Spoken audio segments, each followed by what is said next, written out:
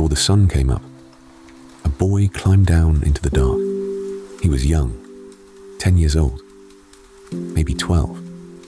No one wrote down his name, so we will never know it. He carried a small clay lamp, one tiny flame against a mountain of stone. Down he went, into a narrow shaft cut deep into the hills of southern Greece, down to where the air was thick and warm and still. He was there to dig silver. Almost everything we admire about ancient Greece was paid for by boys like him.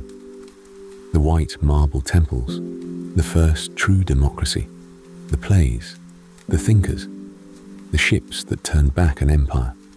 All of it, in one way or another, came up out of the dark on the backs of children we cannot name. We are going to follow that silver tonight, from a lamp-lit shaft up into a shining coin, from a coin into a fleet of warships, from the ships into the greatest city of its age. The silver was never for him. He would never hold a single coin of it. He belonged to another man, the way a cart or a mule belonged to a man. His work was simple: crawl into the dark, chip the pale ore from the rock, fill the basket, do it again. In time, tens of thousands of people would work these mines. Most of them were enslaved.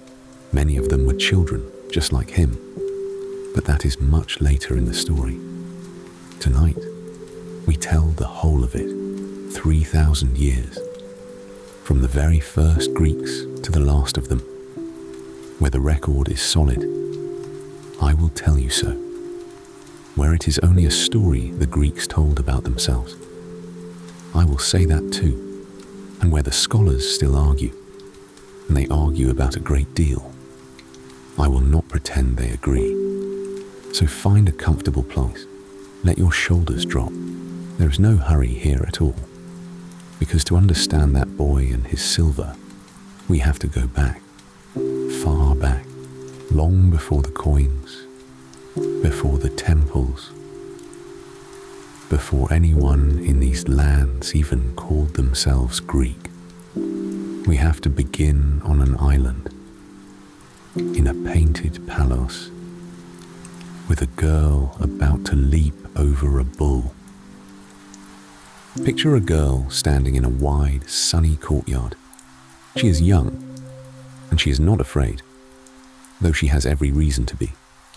In front of her stands a bull, a real one, large and heavy and breathing hard. Around the courtyard, people watch from the shade of tall red columns. The walls behind them are painted with dolphins and flowers and small blue monkeys. The air smells of sea salt and warm stone and oil. The girl waits. She watches the bull's head, and when it lowers and charges, she does not run. She runs toward it. She takes hold of its horns, and she throws herself up and over its back, turning in the air, landing on her feet behind it. The crowd lets out its breath. She has done it again. We do not know her name. We never will. But we know she was real, because the people of this island painted her again and again on their walls. A young person leaping over a bull. It was one of the most important things they did. No one is quite sure why they did it. We cannot ask them because we cannot read their words. But the bull is everywhere in what they left behind. On their walls, their cups, their rings, their little carved seals. Great curved horns sit carved in stone along the tops of their buildings. So many scholars believe the leaping was not a sport at all, or not only a sport. They think it may have been a sacred act, a dance between a young person and a powerful, holy animal. Young men and young women all both took part. Some of them, surely, were hurt. Some may have died, and still, year after year, they climbed down and faced the horns. It mattered to them that much. This was Crete, an island in the warm middle of the sea, south of the land we now call Greece, and nearly 4,000 years ago, it held the first great civilization in all of Europe. Long before Athens, long before Rome, before almost anything you have heard of, there was this island and these people and their painted palaces by the sea. We call them the Minoans, but that is not what they called themselves. We do not know what they called themselves. The name is a modern one. A man gave it to them long after they were gone, and we will meet him soon. Their writing survives. We have found it, pressed into little tablets of clay. But no one alive can read it. It is one of the last lost languages of the ancient world. So the Minoans cannot speak to us in their own words. They can only show us, through their paintings, their palaces, and the things they left behind. And what they left behind was a palace, unlike anything the world had seen. It stood on a low hill, a little back from the shore, and it was enormous. Not one building, but 1,000 rooms, joined together over many floors. Staircases that turned and climbed, open courtyards that let in the light, long halls that led to more halls, and more rooms, and more stairs.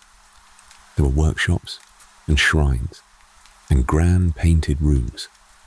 There were bathrooms with clay pipes running beneath the floors, carrying clean water in and waste away. Some scholars believe there were even simple flushing toilets, thousands of years before your own. And there were storerooms, long, cool rooms lined with giant clay jars, each one taller than a grown man. They held olive oil and wine and grain, enough to feed a small town. This palace was not only a home, it was the beating heart of the whole island's wealth. Runners and record keepers moved through those halls, counting it all. They pressed little marks into clay tablets to track what came in and what went out. So many jars of oil, so many sheep, so many rolls of cloth. The palace worked like a great engine. It gathered the goods of the whole island, stored them safe, and sent them back out again. It fed the workshops. It filled the ships. It held the island together. And a whole town lived around it. Not only the great folk in their painted rooms, but potters and weavers and sailors and farmers, in smaller houses spreading down the hillside. Of most of them, we know almost nothing. They left no names and no stories of their own. They simply lived their lives in the shadow of the palace, made the things it stored, sailed the ships it filled, and were gone. The painted walls remember the lepers and the fine ladies. They do not remember the ordinary people who made all of it possible. We will find that is true of nearly every world we visit tonight. Now, here is something worth knowing about these people. Look at that palace again and notice what is missing. There are no walls around it, no towers, no great gates built for war. Most powerful places in the ancient world were forts first and homes second. They expected to be attacked one day, but the Minoans built a palace open to the sky, with almost no defences at all, and for hundreds of years they did not seem to need them. The reason was the sea. The Minoans were sailors before they were anything else. Their ships crossed the water in every direction, trading olive oil and fine pottery and beautiful painted cups. Their goods have turned up all across the Mediterranean, in Egypt, along the coasts of the Near East, on far-off shores. Only a few years ago, divers found a Minoan dagger, its handle set with silver, in the wreck of a Bronze Age ship off the coast of what is now Turkey. It had gone down on some trading voyage long ago and simply waited there in the dark. They reached even the courts of the pharaohs. In old Egyptian tombs, there are paintings of visitors from across the sea. Men in kilts, with long curled hair, carrying fine cups and gifts. The Egyptians had their own name for these people from Crete. Many scholars believe these were Minoans, come to trade and to be seen. Painters from Crete may even have decorated palaces far from home, in Egypt and along the coast beyond it. For a while, the style of this one small island was admired all across the eastern sea. The sea was their wall. As long as their ships ruled the water, no enemy could reach the island. And so, safe behind the waves, the Minoans painted their walls and leapt their bulls and grew rich in the sun. And it was a bright life, as best we can tell. Their paintings do not show us grim kings or lines of soldiers. They show dolphins in the water and lilies in bloom. They show women in fine layered dresses, with dark curled hair, watching the crowds. They show sport and dancing and the sea. These were people who seemed to love colour and beauty and the good weather of their island, a gentle world for a while, in the middle of the sea. We can guess a little about what they believed, though only a little. The Minoans do not seem to have prayed to great warrior gods, the way later people would. In their art, the powerful figures are mostly women, tall women in fine dresses, with their arms raised. One famous little statue from the palace shows a woman holding a living snake in each hand, calm and sure. Many scholars believe she was a goddess, or a priestess serving one. They did not build huge temples either. Instead, they climbed high on the mountaintops of Crete and deep in its caves. They left small offerings at simple shrines, little clay figures, cups, gifts to whatever they felt was watching over the island. It was a quiet kind of faith, tucked into the high places and the dark ones, far from the crowded palace below. For a very long time, all of it was forgotten. The palace fell into ruin. Grass grew over the stones. The hill became just a hill again. And then, a little over 100 years ago, a man came looking.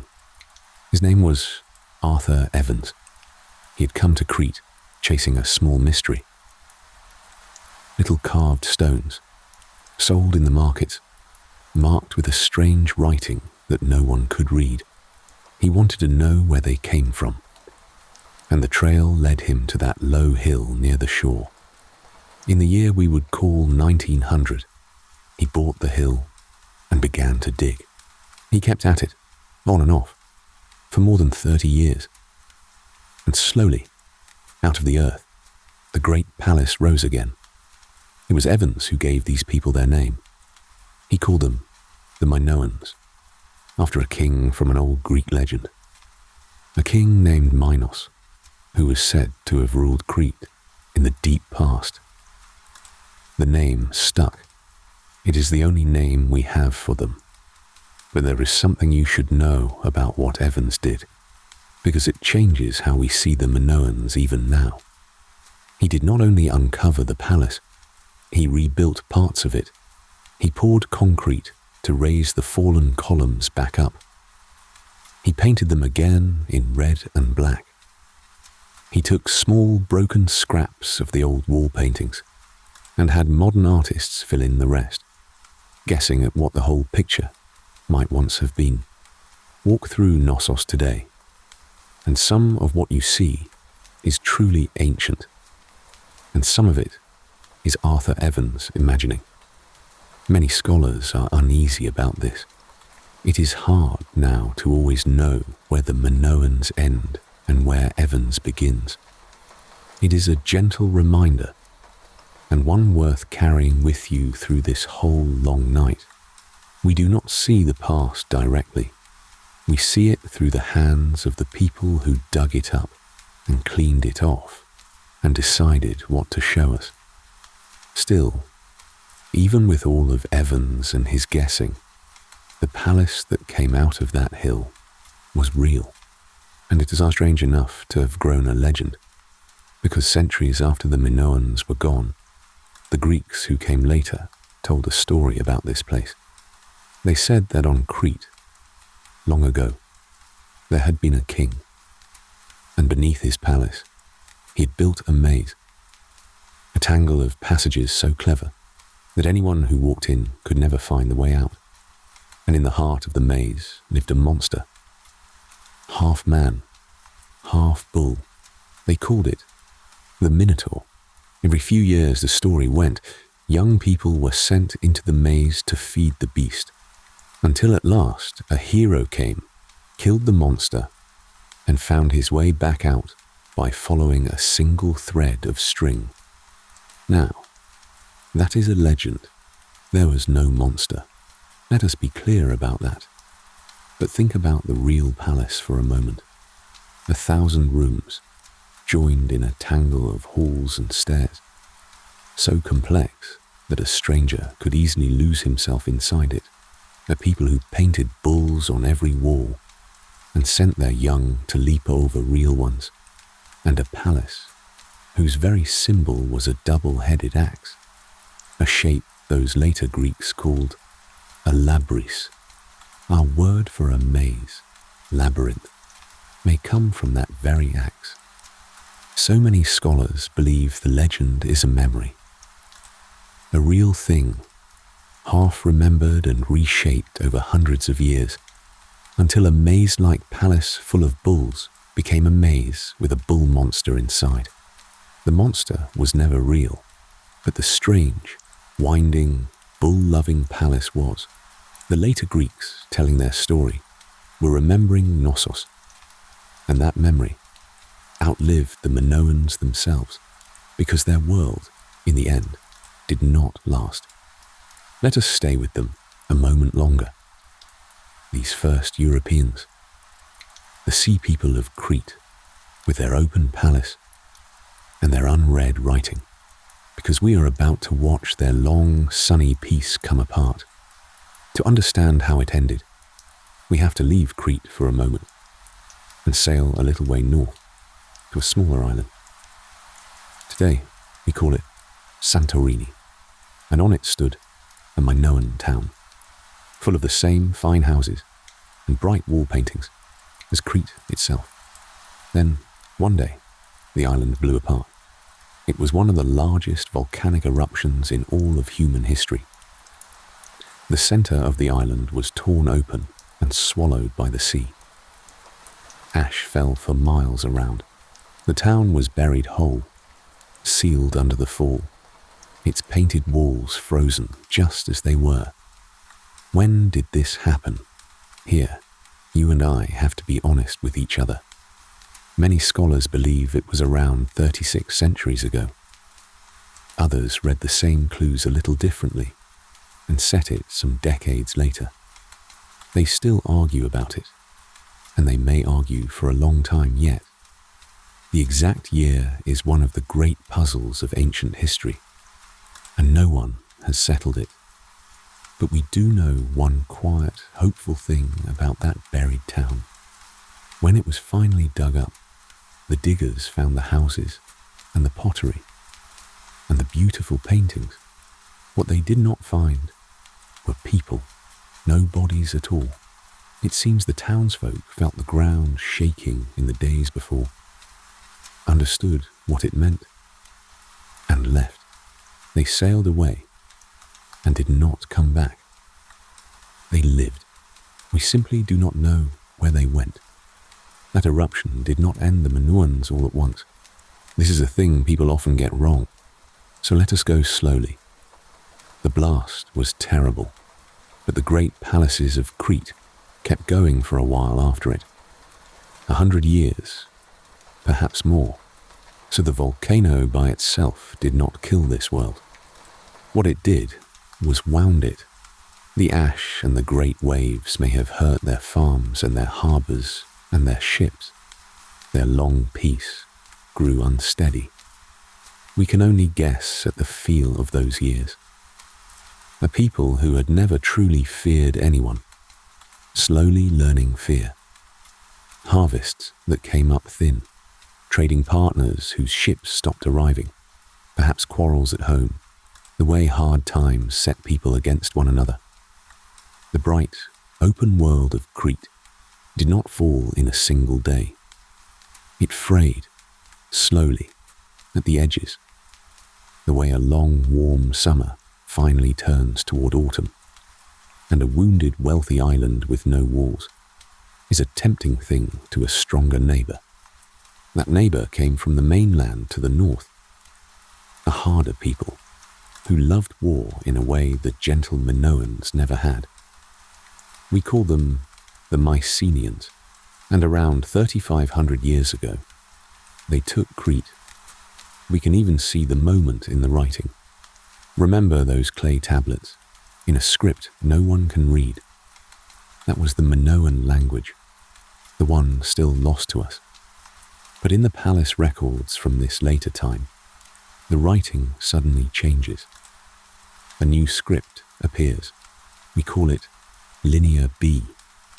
And Linear B, unlike the older writing, has been read. A young British architect cracked it less than 100 years ago, working at it night after night like a puzzle. When he did, he found something quiet and important. The new writing was an early form of Greek. Sit with that for a moment. The first words we can actually read from these palaces are not Minoan at all. They are the words of the newcomers, the conquerors, the first Greeks who could write, and they were writing in the halls of a palace they had taken from someone else. Think of all that went quiet with the old world, the whole written language, still silent to this day.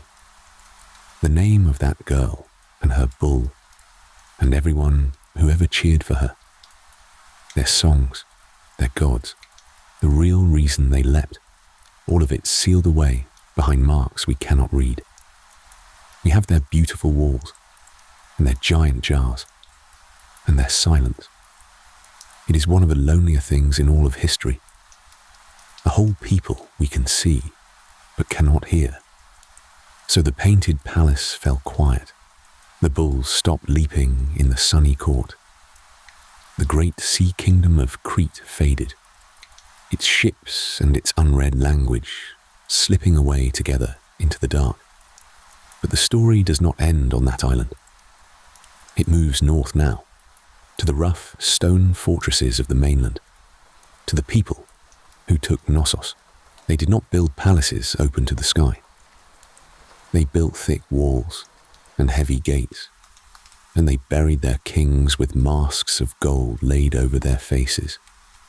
And one of their wars, a long war over a single city across the sea, would be remembered and sung about, for as long as people have gathered to tell stories at all.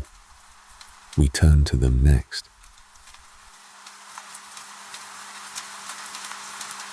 Near the shore, on the western edge of Greece, a young man was laid in the ground. He had been a warrior. They buried him with his sword, a long blade of bronze. They set gold cups beside him, and rings, and a fine comb of ivory. And they placed near his hand a small stone, no bigger than a coin, carved with a picture of men fighting. That little stone was carved so finely that some of its lines are too small to see with the naked eye. How anyone cut it 3,500 years ago, we still do not fully understand.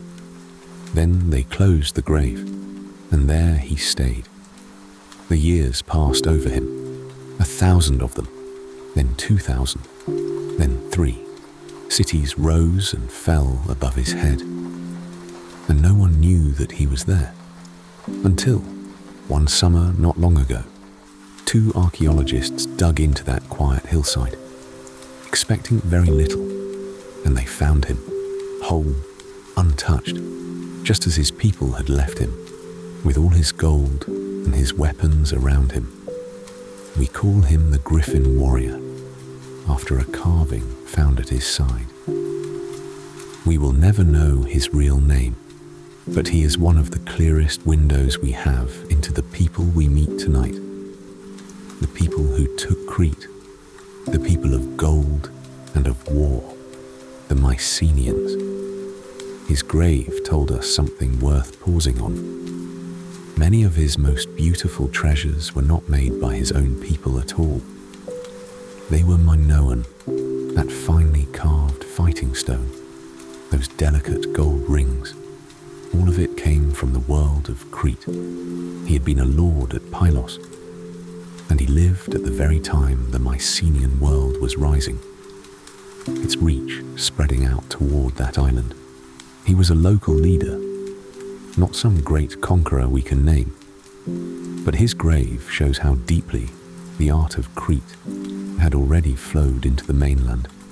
That fighting stone was almost certainly cut by a Minoan hand.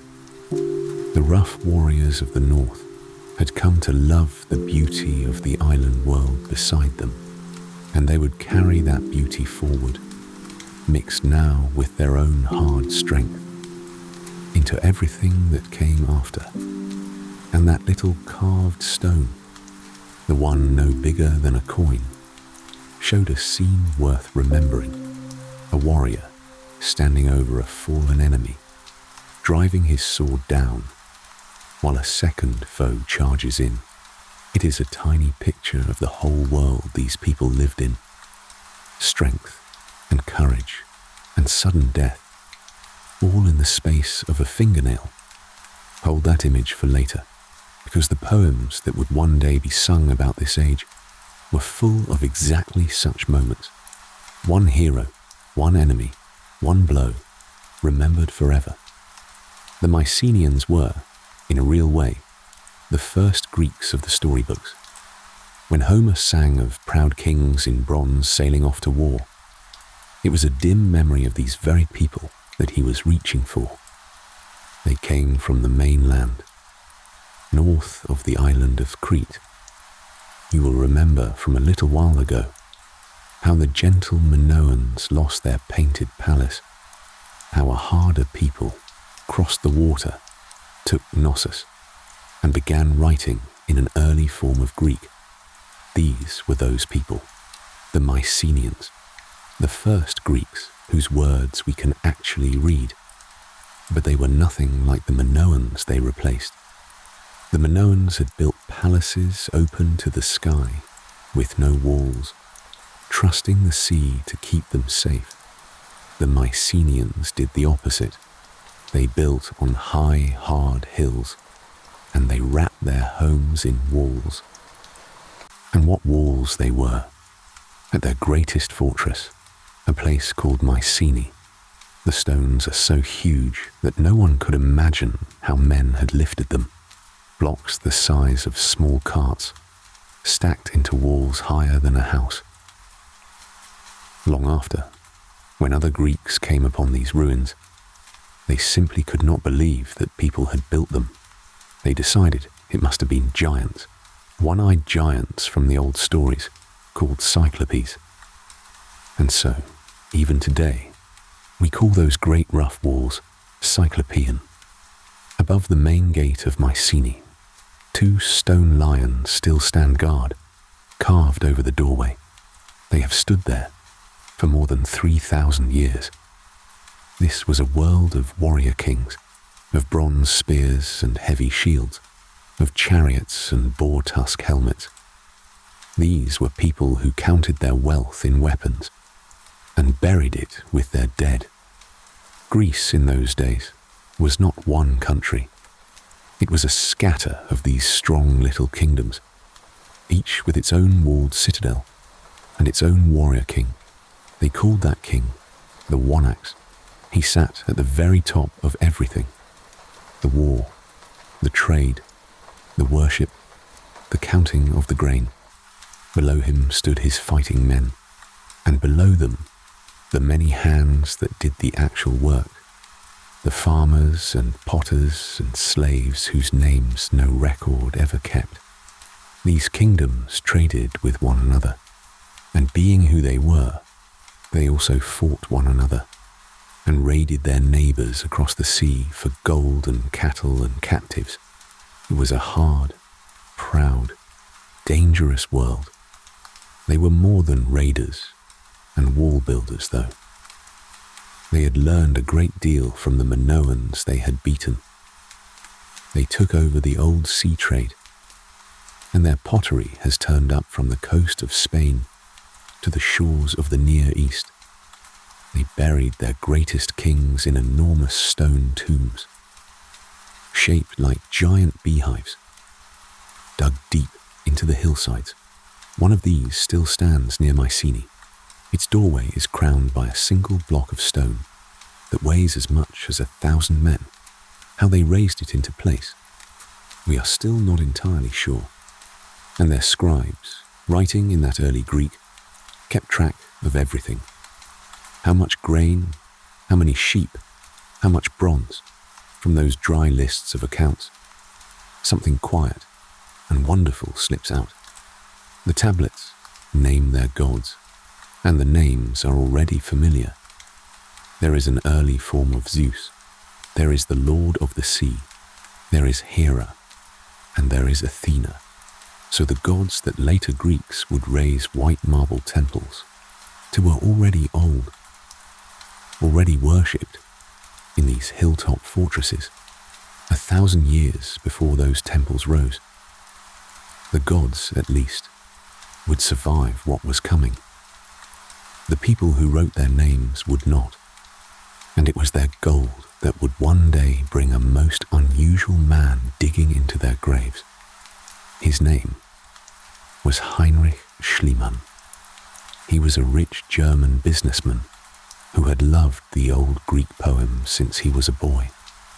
He believed with his whole heart that the tales of Homer were true, that the heroes and the wars in those poems had really happened. Most learned people of his day thought this was foolish. Schliemann did not care what they thought. In the year we would call 1876, he came to Mycenae and began to dig inside its ancient walls, and deep in the ground he found graves. In those graves lay the dead of long ago, and with them gold. There were masks, thin sheets of gold, beaten into the shape of faces, and laid over the faces of dead kings. Most were simple, almost flat, but one was different. It showed a bearded man, his eyes closed, his features calm and strong. It looked, for all the world, like a portrait. Schliemann was sure of what he had found. He believed this was the face of a king from Homer's tale, the leader of the Greeks at Troy, a king named Agamemnon. The story goes that he sent word to the world in a single proud line. I have gazed upon the face of Agamemnon. Now, it is a wonderful story, and we have to be honest about it, because it is not quite true. There are two problems. The first is time. The man behind that golden mask lived about 300 years before the war that Homer sang about. So whoever he was, and he was surely a great king, he was not Agamemnon. He had been dead for centuries before that famous war was ever supposed to happen. The name was Schliemann's dream, laid over the wrong face. The second problem is Schliemann himself. He was a showman. He loved a grand story, and he was known to stretch the truth to make one. Some scholars have even wondered whether he touched up that finest mask to make it look more like a hero. Most experts do not believe he did. The dig was watched closely by a careful Greek official. But the mask has never been fully tested, even now, so a small question mark still hangs over it. So here we are again, meeting the past through the hands of the man who dug it up. But this much is certain, and needs no doubting. The Mycenaeans truly did lay gold over the faces of their dead kings. Whoever those kings were, they were rich and proud, and they wished to keep their faces, even in the grave. But Mycenae was not the first place Schliemann dug. Years before, he had gone looking for something even bolder. He had gone looking for Troy. Troy was the city at the heart of Homer's greatest poem, a mighty walled city across the sea, where the Greek kings sailed to fight a long and terrible war. For a long time, a great many people had come to doubt that Troy had ever been a real place at all. To them, it was only the setting of a story, like a castle in a fairy tale. Schliemann did not think so, and he was not working alone. An Englishman named Frank Calvert had already been digging at a low mound on the coast of what is now Turkey, and had become convinced that it was Troy. Calvert shared what he had found, and pointed Schliemann to the very spot. Schliemann would take most of the fame for what came next, but it was Calvert who showed him where to dig. And dig he did. He found a city. In fact, he found many cities, built one on top of another, layer upon layer, going back thousands of years. One of them had strong walls, one of them had burned. There is a sad irony in the way he dug. Schliemann was in such a hurry to reach the treasure, and the Troy of his beloved poem, that he cut a great rough trench straight down through the heart of the mound. In his haste, he tore through several cities at once. Many scholars believe he dug right past the very layer he was hunting for, and damaged forever the Troy that Homer may have sung. He found his city, but in his rush to hold the past, he broke a good deal of it. It is a hard lesson, and one the diggers who came after him took to heart. Still, the question remained, was one of those buried cities Homer's Troy? Here we have to slow down and be careful and honest with each other. Homer, whoever he was, sang his poem hundreds of years after the Bronze Age had already ended. For all those centuries in between, the story was never written down. It was only spoken and sung and passed from one singer to the next. So the poem we have is not a report from the war. It is a memory of a memory of a memory. And yet a memory can carry a great deal, even with no written word at all. But we should be honest about how the singers of that age did not memorize a fixed poem, line for line. They rebuilt the story fresh each time they sang it, out of a deep store of scenes and set phrases they knew by heart. The wine, dark sea, the rosy-fingered dawn.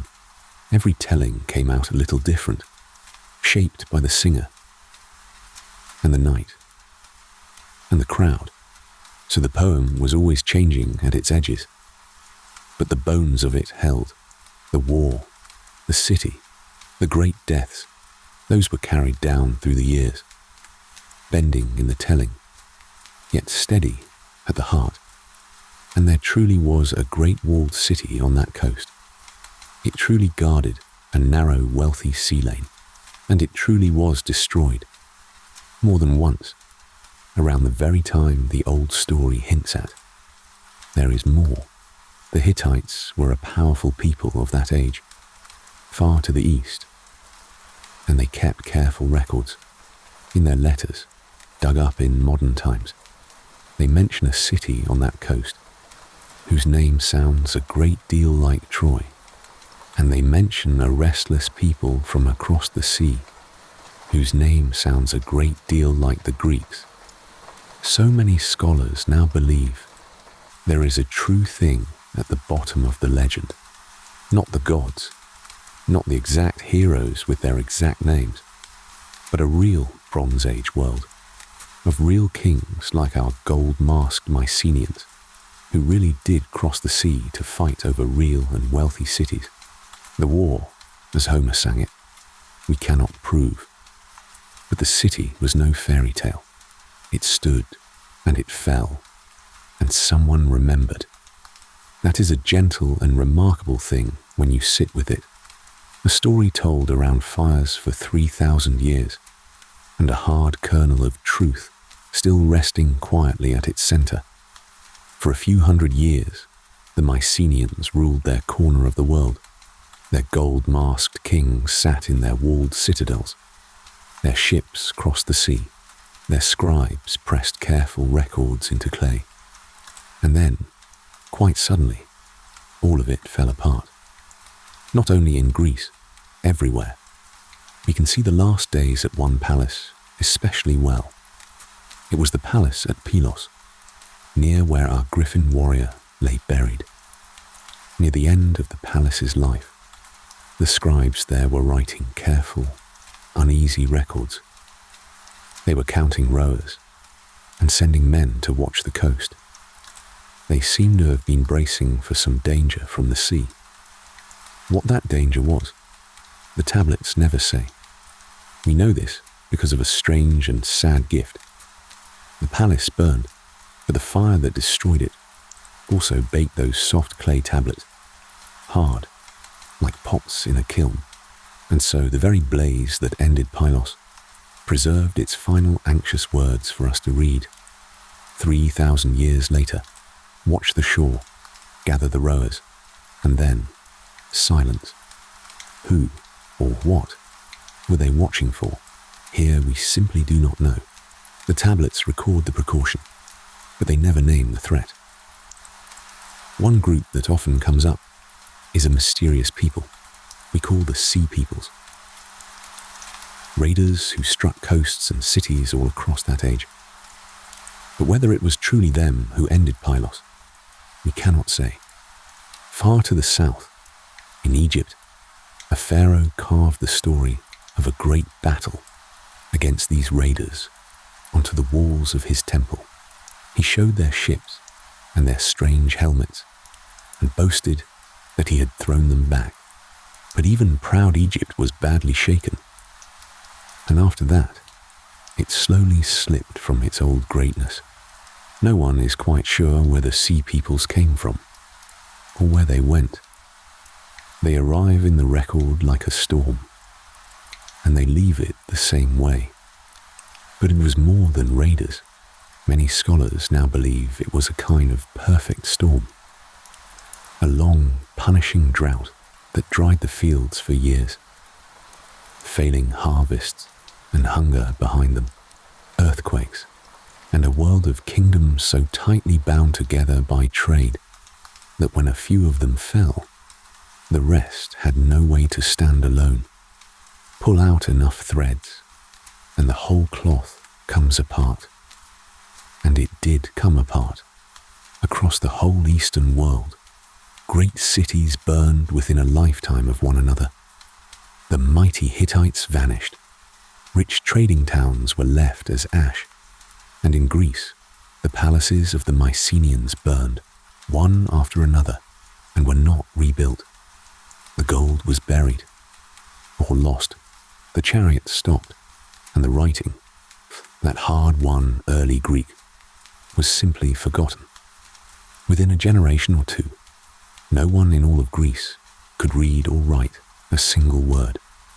Try to feel how strange that is. A skill their grandparents had used every day, gone completely, as if it had never existed. The great walls of Mycenae still stood, far too heavy to fall. But the people living among them no longer knew who had built them, or how, or why. They had become strangers, camped in the ruins of their own ancestors. The lights went out, and they stayed out for a very long time. What came after was a long darkness, 400 years, give or take.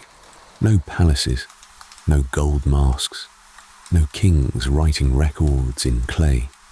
Even the memory of how to write was gone. The Greeks themselves, much later, would look back on these centuries as a poor and empty time. And in many ways, it was. The great things had ended. But something did survive the dark. Not in stone and not in gold. It survived in the mouths of ordinary people, around their small fires, in those poor and quiet centuries. People kept telling the old stories of kings in golden masks, of great walls built by giants, of a war at a shining city across the sea.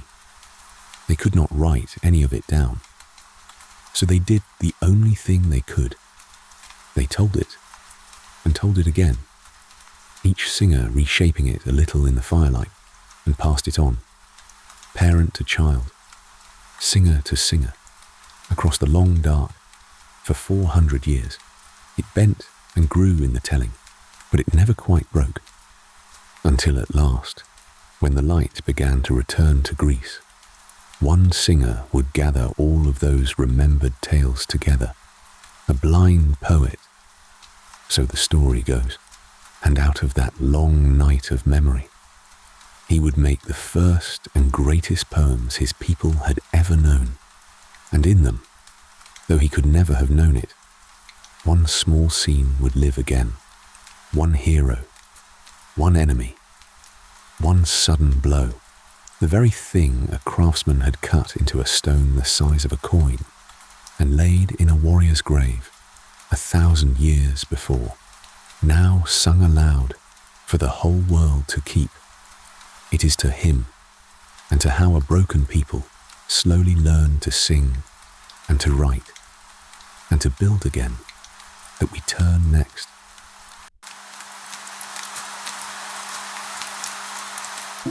Picture a hall at night. There is a fire in the middle of it, and the smoke curls up toward a hole in the roof.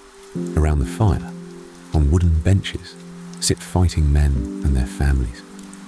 The meal is finished. The cups are full. Outside, the dark and the cold. Inside, warmth and the smell of wood smoke and roasted meat. At the head of the room, an old man begins to sing. He cannot see the people in front of him.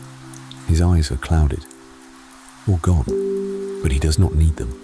He holds a small lyre against his chest, and he plucks it softly, and he begins to tell of a war fought long ago, and a great city across the sea, by heroes in shining bronze, with terrible courage and terrible pride. The hall goes quiet. Even the children stop their fidgeting. They have heard this story many times. They will hear it again tonight and be glad of it. We call this singer Homer, and in a little while I will tell you the strange truth about who he was or was not. It is one of the great puzzles of all this history. But first we have to understand the world he was singing into, because it was a world that had only just learned all over again how to write a song like his down. You will remember where we left the Greeks. Their bright, Bronze Age world had fallen. The palaces had burned. The gold was buried and lost. And the writing, that hard-won early Greek, had been completely forgotten. For 400 years, they lived in the dark. Fewer people, smaller villages, no kings in golden masks, no scribes, no letters at all. A poor and quiet time. And then, slowly, so slowly that no one living through it would have noticed, things began to mend. The villages grew into towns. People had more children, and the children lived. Little shrines to the gods grew into the first simple temples. And a new metal came into common use, iron. It was harder to work than bronze, but its ore was common, and it lay almost everywhere. So over the generations, good tools and good blades spread more widely than the old bronze, which had leaned on rarer, costlier metals. Iron did not belong to kings alone, and the ships came back. Greek boats began once more to cross the water, looking for trade. Out there, they met other sailors. One people in particular would hand the Greeks a gift so great that we still use it every single day. They did not even know they were giving it. They were called the Phoenicians. They lived on the eastern shore of the sea, and they were the great traders of that age. They dealt in cedar wood and glass and a precious purple dye. Their ships went everywhere, and to handle all their business, they used a kind of writing. It was a clever thing. Instead of hundreds of little pictures, the Phoenicians used a small set of simple signs, but their writing had a gap in it. It set down only the consonants, the hard sounds. It left the vowels, the open sounds, for the reader to supply.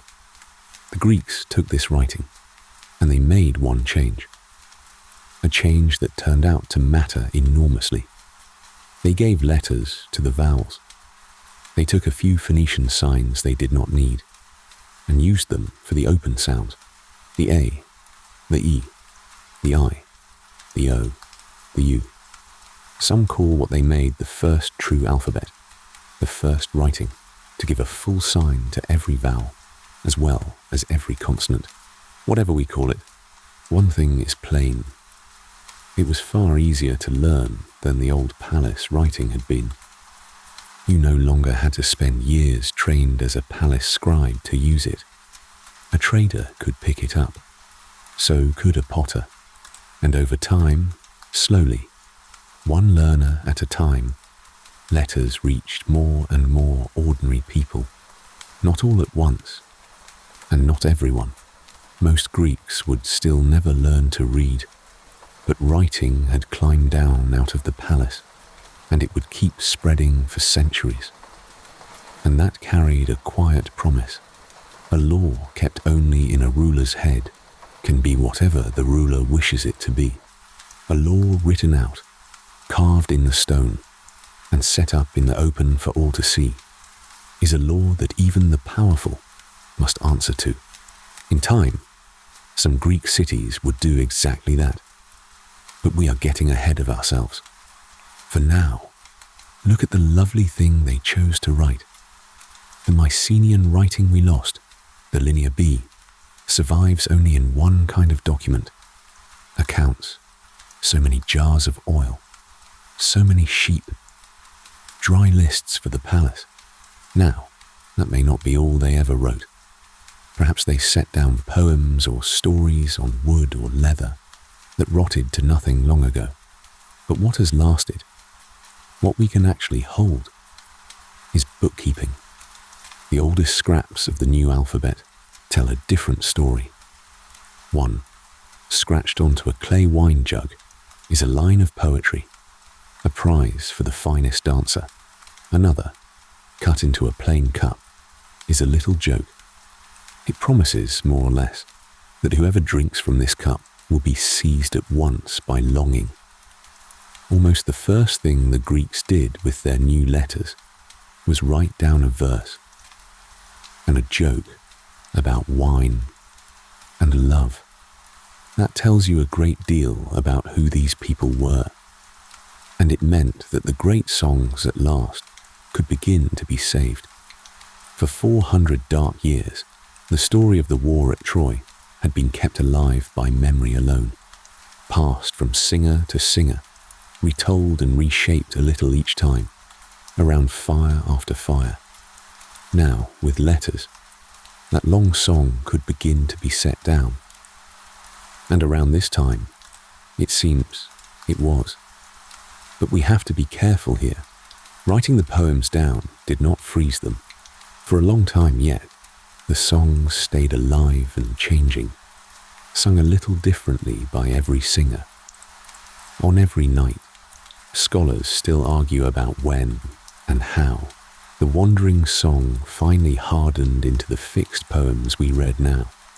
It was not one clean moment. It was a slow settling over many lifetimes. Now I promised you the strange truth about the singer we call Homer. Here it is. We do not really know who he was. Later Greeks pictured him as a blind old poet, wandering from town to town. But that picture is itself a kind of legend, made up long after. Was he one man who gathered the old songs and made them whole? We simply do not know. He may have been several poets, working across many years. Or Homer may be no more than the name a whole tradition of singers came to be remembered by. Careful people have argued the point ever since. What we can say is gentle enough. Out of 400 years of remembered song, 2 great poems took form: the tale of the war at Troy and the tale of a soldier's long journey home from it. However it happened, and whoever shaped it, that song became the shared inheritance of every Greek. No matter which city a man came from, he knew these same heroes.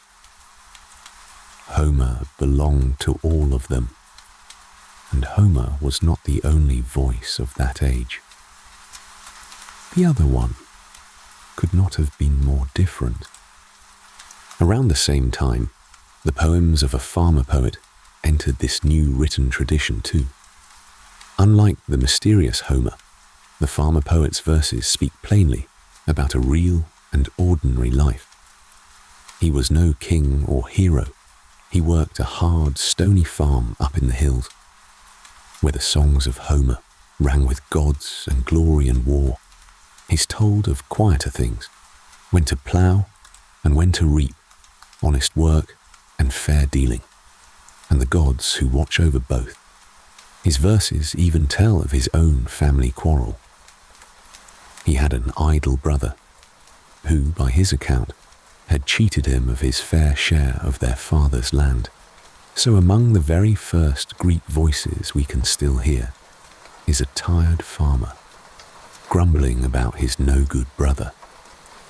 Nearly 3,000 years ago, Homer and the farmer poet are the 2 faces of Greece, the hero and the farmer, the glory and the grind, and with their words set down at last, the Greeks had only to decide how to live together.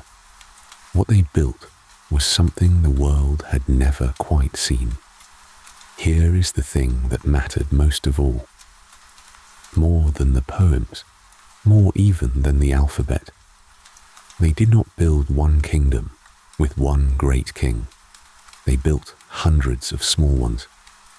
All across Greece and its islands, people gathered into little independent cities. We call each one a polis. A polis was usually just a single town and the farmland around it. At its heart lay an open square called the agora. It was a marketplace where you bought your fish and your pots. But it was also where the men of the city met to talk and argue and settle things.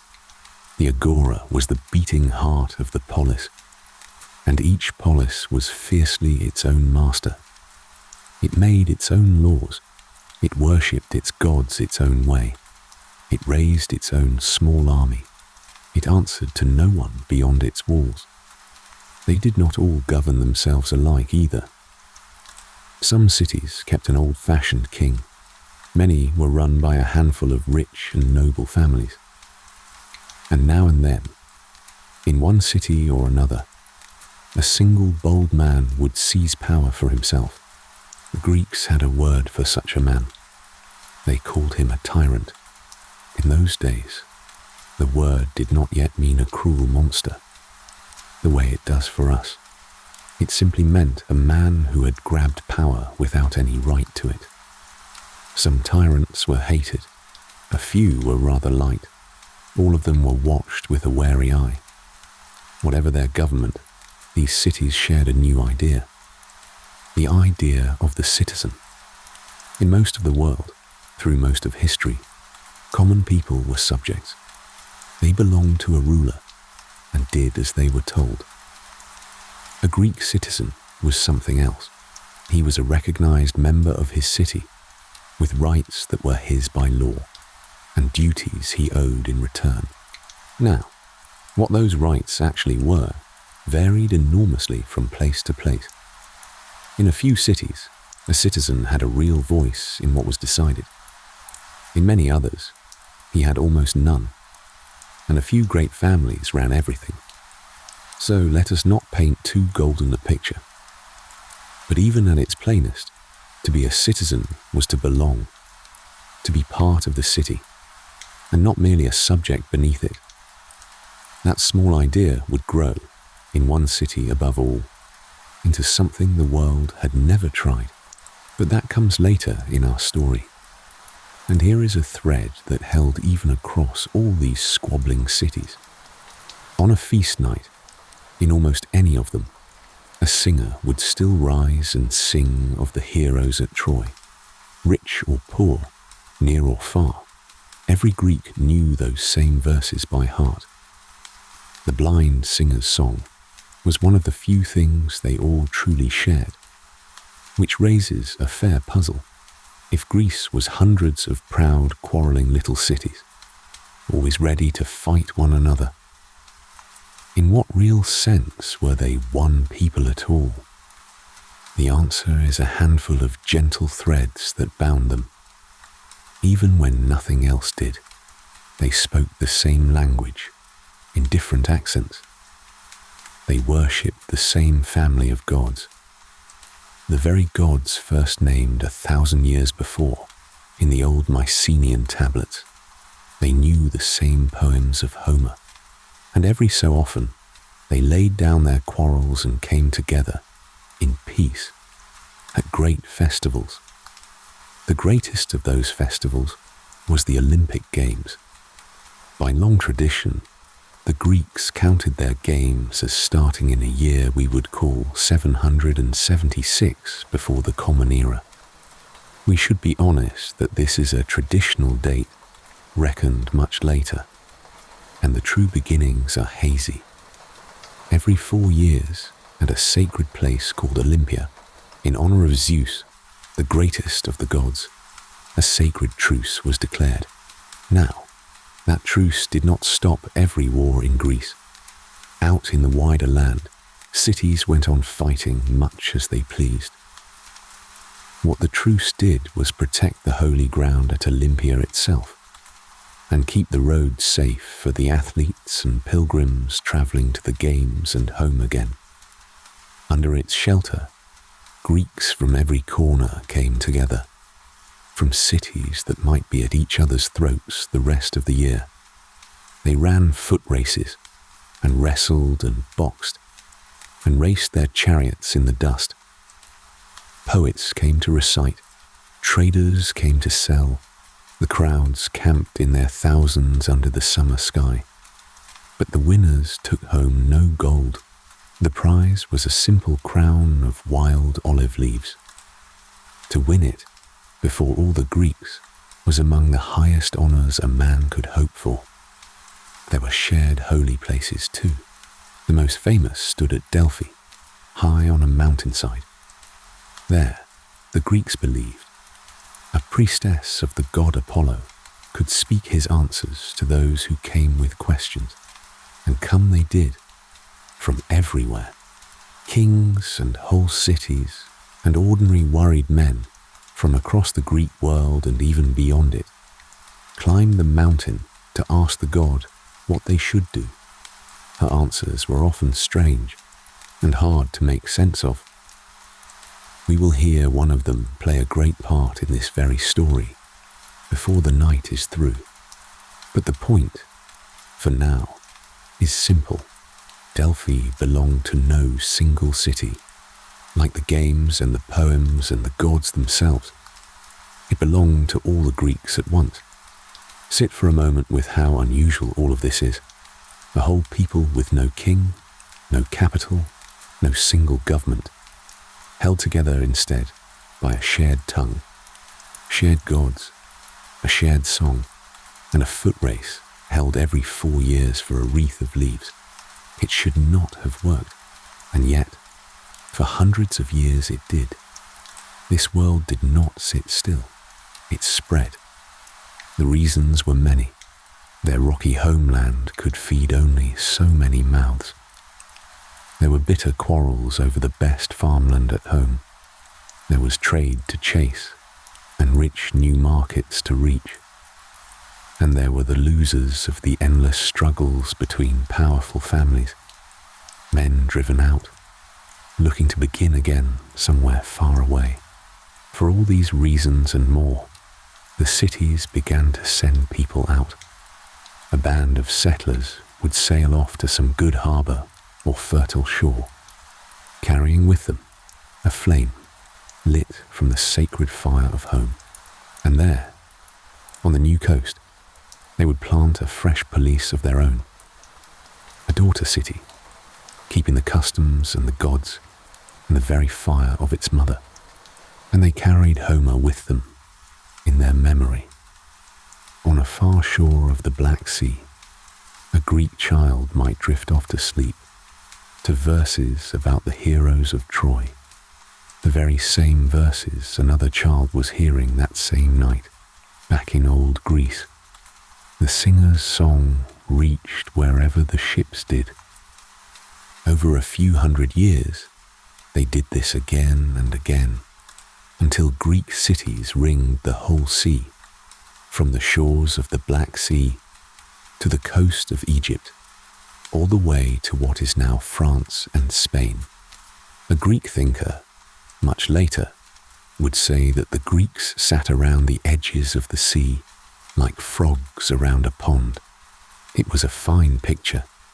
The pond was the whole known world, and the Greeks were settled all along its rim, and wherever they went, they carried the same few things: the olive tree and the grapevine, their family of gods, and their new letters. These citizen cities also came to fight in a new way.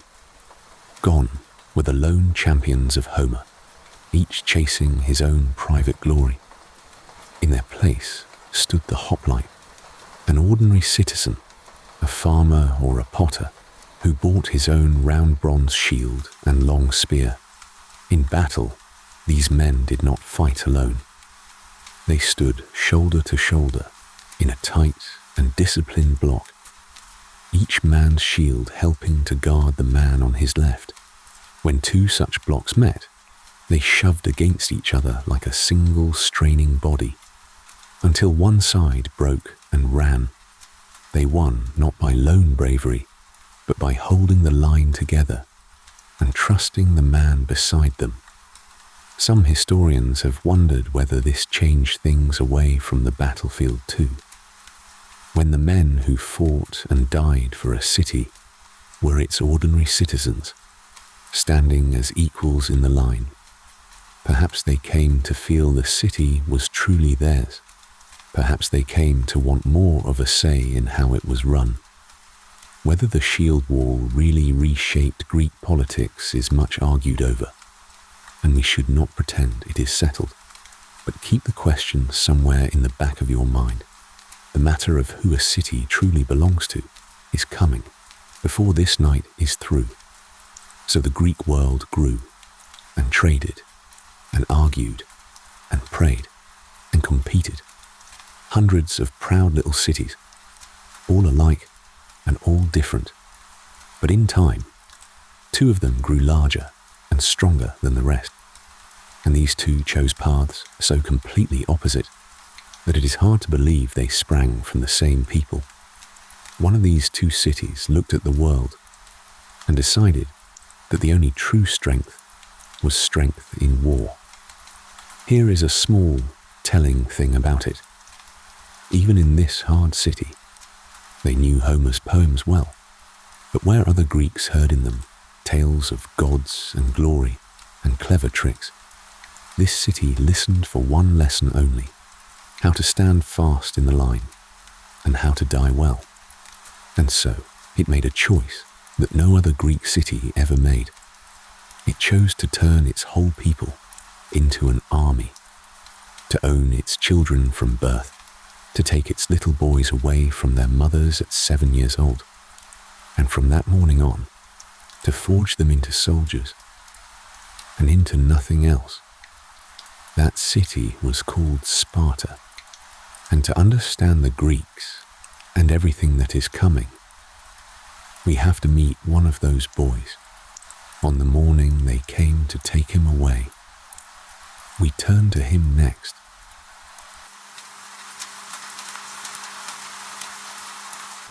On a cold morning, in a plain house in a valley in southern Greece, a mother helped her small son get ready to leave. He was 7 years old enough to run and to talk and to laugh, young enough to still want his mother close at night. Today, that ended. Today, men would come for him, and from this morning on, he would not live at home again. He would belong, body and life, to his city. His mother did not weep, or if she did it later, alone. In this city, a mother was not meant to cling. She was raising a soldier, and she knew it, and had always known it. She straightened his plain cloak. She said something quiet to him, and then the men were at the door. They led him away up the lane, this one small boy, to begin the hardest childhood in all of Greece. We do not know this particular boy's name, or his mother's. No one wrote them down. He stands here for the many thousands of Spartan boys whose upbringing later writers described. The farewell and the feelings in it we have imagined. But the life he was walking into was real enough. His city was called Sparta, and to understand it, and the strange, hard, troubling place it holds in this story, we first have to be honest about how little we truly know. Here is a difficulty we have to face right at the start. The Spartans wrote almost nothing down about themselves. They were not a people of books and records.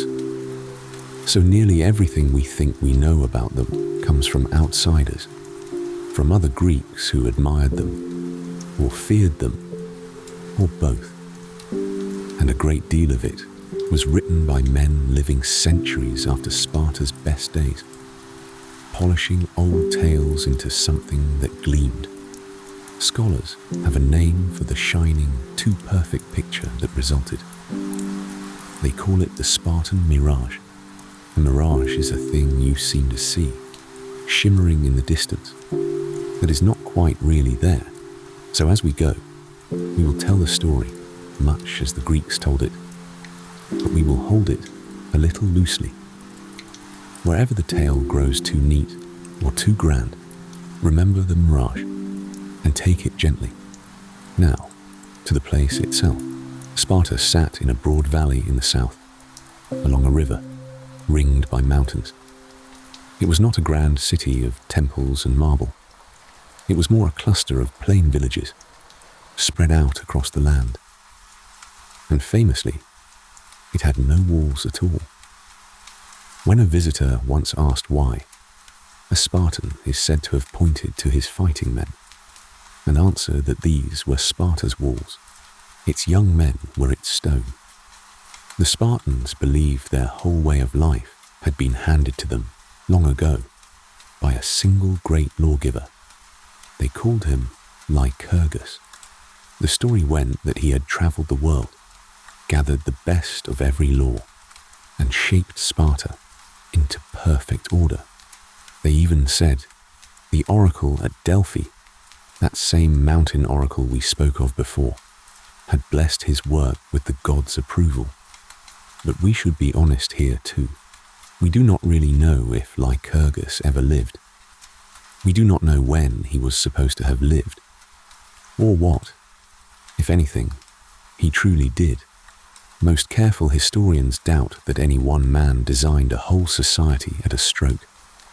It grew, slowly, over many generations, the way such things always do.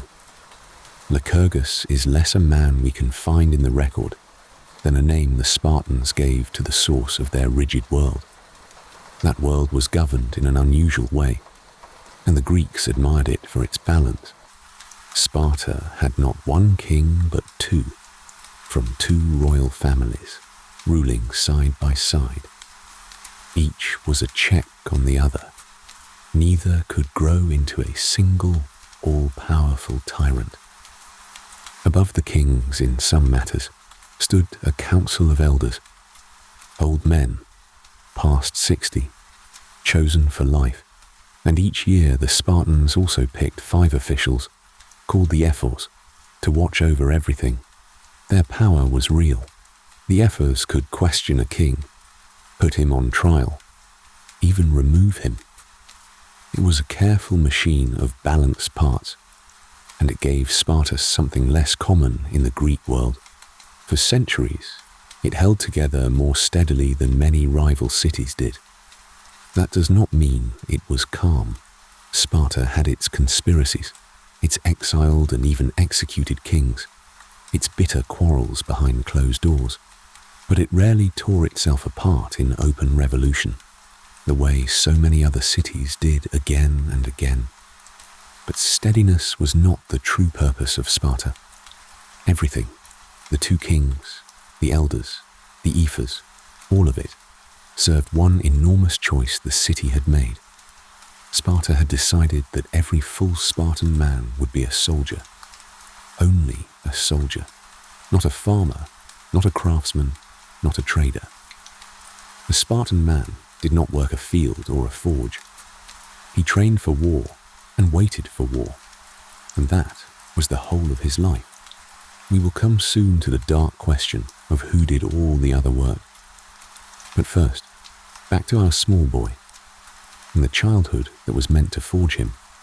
They called it the agoge, which meant something like the raising, or the training. And by the accounts we have, and here again, remember the mirage. It was harsh beyond anything else in Greece. The boys lived together, in groups, like packs. Older youths were set over them, to lead them and to punish them. They slept on hard beds of reeds that they cut for themselves by the river. They were given too little food and thin clothing even in the cold, entirely on purpose. The idea was to make them tough and used to hardship and afraid of nothing. There is one custom that catches the whole strange spirit of it. The boys were kept hungry, deliberately, and they were expected to steal extra food just to get by. But if a boy was caught stealing, he was beaten hard. Not for stealing, for being caught. The lesson was not that taking things is wrong. The lesson was to be cunning and silent and never to fail.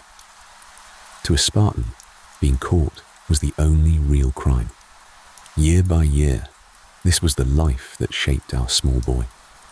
The cold and the hunger and the beatings and the endless drilling.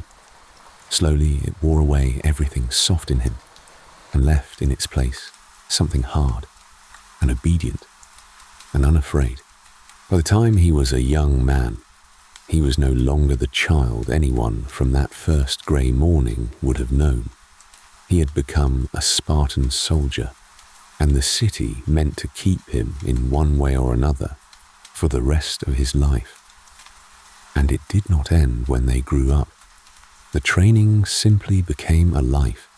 Even a grown, married Spartan man did not truly live at home. He ate his meals not with his wife and children, but in a common mess with the other soldiers of his group. The food there was famous for being plain and grim. There was a black broth, a kind of dark stew, that other Greeks found almost impossible to swallow. One visitor, so the tale goes, tasted it and said he finally understood why the Spartans did not fear death. Later, writers told another famous tale about them, about money. They said that while the rest of Greece was falling in love with bright silver and gold coins, Sparta clung to heavy, clumsy bars of iron instead, nearly worthless and far too bulky to hoard. The point of it, so the story went, was to keep the Spartans from ever growing rich, or soft, or greedy. Now, whether iron bars ever truly served as everyday Spartan money is far from certain. That tale comes down to us mostly through the legend of Lycurgus, and we should hold it as loosely as the rest of the mirage. But true or not, it caught how the Greeks liked to imagine Sparta, a place that had turned its back on wealth, on purpose. Every meal, every coin, every hard bed was shaped to make them plain and tough, and all the same, they even called themselves the equals, and they tried, at least, to live up to the name. Each full Spartan was given his own piece of land, worked for him by others, so that no Spartan need farm, and no Spartan need go hungry. In theory, they were all the same, all soldiers, all fed by the labour of others, all, in the end, equally the property of the state. They were known for one more thing too, a way of speaking. A Spartan wasted no words.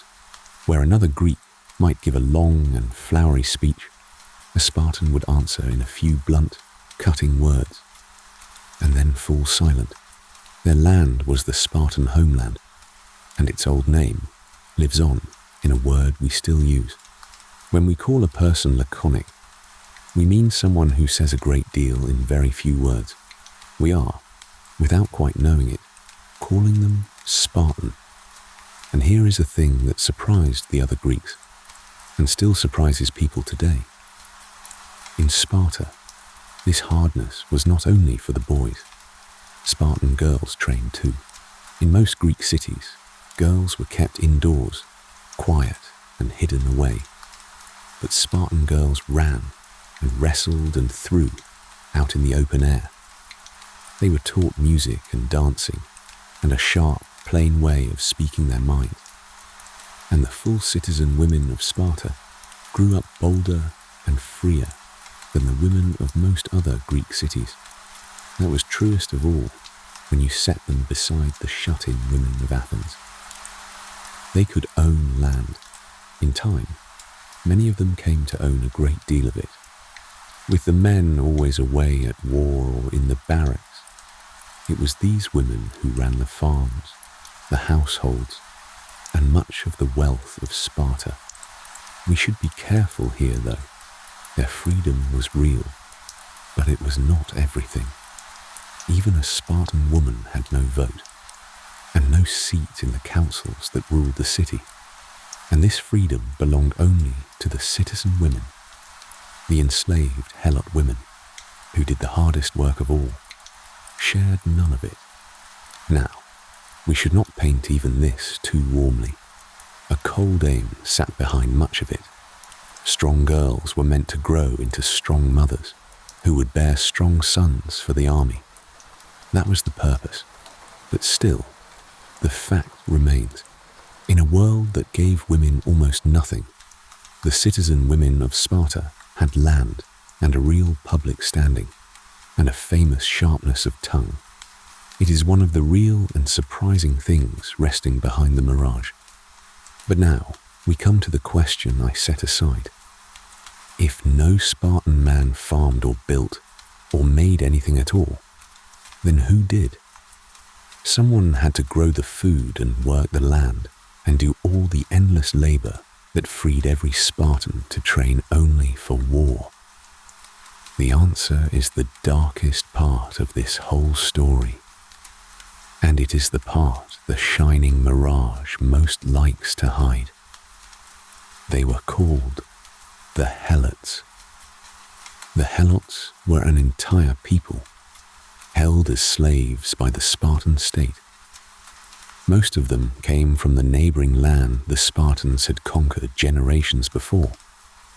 The Spartans took their fields and their freedom and set them to farm the very land that had once been their own. The Helots worked it, and the Spartans took the harvest. and so the soldiers were fed. It is worth asking how Sparta became this way, because it was not always so. Long before, the Spartans had been a fairly ordinary Greek people, but generations back, hungry for land, they had marched into the neighboring country and conquered it. Those neighbors did not go quietly. They rose up in a long and bitter war, and very nearly threw the Spartans back out. Sparta won in the end, but the fright of it never left them. They had swallowed a whole people who hated them, and now had to hold that people down forever. Many scholars believe it was this, more than any lawgiver, that slowly hardened Sparta into an armed camp. The Spartans became soldiers, above all else, because they had first made themselves jailers, and could never again lay the keys aside.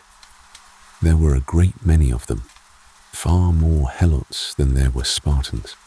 By some old counts, as many as 7 of them for every single Spartan. And that one fact is the key to the whole city. Picture it clearly. A small nation of full-time soldiers sitting on top of a much larger nation of enslaved and bitter people. People who might, on any given night, decide to rise. That fear never once left them. It shaped everything they were. It is a large part of why the Spartans trained so hard and trusted no one, and slept, in a manner of speaking, with one eye always open. Their whole iron world was built not only to fight far-off wars, but to hold down the enslaved people working in their own valley, and they held them down by terror. Our sources tell us that once every year, the Spartan leaders would formally declare war on their own helots, on their own farm workers. It sounds like madness, but it carried a cold and deliberate logic. If Sparta was officially at war with the helots, then to kill one need not count as murder. It broke no sacred law.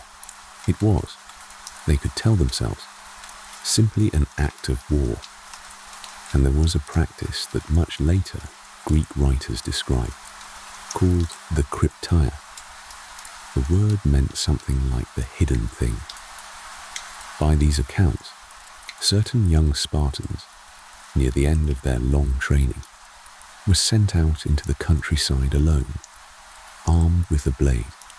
They hid by day, and by night, so we are told, they moved among the farms and killed helots, especially the strongest and boldest of them, the ones most likely to lead a revolt one day. Exactly how the krypteia worked, and how much killing it really involved, scholars still argue over. But even at its mildest, it trained young Spartans to look on the people who fed them as prey. This was the true engine humming underneath the famous Spartan glory. Not only brave men dying at a narrow mountain pass, which is coming in our story, and which is real, but also this, a small, frightened, heavily armed elite keeping a whole enslaved people crushed by fear and by killing in the dark. So when you hear Sparta praised for its order and its discipline, hold on to this too.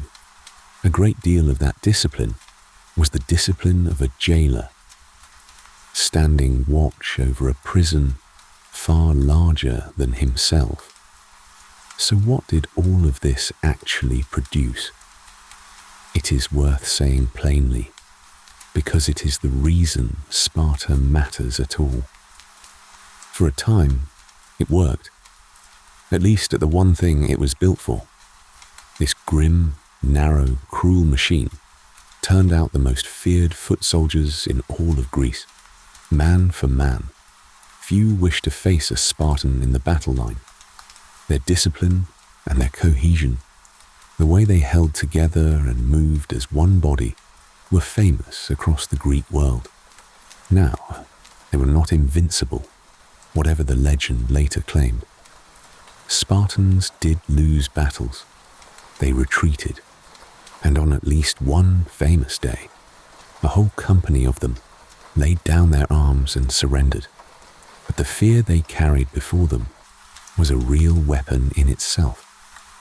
They had been shaped from the age of 7 to hold the line when other men would break and run. The stories the other Greeks told about them show it well. The most famous of all comes to us from a writer who lived long, long after. He tells of Spartan mothers handing their sons a shield as they left for war, with a single hard instruction: come back with this shield, or come back on it. It meant one of two things: carry your shield home as a living victor, or be carried home dead upon it, the way men bore their fallen from the field. What it must never, ever mean was to throw the heavy shield away and run. To a Spartan, that was the one unforgivable act. Whether real mothers ever truly spoke such words, or whether a later writer polished the line to a fine shine, we simply cannot know. But it caught something true about how this city saw itself and its sons. There was a hidden flaw in this iron machine, though, and it is worth marking now, quietly, for later. Sparta's whole strength rested on its full soldiers, its equals, and there were never very many of them to begin with. Over the long years, through war and hard laws and simple bad luck, their numbers slowly fell and were never truly replaced. A city built for nothing but war can be a fearsome thing for a while, but it is also a brittle thing. It cannot easily bend or change or survive a run of bad fortune. We will see, much later in this long night, what becomes of a people who have forgotten how to be anything but soldiers. So Sparta had answered a question you may remember from a little while ago, a puzzle. We sat down and left waiting. When ordinary men fight and die for a city, who does that city truly belong to? Sparta gave one answer, and it was a dark one. The city, said Sparta, belongs only to itself, and the citizen belongs to the city, body and soul. From the cold morning they take him at 7 to the day he falls in the line. There is no self apart from the state. That was Sparta's answer, but a short sail to the north and east. Another great city was shaping an answer of its own, and it could not possibly have been more different. That city would not take its people and grind them into soldiers. Instead, slowly and astonishingly, it would begin to hand a share of the city to its ordinary free men. Not to everyone, we should be clear about that. Not to its women, not to its slaves, not to the many foreigners in its streets, but to a growing body of ordinary male citizens. It would give a startling thing: a vote, a voice in their own rule. It would dare to ask what might happen if the citizens themselves did the governing. And it would mint the most famous silver coins of the whole ancient world. They were struck from silver, dug by boys in the dark, and stamped with a small and watchful owl. It would leave the world an idea that we still, to this day, live inside of. That city was Athens. We turn to it next.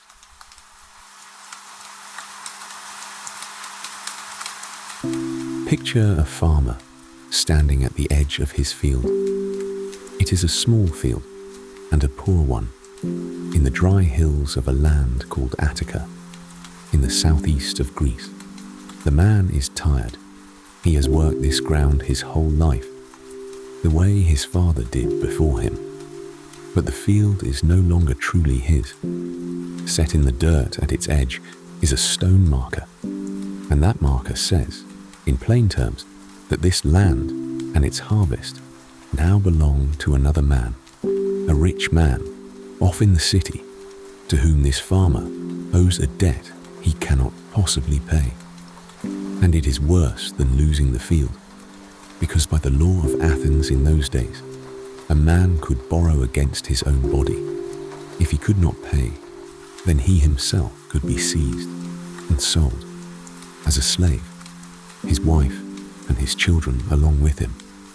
So the farmer stands at the edge of his land, and he knows what is coming, not only poverty, chains, himself and his family, sold for the crime of being poor. We do not know this farmer's name. He is a picture we have drawn to stand for the many real people who lived this, and they were many. All across Attica, the poorest farmers had a bitter name. Some were called sixth parters, though scholars still argue over exactly what they owed, and how much of the land was truly their own. What is clear enough is the shape of it. The poor fell into debt, could not climb back out, and were slipping everywhere, from debt into slavery, and the city was slowly tearing itself apart over it. This is where Athens enters our story, not yet a shining place of temples and philosophers, but a city on the edge of ripping itself in two. Athens sat on a wide plain in Attica, gathered beneath a great rock we now call the Acropolis. In time, it would become the most famous city in the world. But it did not begin that way. In these early days, nearly all the good land and all the power sat in the hands of a few old noble families. They held the offices, they judged the disputes, and the laws they judged by were savage. A little before our farmers' troubles, a man named Draco had set down Athens' first written code of law. It became famous for one thing, its cruelty. By the accounts that came down to us, the punishment under Draco's code for almost any crime, even a small theft, was death. Later, Greeks told a story that when he was asked why, he answered that small crimes deserved death, and that he had no harsher punishment left for the great ones. We cannot be sure he ever said it, but the name stuck to him.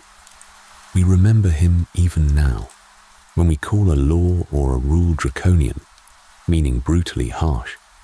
We are naming Draco, the man later Greeks remembered as punishing a stolen cabbage the same as a murder. His laws did nothing at all for the poor farmer at his field. They only made a hard world harder. Something had to give. The rich feared a revolt from below. The poor had almost nothing left to lose. And so, on the very edge of open civil war, the Athenians did a wise and unusual thing. Enough of them, on both sides, were frightened enough to agree to hand the whole bitter tangle to one trusted man and to abide by whatever he decided. His name was Solon. He was a nobleman by birth, but not one of the very rich. He had travelled and traded, and he wrote poetry.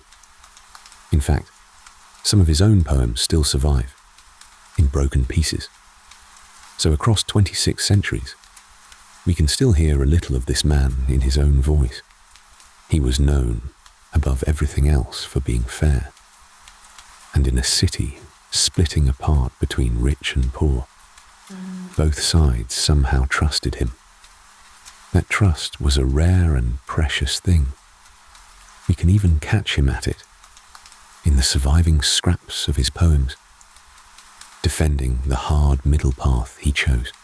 He wrote that he had given the common people just enough, and no more, and had shielded the rich from unjust loss as well. He had stood, he said, holding a strong shield over both sides, and had let neither win an unfair victory. It did not make him beloved by either one, but it may well have saved the city.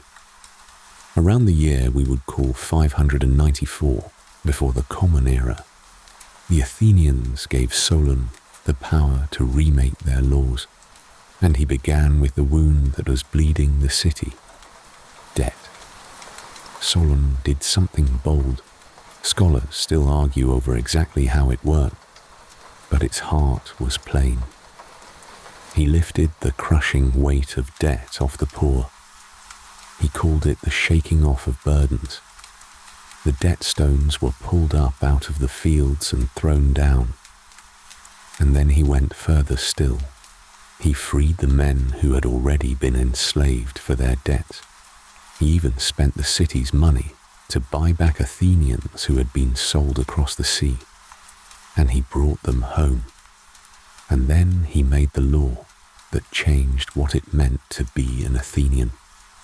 From that day forward, no Athenian could ever again be enslaved for a debt. A citizen's freedom was no longer a thing he could lose over money. It was his, simply because he was a citizen. Our farmer, and many like him, kept their freedom and their families. Solon did not make everyone equal. He was no revolutionary, and we should not pretend he was. He sorted the citizens into classes by their wealth and gave the richer men the higher offices. But he had cracked the old door open. Power in Athens would no longer belong to noble blood alone. It would start to follow a man's wealth instead of only his birth. And in time, it would come to follow something more surprising still. Then Solon did the most surprising thing of all. Having made his laws, he had the Athenians swear a great oath to keep them, unchanged for 10 years. And then he got onto a ship, and he left.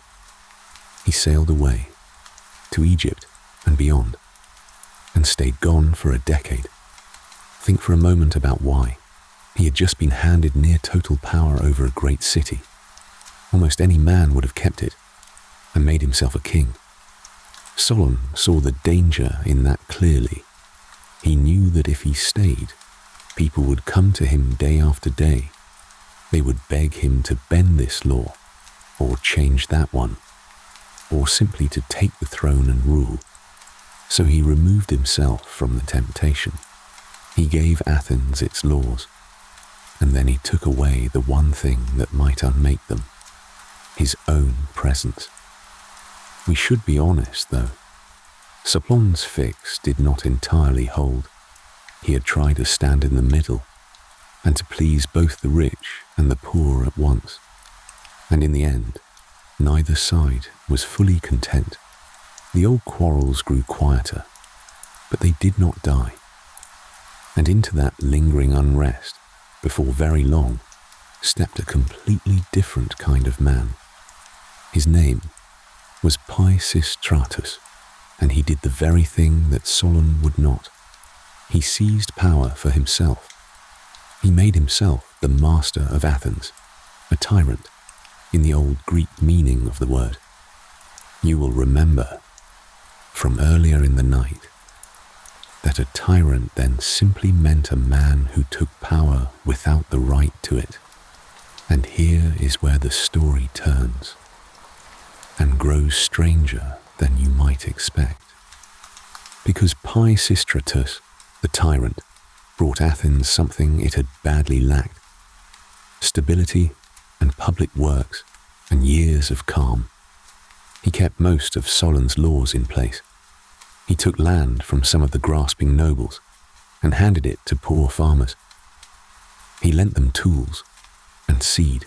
He brought fresh water into the city with new fountains. He raised temples, and he made the agora, the great open square, into the true beating heart of the city. And he loved a festival. Under Pisistratus, Athens threw grand celebrations for its gods. One of the greatest was for the wine god, the god of wild joy. And out of that festival, out of the singing and the dancing and the dressing up as gods and heroes, something entirely new was slowly born. Plays, actors, theatre, the whole art of drama. The plays we still crowd into theatres and glowing screens to watch.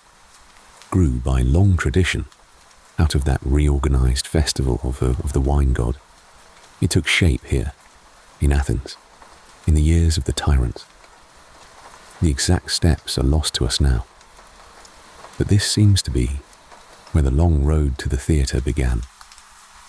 That is a strange and lovely route for so great a thing, and it was no small entertainment.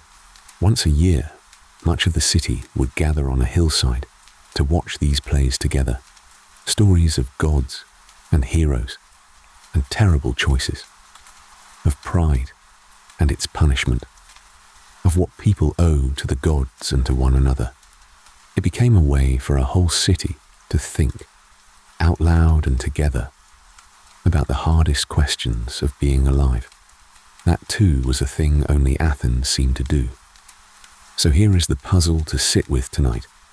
The strong man, the tyrant, made Athens richer and grander and steadier, and much of this took root under his hand. By most accounts, he governed well, and that is the uneasy lesson worth holding. A ruler who answers to no one can still, for a time, govern well. The trouble is that nothing holds him to it, and nothing at all protects the city when his heirs govern badly. But there is always a catch with one-man rule. It rests upon that one man, and when Pisistratus died, his power passed down to his sons. His sons were harder and colder and far less loved. One of them was cut down at a festival, murdered by two men whose quarrel with him had begun as a private one. But the Athenians chose to remember those two killers as heroes. In later years, when the city was free, it raised statues to them and sang songs about them as the men who struck the first blow against the tyrants. Whether that was truly why they did it hardly mattered anymore. Athens wanted liberators to remember, and so it made them. The other son grew fearful and cruel, and the rule that had once felt like a gift began to feel like a cage. At last the Athenians, with a shove from Sparta of all places, threw the tyrant's family out for good, and Athens stood, once again, at a crossroads. With the tyrants gone, the old noble families at once began to fight over the empty seat of power, and one of them, a man named Cleisthenes, found himself losing the struggle. So he tried something bold. Rather than buy the backing of other nobles, he turned instead to the ordinary people, and he offered them not scraps, but real power over the city itself. His changes were clever, and they ran deep. He broke apart the old blocks of noble influence by mixing the citizens into 10 new groups, now rich and poor, coast and city and inland farm, were all bound together in each one. No single great family could command a whole region's votes any longer. He set up a council of 500 everyday citizens to run the daily business of the city. And here was a truly bold stroke. Its members were not elected and not born to the role. They were chosen by lot, by drawing names, almost like picking straws from a jar. The idea behind it was striking. Almost any citizen who met the age and standing to qualify was counted fit to help govern. Farmer or fisherman or potter, he might in his turn be called to do so. Ruling was not to be the trade of a special few. It was meant to be the shared duty of them all. And above all of this, the great decisions, war and peace and law, would now be made by the citizens themselves, gathered together in the open. Each man's raised hand counted exactly as much as any other's. The Greeks would soon have a word for this. They joined their word for the people, demos, to their word for power, kratos, democracia, the power of the people, democracy. The word and the thing itself would keep growing and changing for 100 years and more after. What Cleisthenes did around the year we would call 508 before the Common Era was lay the foundation. Others later would build the rest of it, higher and wider, over the long decades that followed. But this is where that great building began. Now, we must be honest and clear-eyed about what this was, and about what it was not. The people who now ruled Athens were only its free, grown male citizens. Its women had no vote, and no voice in the assembly at all. Its many slaves had nothing whatsoever. The foreigners who lived and worked in the city were shut firmly out. By the measure of our own day, it was a narrow thing, a democracy for some, resting quietly on the labour of the many who were left outside of it. And there is a hard echo here, worth catching before we go on. Sparta held its helots down in order to free its soldiers for war. Athens freed its poor citizens from the fear of chains, but its bright new democracy still rested on the labour of its slaves, and the silver still came up out of the dark, on the backs of the unfree. Neither city had truly escaped that shadow. They had only arranged it differently. And yet, for all of its hard limits, something real and new had happened here. For the first time in the whole history, we can trace, in a city of that size, the real power did not rest with a king, nor with a small circle of noble families. It rested with the ordinary citizens. They ruled themselves, and they guarded that new power fiercely. In time, they even built a strange tool to defend it. It seems to have come a good 20 years after Cleisthenes, but it grew from the very same fear. It worked in 2 steps. First, once a year, the citizens were simply asked a question. Did they wish to hold such a vote at all this year? If enough of them said yes, then on a later day, each man would scratch a single name onto a broken shard of pottery, and whichever man's name came up the most was sent away from the city into exile for 10 long years. No trial, no crime required, only the people deciding together that no single man would ever be allowed to rule over them again. It was a blunt tool, and sometimes an unfair one.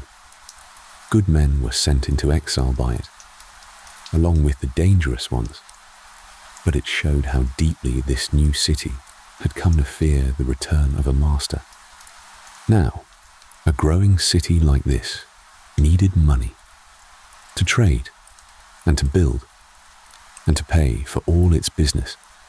Athens had in fact begun striking coins a little earlier, back under the tyrants, but it was around this great turning, as the tyranny gave way to the rule of the people, that Athens settled on its lasting design, the one it would keep for centuries. That famous coin was struck from silver, and the silver came from mines in the south of Attica, at a place called Laurion. If you have carried the thread of our story through the night, you will feel the weight of this, because those are the very mines where we began. The dark shafts, the oil lamps, the enslaved boys, chipping ore from the rock before the dawn. That silver, carried up out of the earth on the backs of the unnamed, was now melted and stamped and turned into money. On one side of each coin, they set the head of their city's goddess, grey-eyed Athena, and on the other side, they stamped her sacred bird, a small, round-eyed owl with a sprig of olive leaves beside it, the Owl of Athens. In time, that little owl would become the most trusted coin in all the ancient world, from Egypt to the far edge of India.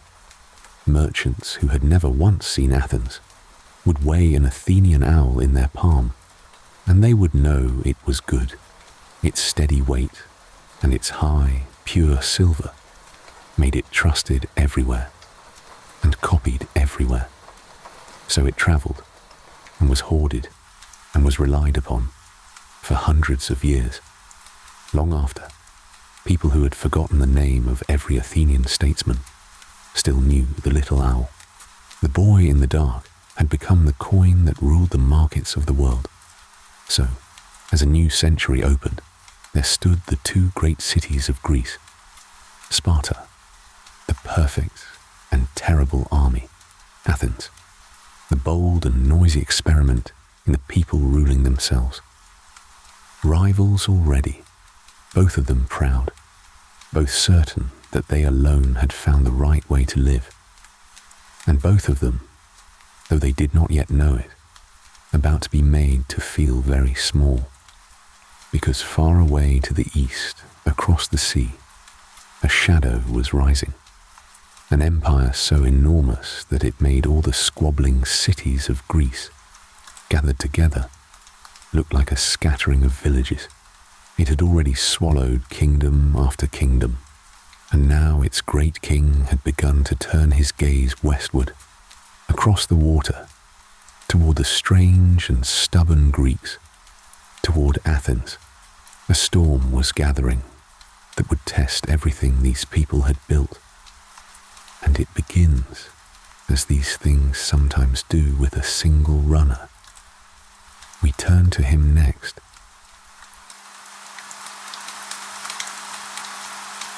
A man is running. It is night, and he is high in the mountains of southern Greece.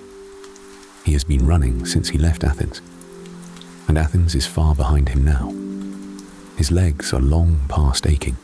His breath comes ragged in the thin, cold air. But he does not stop, because he cannot stop. He is carrying a message, and on that message, he believes, hangs the life of his city. So he runs on through the dark, over the ridges and down into the valleys, hour after hour, alone. By the time he is finished, he will have covered something like 140 miles, on his own 2 feet, in about a day and a half. We think his name was Phidippides, and this run, the long run to Sparta, is the real one. It is the run that our earliest and best source tells us truly happened. The ancient account records the run itself, and little more. The darkness, the burning legs, the thoughts in his head, those are our reconstruction, painted in so you can run beside him. Hold on to that, because there is another, far more famous run in this story, and before the night is out, we will have to sort the true from the merely beautiful. But to understand why this man is half killing himself in these mountains, we have to go back a little, back to the shadow we left rising in the east. You will remember, from the close of our last chapter, the great empire growing in the east. This was Persia, and it was, by a wide margin, the largest empire the world had yet seen. It reached from Egypt in the west to the edge of India in the east. Its king ruled more land and more people than anyone in all of history before him. His name was Darius. It is worth pausing on what Persia was, so that we feel the size of it. It was not some cruel or backward power. It built great roads, and let its many peoples keep their own gods and their own ways. So long as they paid their taxes and kept the peace, a message could race along its royal road from the western coast to the king's heart city in a week, carried by a chain of fresh riders. Its king was called the King of Kings because so many lesser kings bowed down to him. To such a power, the little cities of Greece, squabbling on their rocky peninsula, were a small and distant thing, a loose end at the very edge of the map. to be tidied up whenever it grew troublesome. Now, some years before our runner set out, trouble had begun at the empire's western edge. There, along the coast of what is now Turkey, lived Greeks. They had lived there for ages, but now they found themselves under Persian rule, and they hated it. So they rose up in revolt, and 2 cities from the Greek mainland sent ships across the sea to help them. One was a smaller Greek city, the other was Athens. Why did Athens care about Greeks so far away? Partly because they were kin who spoke the same tongue and prayed to the same gods, and partly perhaps because Athens had only just become a democracy, and something in it stirred at the sight of other Greeks trying to throw off a foreign master. Whatever the reason, it was a small kindness, and, as it would turn out, a very costly one. In the end, the help did not amount to much. The revolt was crushed, but during the fighting, the rebels and their Athenian friends had marched inland and burned Sardis, one of the great cities of the empire, in the flames. An old and holy temple burned down along with it. And that the king of Persia did not forget, nor would he forgive it. There is a story told by that same early historian that Darius was so angry he had a servant whisper in his ear 3 times at every meal, "Master, remember the Athenians. Whether it truly happened or not, it catches the shape of things. The most powerful man on earth had marked little Athens for punishment, and in time, he sent his fleet to carry it out. In the year we would call 490 before the Common Era, the Persian ships came. First, they fell upon the smaller of the 2 cities that had dared to help the revolt. They took it and burned it and led its people away in chains, a warning of what was coming. Then the fleet crossed the last stretch of water and landed on a wide plain on the coast of Attica, a plain with a name that the world would never afterward forget. Marathon. It lay only about 26 miles from Athens itself. Imagine the fear in the city.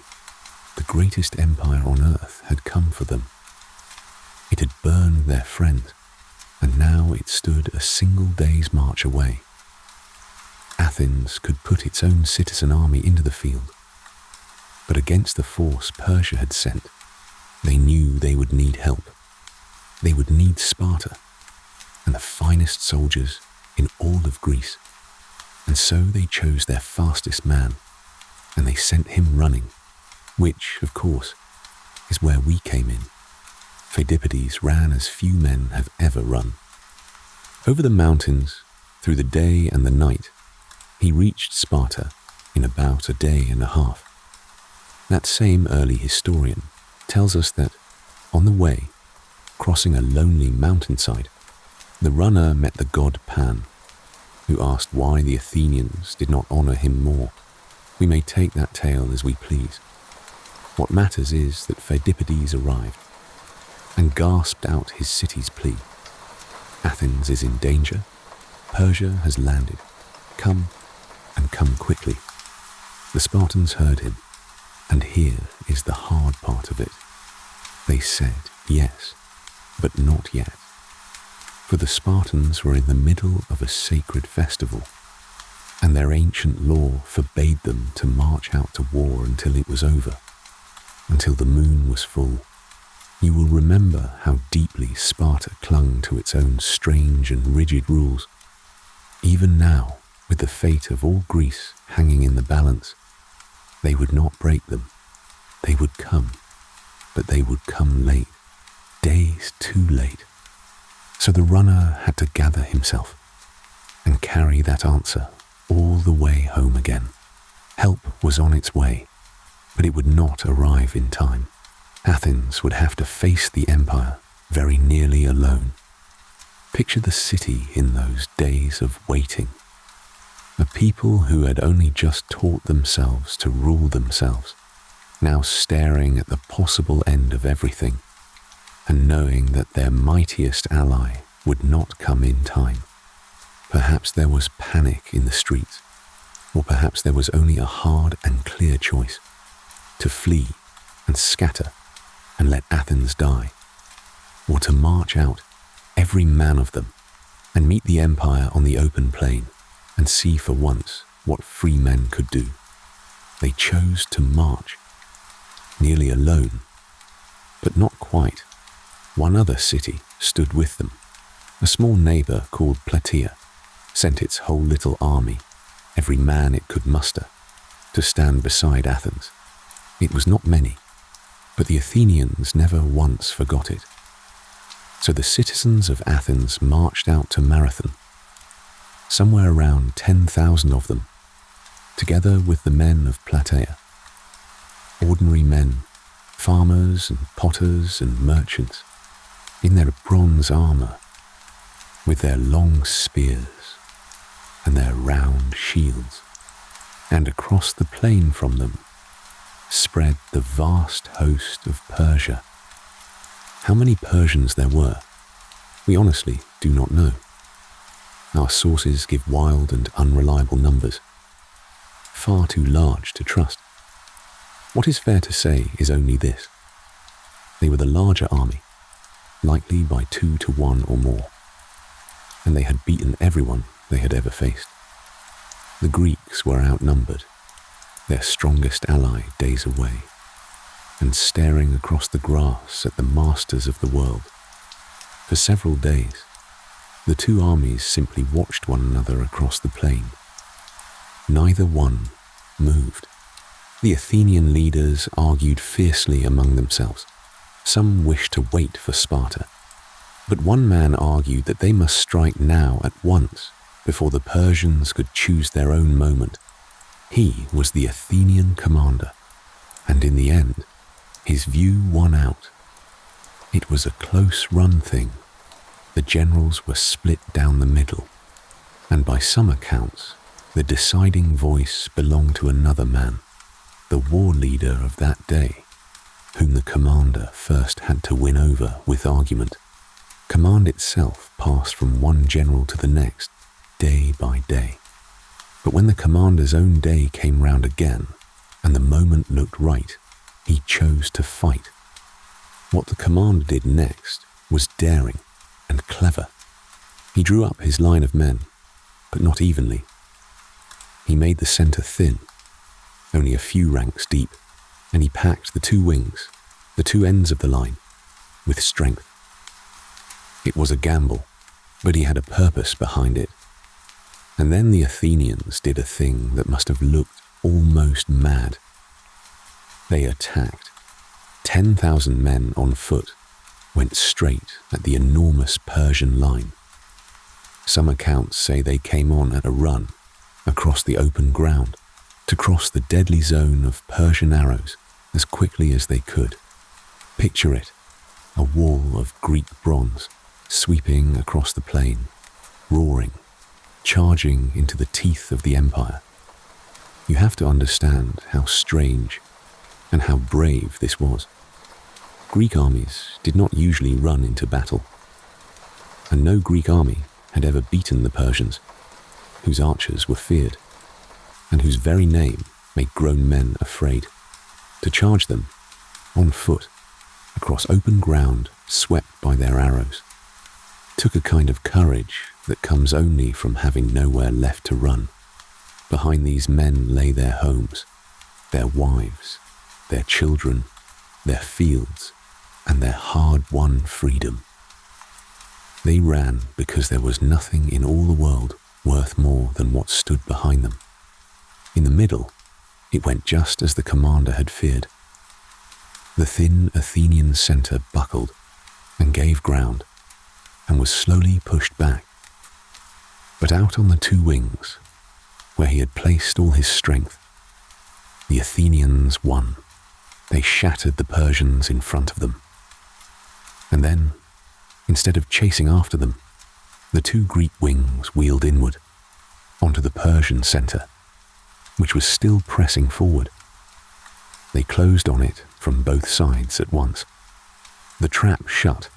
The Persian army, caught and crushed from three sides, broke and ran for its ships in a panic, and the citizen soldiers of Athens cut them down as they fled across the plain and into the marshes. When it was over, the plain of Marathon was a field of the dead. Herodotus gives some 6,400 Persian dead against 192 Athenians and 11 men of Traitor. 192. In one of the defining victories in their history, the Athenians lost 192 men. They buried them together with the highest honour in a great mound of earth raised on the very field where they had fallen. And that mound is still there today. You can walk out onto the plain of Marathon and stand beside it, even now. The quiet grass grows over the men who stopped an empire, because that is what they had done. For the very first time, the Greeks had met the great army of Persia in open battle and beaten it. The empire that had swallowed nations whole had been thrown back into the sea, and it was done by Athens, with little Plataea beside it, by citizen soldiers fighting for their own homes, fighting, too, for their own strange new idea of ruling themselves. Sit with that a moment before we go on. The thing they had built at Athens, that the ordinary citizens should govern their own city, had just been defended by those very citizens, in person, with their own hands and their own blood. And it had held. But the day was not yet done, and neither were the Persians. Beaten on the field, the Persian fleet did not simply sail home. Instead, it turned and began rowing around the coast toward Athens itself. And Athens now stood empty, its whole army miles away at Marathon. It was a race. If the Persians reached the city first, all that had been won that day would be lost by evening. So the exhausted Athenians, who had fought a hard battle that day, turned and marched. All the way back, the whole army, in their armour, covering those 26 miles as fast as their tired legs could carry them. And they made it when the Persian ships came at last around the point and into sight of the city. There upon the shore stood the army of Athens, bloodied, worn out, and ready to fight again. The Persians looked at them and thought better of it and turned for home. Now, here is where I owe you the honest truth about that other famous run. You have surely heard the story that a single runner raced from the battlefield at Marathon all the way to Athens, that he burst into the city, cried out one word, "We won," and then fell down dead upon the spot. It is one of the most famous stories in the whole world. Our modern race, the marathon, that long test of 26 miles that runners train for years to finish, is named for it, and it is, almost certainly, a later legend. The earliest and best account of all these events was written not so long after they happened. It tells us, in full, of the long run to Sparta, and its writer loved nothing better than a good marvel. Yet he says nothing, not one single word, about a runner dropping dead after Marathon. That story turns up only centuries afterward in other writers, who tell it of different men with different names. Over time it drifted and grew, and at last attached itself to poor Phidippides, who had really run to Sparta and back. So what is actually true? The true marvels of that day were these. One man's desperate 140-mile run to beg Sparta for help, and a whole exhausted army's hard march of 26 miles to reach home in time to save their city. The tale of the single dying runner is a beautiful thing, but it grew, like ivy, over a truer story, one that was stranger and harder, and in its own way grander than the legend that covered it. Marathon changed everything. Athens, with tiny Plataea beside it, had defeated the greatest power on earth. The men who fought there were honored for the rest of their days. To have stood at Marathon became the proudest thing an old Athenian could say. Here is one small proof of how much it meant. One of the greatest writers Athens ever produced, a man whose tragic plays are still performed on stages today, was remembered by a later tradition with a short epitaph. It says nothing at all of his famous plays. Instead, it recalls only that he had fought at Marathon, and that the sacred grove there could speak of his courage. We cannot say with confidence that he wrote those words himself, but that this was how his people chose to remember him tells us how deeply Marathon mattered. But it did not end the danger. Far from it. Word of the defeat reached King Darius, and it did not humble him. It enraged him. He began to gather a new army, and this time, not a mere fleet of raiders, but a host to crush all of Greece at once, and be done with these troublesome Greeks forever. Then, before he could loose it, Darius died, and his vow and his hatred passed down to his son, a young, proud, and mighty king named Xerxes. Xerxes would take 10 long years to prepare, and when at last he came with a host the Greeks remembered as larger than any army they had ever seen, so vast that they said it drank rivers dry as it marched. This would be no raid upon a single city. This would be a flood, meant to drown all of Greece at once. And this time, when the call for help went out, Sparta would not be late. This time, the Spartans would send a king and a small band of men to stand in a narrow place between the mountains and the sea. We turn to them, and to the most famous last stand in all of history, next.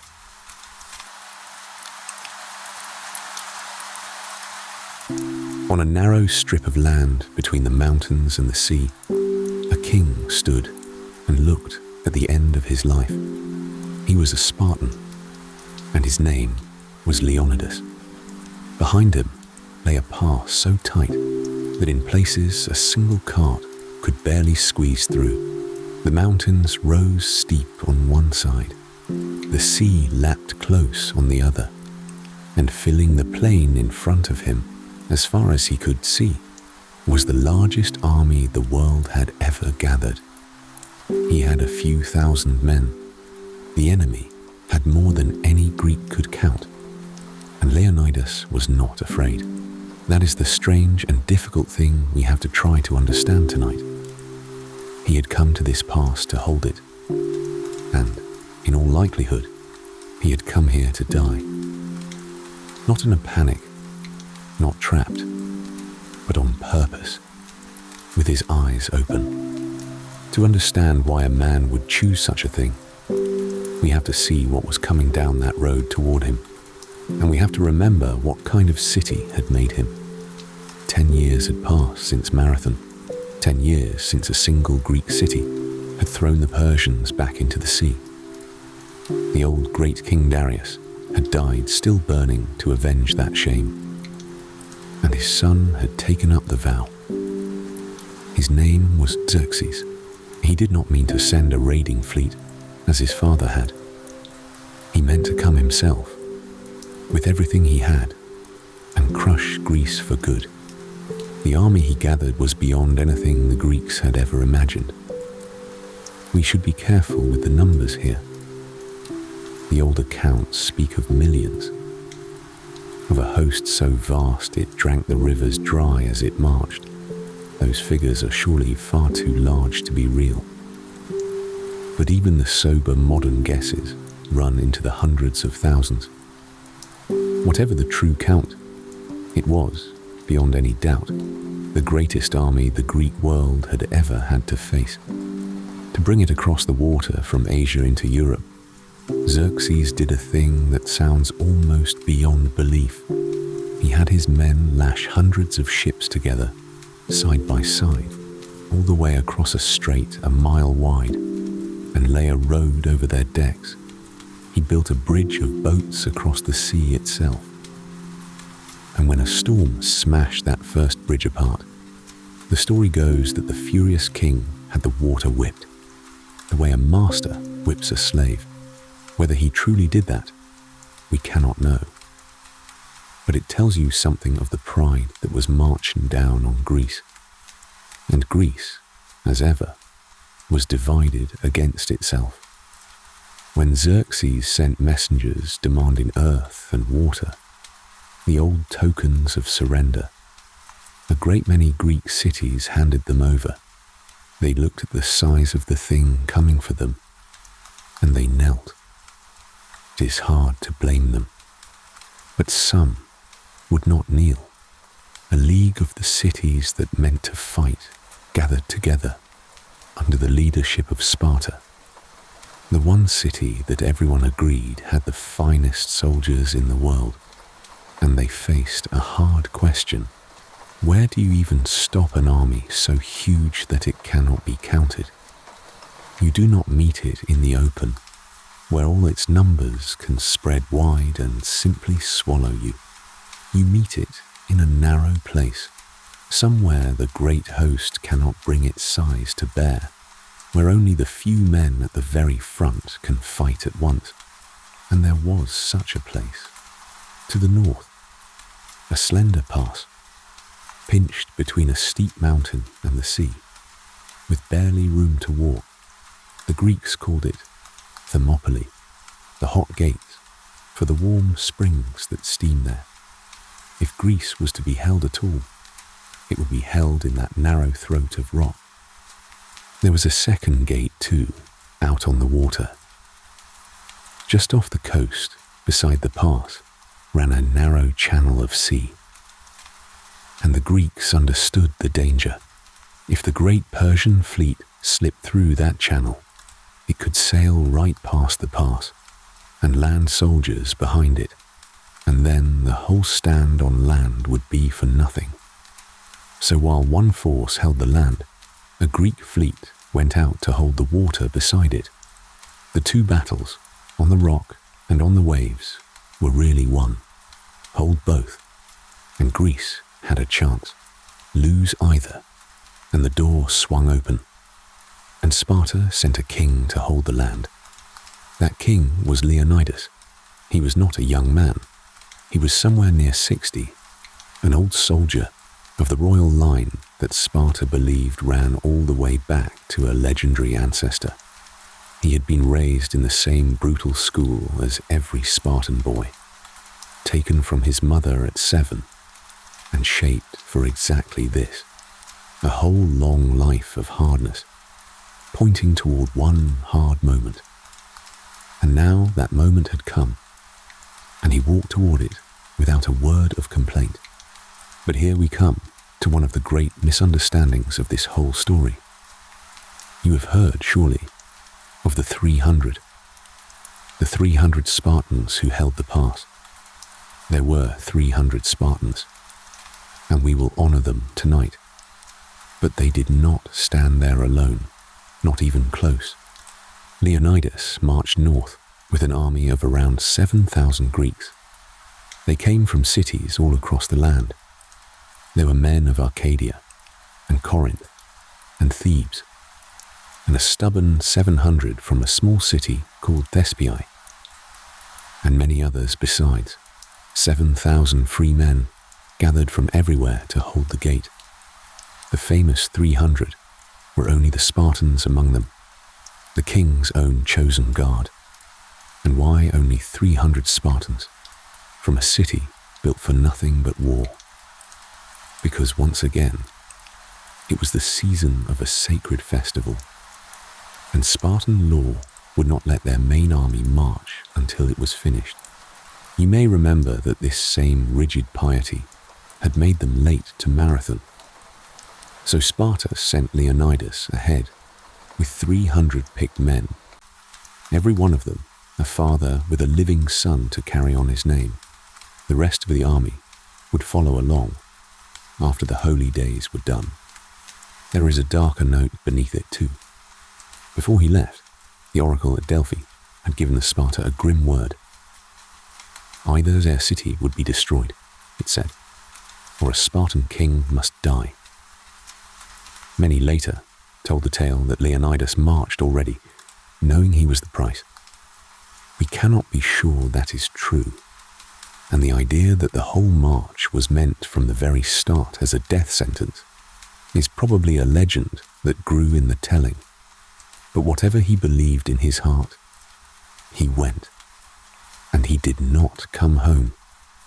When Xerxes arrived and saw how pitifully few they were, he could not believe they truly meant to fight. He waited 4 whole days, certain they would lose their nerve and run. They did not, so he sent word for the Greeks to lay down their weapons. Leonidas is said to have sent back only 2 words: "Come and take them." So Xerxes sent his soldiers in, and in that narrow place, the very thing the Greeks had counted on came true.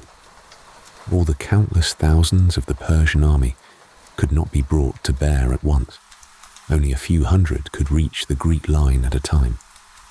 And there, they met a wall of Spartan bronze and Greek discipline that simply would not break.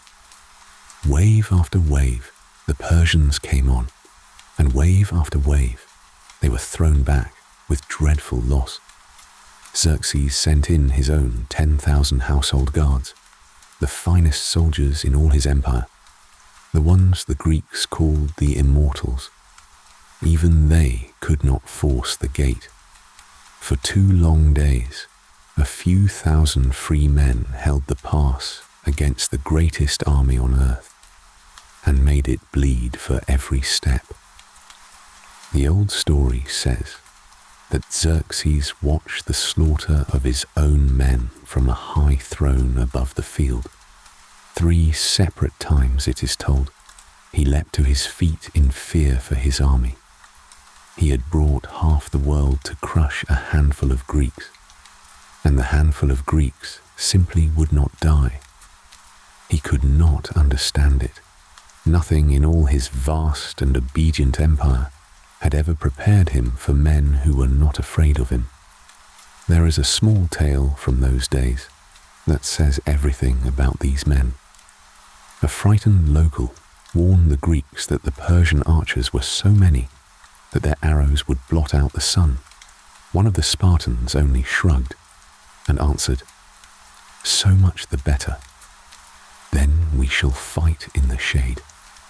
In the end, it was not Persian courage that broke the deadlock. It was Greek treachery. There was a hidden path, a narrow goat track that wound up through the mountains and came down again behind the pass. The Greeks knew of it and had set a guard of men to watch it. But a local man, someone who had lived his whole life in those hills and knew every fold of them, went to Xerxes for the promise of a reward, and he told the king the secret way around. That night, the Persians sent their 10,000 guards climbing up the hidden track in the dark. The Greeks watching the path were caught by surprise and pulled back. And by the first grey light of morning, Leonidas learned the thing that every soldier dreads the most. The enemy was no longer only in front of him. They were coming down the mountain at his back. The trap was closing. The pass could not be held, and there was very little time left to decide what to do. And what Leonidas did next is the true heart of this story. Not the fighting, this. He knew the pass was lost. He knew that any man who stayed there now would die. So he made a choice. He dismissed most of the army. He sent the thousands of allied Greeks away, down the road to safety, to live, and to fight another day. When it might actually change something, there was no glory to be had in throwing their lives away for a pass that could no longer be saved. But he himself would not go. A Spartan did not retreat. It was the deepest law of his whole hard life, drilled into him since he was a boy of 7. And beyond the law, there was the cold, good sense of it. A rear guard had to stay behind and hold the enemy back and buy the escaping army the time it needed to get clear. So Leonidas stayed, and his 300 Spartans stayed with him to die. Try to sit for a moment with what that choice truly was.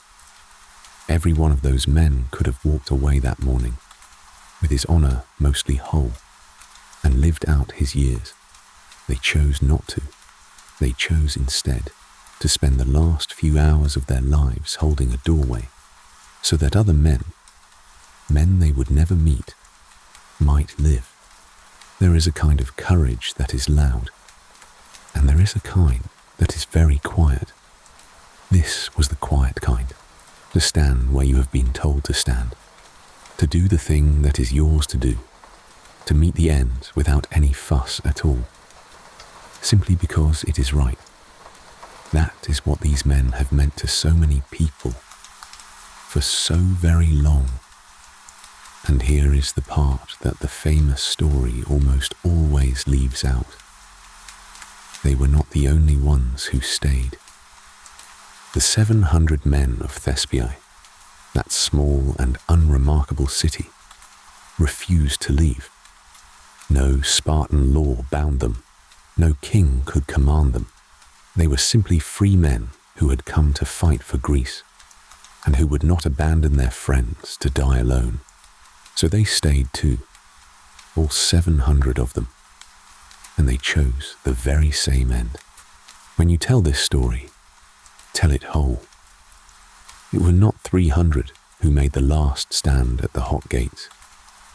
It was the 300 and the 700 who would not leave them, and a number of others besides.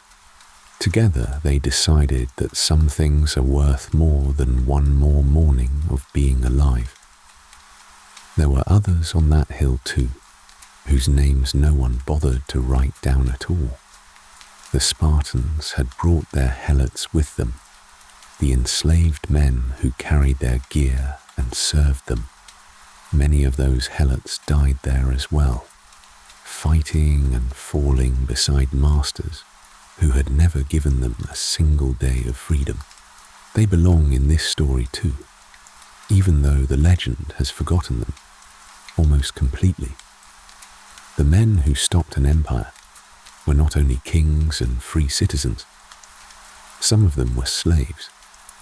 On that last morning, before the end came for them, the Persians watched the Spartans do a strange and quiet thing. They calmly combed out their long hair and saw to their armor and made themselves ready. It was their custom, before a fight they did not expect to walk away from, to meet death groomed and unhurried and unafraid. Then they went out past the wall, into the wider ground, and they fought. When their long spears shattered, they fought on with their swords. And when the swords broke, the old accounts tell us, they fought with their bare hands and with their teeth. Leonidas himself fell in the thick of it, and the Spartans fought like a storm over the body of their fallen king and drove the enemy back 4 times before they lost their grip on him. At the very last, the few who were left fell back onto a small rise in the pass, The survivors of the 300 and the 700 pressed shoulder to shoulder. And there, rather than come within reach of those terrible spears one more time, the Persians simply stood off. They buried that little hill under a rain of arrows until nothing on it moved anymore. They were all of them dead, every Spartan, every man of Thespiae. The gate stood open, and Xerxes marched on south, toward Athens. Sometime later, when it was over, the Greeks came back and buried their dead where they had fallen. Among the memorial inscriptions raised afterward was one brief message for the Spartans. No boasting in it, no rage, just a quiet line, spoken as though by the dead themselves.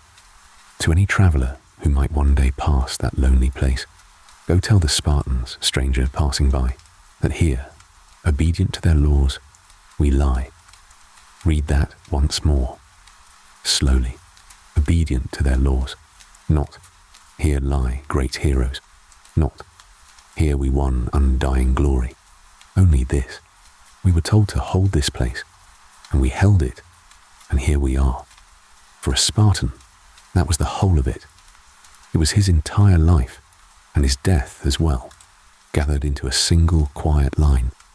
He did the thing he was supposed to do, and he did not run. Now, we should be honest with each other about what Thermopylae was, and about what it was not.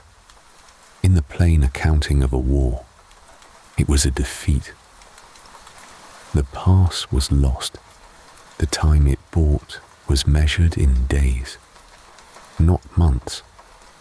And within a few weeks, the Persians would pour down into the south, and the great city of Athens would be handed over to the flames. But something had happened at the hot gates that never showed up in that accounting.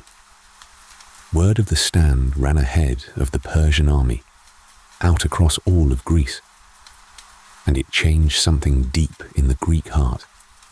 It proved that the vast empire could be made to bleed. It proved that free men, given a narrow place and a reason worth dying for, would fall on their feet rather than live on their knees.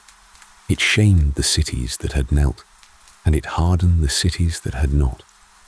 The men who died in that pass bought Greece something even more useful than time. They bought it belief, and Greece was going to need every last scrap of it. Because the war was not over. It was not even close to over. Athens would burn, but Athens would not surrender. Instead, her people would do something almost unthinkable.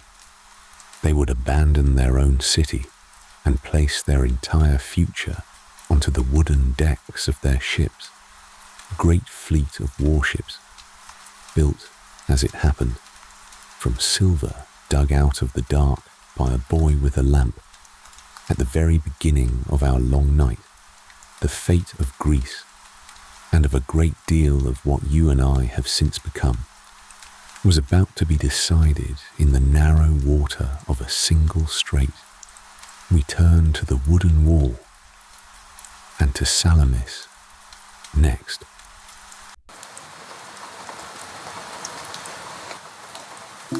A man stood up in front of his whole city to argue about money. The city was Athens, and the man was called Themistocles. He was not from one of the grand old families. He had clawed his way up by his wits and his nerve, and the fine people of the city rather looked down on him for it. But he was shrewd. He was one of the shrewdest political minds of his whole age. And on this ordinary day, he was about to win an argument that would help save Athens, and, with it, a great deal of what Athens would one day give the world. The argument was about what to do with a great pile of silver, because a wonderful thing had happened in the hills to the south, in the mines at a place called Laurion. The diggers had struck a rich new vein of silver. A sudden fortune come straight up out of the ground. And now the whole city had to decide what on earth to do with it. If you have followed our story from the very beginning, that one word, Lorion, should ring a quiet bell. Those are the mines where we began, the dark shafts, the oil lamps, the enslaved boys, chipping ore from the rock before the dawn. That is the silver this whole long night has been quietly following, up out of the dark. And now a great new seam of it had been found, and the fate of Greece was about to turn on what one clever man could talk his city into doing with it. There was an easy, popular thing to do with that silver. The custom was to share such a windfall out among the citizens. Every man in Athens would get a small handout, a little unexpected money in his pocket. Everyone would be pleased, and it was, in truth, what most of the people wanted, and what another leader was loudly urging them to do. Themistocles argued against it. All of it, he said. Every last coin should be spent on one single thing. A fleet, a great fleet of new warships. Now, he did not lead with the reason that many believe truly moved him. He said little about Persia, which still felt distant and unreal to most Athenians, 10 years on from Marathon. Instead, he pointed at a nearer, smaller enemy. Athens had a long, nagging war going with a rival island just across the water, and a strong fleet would finally settle it. That was the argument he made out loud. But in the quiet of his own mind, many believe he was looking much further ahead. He had grasped as clearly as anyone in Greece the one great weakness in the giant that was Persia. An army that size simply could not carry its own food. It had to be fed from the sea by its navy. Break the navy, and the whole vast army would starve where it stood. Whoever ruled the water would win the war. And so Athens, he decided, must rule the water. He won the vote. His great rival, the man who had argued to share the silver out, was not long after sent away from the city. He went into exile. By that very vote of the broken pottery we spoke of a while ago. And so the silver of the dark was devoted to a great shipbuilding program. Athens set about building a fleet of some 200 warships, long, lean things, each one driven by 3 banks of oars and built for a single purpose, to ram and to sink other ships. When they were finished, Athens had, almost overnight, the most powerful fleet in all of Greece, and not one man in the city yet knew how badly they were about to need it. Then, 3 years later, they found out.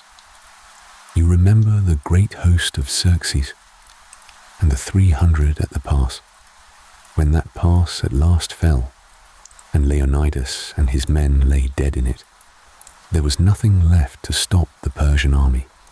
Nothing stood between it and Attica, the very land of Athens.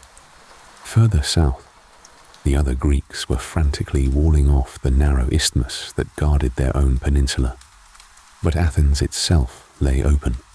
Xerxes poured down through the land, burning as he came. And the people of Athens understood, with a cold and rising certainty, that their city was next. In their fear, they did the thing that Greeks always did in a crisis. They sent messengers to the oracle at Delphi, the holy voice on the mountain, to ask the god what they should do. And you may remember that, long ago, I promised you that one of that oracle's strange answers would come to matter greatly before the night was through. This is that answer. The first thing the oracle told them was pure horror. Flee, it said. All is lost. ruin, and fire run to the ends of the earth. The messengers were so badly shaken that they could not bear to carry such a word home. So they went back, and they begged the oracle for one more answer, any answer at all, with even a thread of hope in it. And the second answer was a riddle. When everything else has fallen, it said, a wall of wood will keep you safe. And then, one strange, dark line. Divine Salamis, it said, you will be the death of many mothers' sons. So what could it possibly mean, a wall of wood? Some of the older, more pious men were quite certain they knew. Long ago, they said, a wooden fence had ringed the top of the Acropolis, the sacred rock at the city's very heart. The wall of wood meant the Acropolis. The god was telling them to stay and to defend the holy rock behind a barrier of wood. Themistocles told them they were wrong. There was another wall of wood, he said, a far better one, and it was floating, right now, in their own harbour. 200 of them, in fact. The wall of wood was the ships. The god was telling Athens to trust its life, not to its old stones, but to its new fleet. And as for that grim line about Salamis, the frightened men said it plainly meant the Greeks would die there, at the little island of Salamis, just off their coast. But Themistocles pointed to a single chosen word. The oracle had not said cruel Salamis, he noted, or hateful Salamis. It had said divine Salamis, holy Salamis. Would a god truly use a kind and holy word, he asked them, for the place where his own people were to be butchered? Surely not. The death waiting at Salamis was meant for the enemy, and his reading of it won the day. The wall of wood was the fleet, and now the Athenians faced the hardest choice that any people can be asked to make. They gave up their city. It is almost impossible to truly imagine doing it. They put their wives and their children and their old parents onto boats. They carried them away to safety, to the island of Salamis, and to friendly towns across the water. They left their homes. They left the temples of their gods. They left everything they owned, and everything their fathers had built before them. They walked away from all of it, and they climbed onto their ships. The city of Athens, its stones, they would hand to the enemy, but the people of Athens would go on living out on the sea. And so the Persians came and took a city that stood nearly empty. A few old men and stubborn priests had stayed behind up on the Acropolis, having decided that the wall of wood truly did mean their old wooden fence. They barred the gate and waited for the god to save them. The god did not come. The Persians stormed the sacred rock and killed them, and then they set the whole of it alight. The temples, the houses, the ancient heart of the city. All of it went up in fire and black smoke. And out on the island of Salamis, the people of Athens stood on the shore and watched their entire world burn. On the far side of the water, everything they had ever known, glowing orange in the dark. It would have broken most people on this earth. It did not break them, because their clever leader still had one last card to play. And it was about to decide everything. The whole Greek fleet, some 370 ships, lay gathered in the narrow strait between the island of Salamis and the mainland, and its commanders were very close to falling apart. Most of them wanted to withdraw.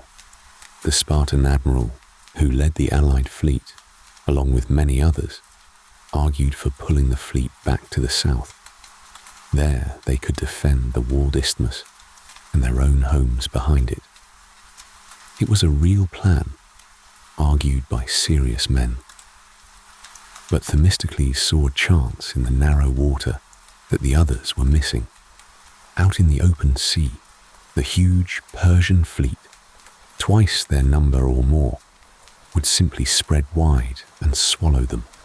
But here, in this cramped and narrow channel, all those extra Persian ships would be worth nothing at all. There was no room to use them. It was Thermopylae over again, only fought on water. A narrow place where a few could hold off the many. The trouble was that he could not talk the others out of it. He was certain that their plan would lose the whole war. But they would not be moved, and he was running out of time. So Themistocles cheated, quietly and in secret. He sent a trusted servant slipping across the dark water to the camp of the Persian king. The servant carried a lie, carefully dressed up to look like a betrayal. "My master, Themistocles," he told Xerxes, "is secretly on your side, and the Greek fleet is in chaos and ready to run away this very night. If you block both ends of the strait at once, you can trap them all and destroy them and finish this whole war by morning." It was exactly what a proud and impatient king most wanted to hear, and Xerxes believed every word of it. That night, he sent his great fleet to do the very thing that Themistocles had wanted all along. They rowed quietly out into the darkness and sealed off both ends of the narrow strait. Now the Greeks could not flee, even if they still wished to. The choice had been made for them. They would have to fight in the narrow water when the sun came up. Themistocles had used the enemy's own hand to trap his own frightened allies into winning, and the Persian king was so certain of his victory that he had a fine throne carried up onto a hillside above the strait. From there, he could sit in comfort and watch it all unfold. He even had scribes waiting beside him, ready to write down the names of the commanders who fought the best, so that they could be honored and rewarded afterward. He settled onto his high seat as the sun rose to enjoy the show. He was about to watch the most powerful navy in the world be torn apart beneath him. And when the fighting began, everything that Themistocles had seen in his mind came true. The Persian ships, so very many of them, came crowding into the narrow strait, rank pressing behind rank, until there was no room left to move, and the Greek ships, heavier and sturdier than the enemy's, came at them out of the morning light, and they began to ram. For a trireme was itself a weapon. It carried a heavy bronze beak at the waterline. Driven hard by its banks of rowers, it could smash in the side of another ship and send it straight to the bottom. Out in the open sea, the Persians could have slipped away from those beaks. In the crush of the strait, they could not. They could barely even turn. As their front ships were rammed and began to sink, the ships behind them kept pushing blindly forward. They drove into the wreckage and fouled one another, and tangled together and broke apart. The greatest fleet in the world began to destroy itself. There was chaos of every kind in that water. One story from the day tells of a warrior queen, a ruler for the empire's own lands, who had brought her own ships to fight for Xerxes, trapped and chased by a Greek vessel with no clear way out. She turned and rammed one of her own allied ships instead, and slipped free in the confusion. Up on his hillside, the king saw only that one of his captains had sunk a ship, not knowing it was a friendly one. He is said to have groaned that his men had become women that day, and his women had become men. By the end of that single day, the water of the strait was choked with broken ships and drowning men. The Greeks had sunk perhaps 300 Persian vessels and lost only around 40 of their own. It was not really a battle in the end. It was a slaughter, and Xerxes watched all of it from his throne up on the hill, helpless. The navy he had gathered from every corner of his vast empire was being smashed to splinters in a channel of seawater. Now stop for just a moment and truly see what has happened here. See where those ships had come from. They had been built with the silver of Laurion, the very same silver we followed at the very start of this long night. It had come up out of the black shafts, on the backs of enslaved boys whose names are gone forever, and the men who rowed those ships were not the rich in their fine armor. They were the ordinary and the poor, the men who could not afford so much as a single shield. Beside them pulled foreigners who had made Athens their home, and enslaved men at the oars as well, the overlooked, the ones that history so rarely troubles to name, had reached up out of the dark and helped to save it. The silver of the mine, dug by boys whose names are lost, had become part of the fleet that turned back an empire. We will never know what became of that first boy and his little lamp, but the toil of the nameless, down in the shafts and there at the oars, was one of the deep and hidden foundations, a foundation for everything that Greece was about to become. For Xerxes, the shine had gone off the whole adventure. With his fleet shattered, his lines of supply and word across the sea were suddenly in danger. He grew anxious about the long road home and the bridge of boats that carried it. He weighed his choices for a while, and then he made one. He led the bulk of his host back toward Asia, the way that he had come, but he did not give up the war. He left one of his generals behind with a strong army to try to finish the conquest the following year, and the following year, on a plain called Plataea, that army too was shattered, and the long Persian dream of swallowing Greece whole finally died. Greece had survived, and the strange little experiment at Athens, the wild and untried idea that a city's own ordinary people might govern themselves, had survived right along with it, and the men who had done so much to save it, the rowers of the fleet, came home from Salamis with a new sense of their own worth. They had carried a great part of their city's future on their oars, and from that day on, their service at the oars would strengthen the standing of the poorer citizens in the whole life of the city.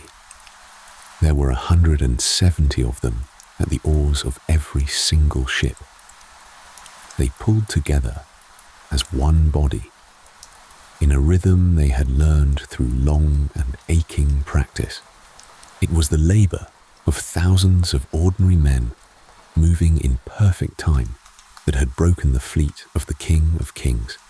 A rich man in fine bronze was worth one spear in a battle line, but it took 170 men at the oars, moving as one, just to drive a single ship. And Athens now had more of those men and more of those ships than anyone else alive. And so the men at the oars came in the matter more and more in the life of the city. Their labor helped carry Athens toward the sea power and the fuller democracy that it was slowly becoming. Out of that hard-won truth, and out of the very ashes of their own burned city, Athens was about to rise to a height it had never before known. They would rebuild the sacred rock, grander and more beautiful than it had ever been. and crown it with a temple whose ruins still stop the breath in your throat. They would lead their allies, and then, in time, they would rule them, and they would enter a golden age, brief and blinding and brilliant, led for much of it by one remarkable man. We turn to the height of Athens, and to that man, and to the great temple that thousands of working hands and a river of allied tribute would raise back up from the ashes. Next.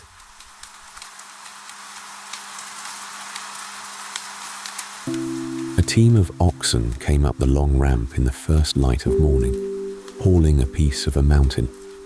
It was a single drum of white marble, cut for a column, and it weighed as much as several of the oxen pulling it. It had come from a quarry, a half-day's walk away, on a mountain famous for stone so fine it seemed to glow. Men walked beside the cart with ropes and wooden levers, easing it over every bump. At the top of the sacred rock, other men waited with cranes of timber and cord. Their hands were white with marble dust. Their arms were scarred from years of exactly this work. And all around them, as they worked, lay the black stones, because the top of this rock had been a ruin for a full generation. The Persians had burned it on their way through. In the great war we watched in the last hour, the old temples had stood there, scorched and broken ever since. Some said the Athenians had sworn an oath to leave them so, as a reminder of what had been done. Whatever the truth of that, for some 30 years, the holiest place in Athens had stayed a blackened scar. Now the scar was coming down, and something new was going up in its place. Something no one alive had ever seen the like of. Below the rock, in the waking city, a man in his 50s was probably already at work. He had a long, calm face and a beard going grey, and a manner so composed that people joked he never laughed at all. His name was Pericles, and the age we are now entering was so completely stamped with his presence that ever afterward, people would simply call it his. He was a strange fit for the part he played. He came from one of the grandest old families in Athens, and yet he spent his whole career leading the common people, the rowers, the potters, the small farmers. He led them against the interests of grand old families, very much like his own. He almost never showed his feelings in public. He walked to the assembly, spoke, and walked home. The comic poets of the city, who mocked everyone, called him the Olympian, as if he were some untouchable god looking down from a mountain. But the people trusted him. Year after year, when they elected their generals, they chose him again. By one ancient count, they did this 15 years running. Athens was still a democracy. Every big decision still went to the vote of the citizens. But one historian who lived through it put it in a famous way. Athens, he said, was a democracy in name. In practice, it was led by its first citizen. To understand what Pericles had to work with, we have to look at what Athens had quietly become since the great victory over Persia. You may remember how that war ended. The Persian fleet was smashed in the strait, and the Persian army was broken on the plain the following year. But nobody in Greece knew back then that the danger was truly over. The Persians had come twice. It seemed only sense that they might come a third time. So the islands and the coastal cities banded together into a great alliance to be ready. Athens, with its huge fleet, took the lead. Each member would contribute to the common defense. The bigger cities gave ships, the smaller ones gave silver, a fixed sum every year kept in a treasury on a sacred island out in the Aegean. In the first year, that common fund came to 460 talents of silver. Now, a talent was not a coin you could carry. It was a unit of weight, and a single talent of silver weighed about as much as a small child. 1 talent could pay the whole crew of a warship, some 200 men, for a month, and 460 of them flowed in every single year. Then, slowly, quietly, the alliance changed its nature. Giving ships was hard. Giving silver was easy. So one ally after another chose to simply pay and let Athens build and row the ships for them, which meant the fleet, year by year, became less of a shared navy and more of an Athenian one. And when one island grew tired of the whole arrangement and tried to leave, Athens sent that fleet and forced it back in. It happened more than once. Members learned that the door only opened inward. Then, about a generation after the Great War, the treasury itself was moved. The silver left the sacred island and came to Athens for safekeeping. And the yearly payments of dozens of cities began to be recorded on tall stone slabs in the open in Athens, where anyone could read them. You can call that an alliance if you like. The allies increasingly called it something else, an empire. Athens, the city that had led Greece to freedom, had built an empire out of the victory. And it was an empire that paid. And this is the uncomfortable truth sitting underneath everything we are about to see. The Athenians themselves argued about it, bitterly. Pericles proposed spending that money on Athens itself to rebuild the burned temples more gloriously than anything in Greece. His opponents stood up in the assembly and said the obvious thing: "This is not our money." The historian who recorded the debate says they accused the city of decking herself out in gold like a vain woman, and the gold, they said, was bought with other Greek silver from a fund meant to protect them all. Pericles gave them a hard answer. Athens keeps the enemy away, he said. The allies pay for protection and they get it.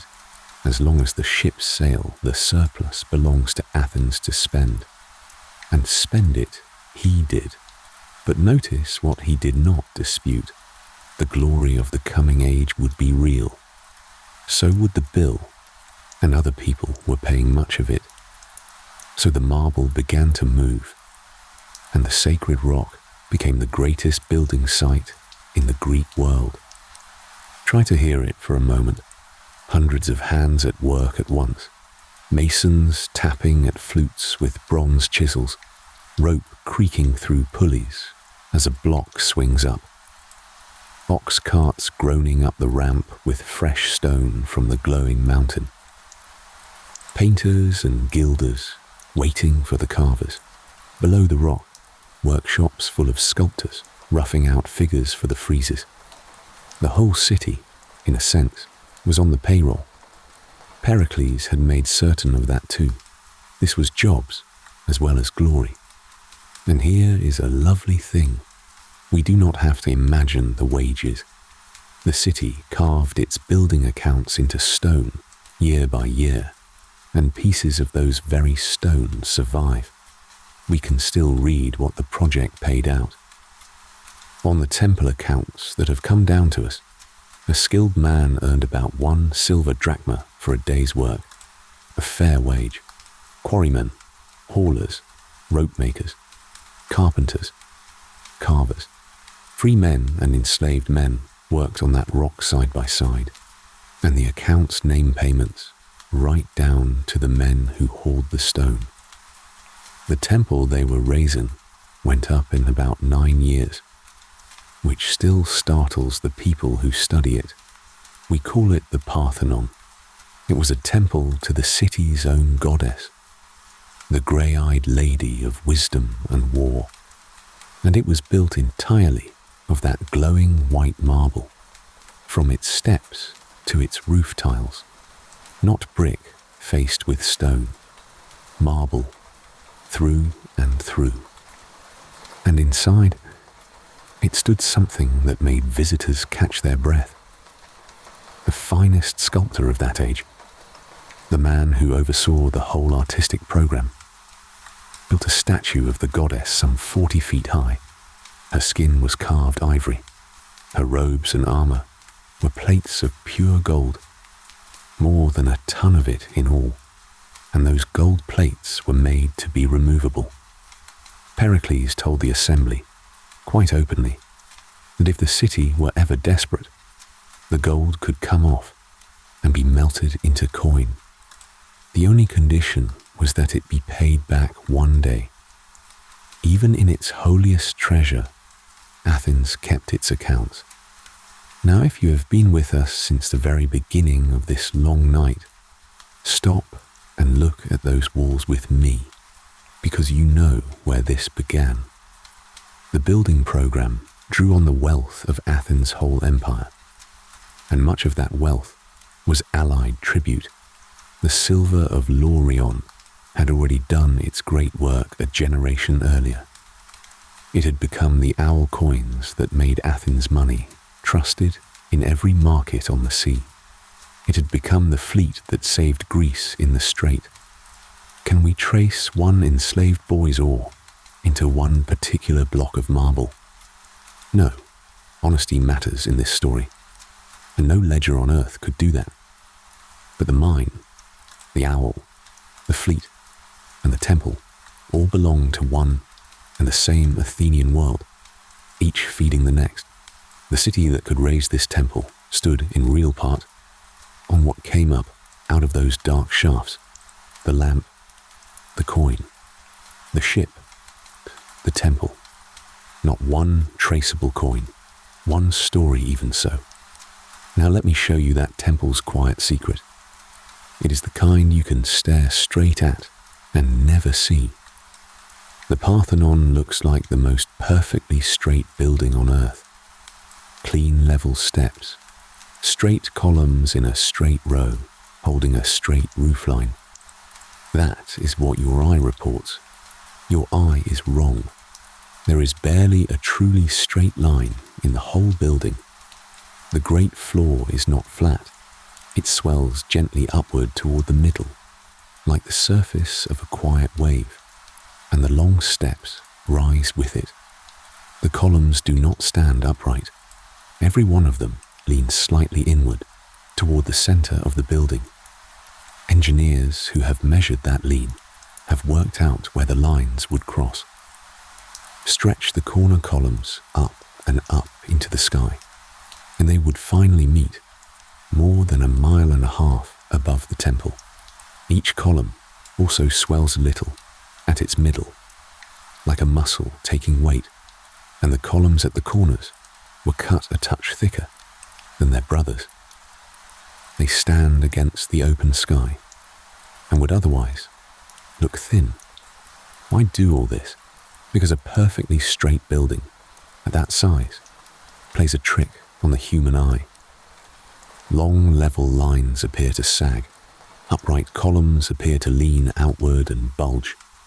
So the builders bent everything very slightly in exactly the opposite directions, so that it would all look true. To make the temple appear perfect, they built it subtly wrong on purpose. And they did it in solid marble, with bronze tools and human hands. And no two of those hand-cut blocks are quite alike. Many scholars count it among the ancient world's most carefully refined buildings. The most famous building in Greece looks calm and straight and simple. And the calm is a performance, resting on 10,000 tiny, deliberate bends. It is hard not to hear that as a whisper about the whole Golden Age. The serenity was engineered. Underneath it, everything was tension, held in balance by very clever hands. And what a city it was in those years.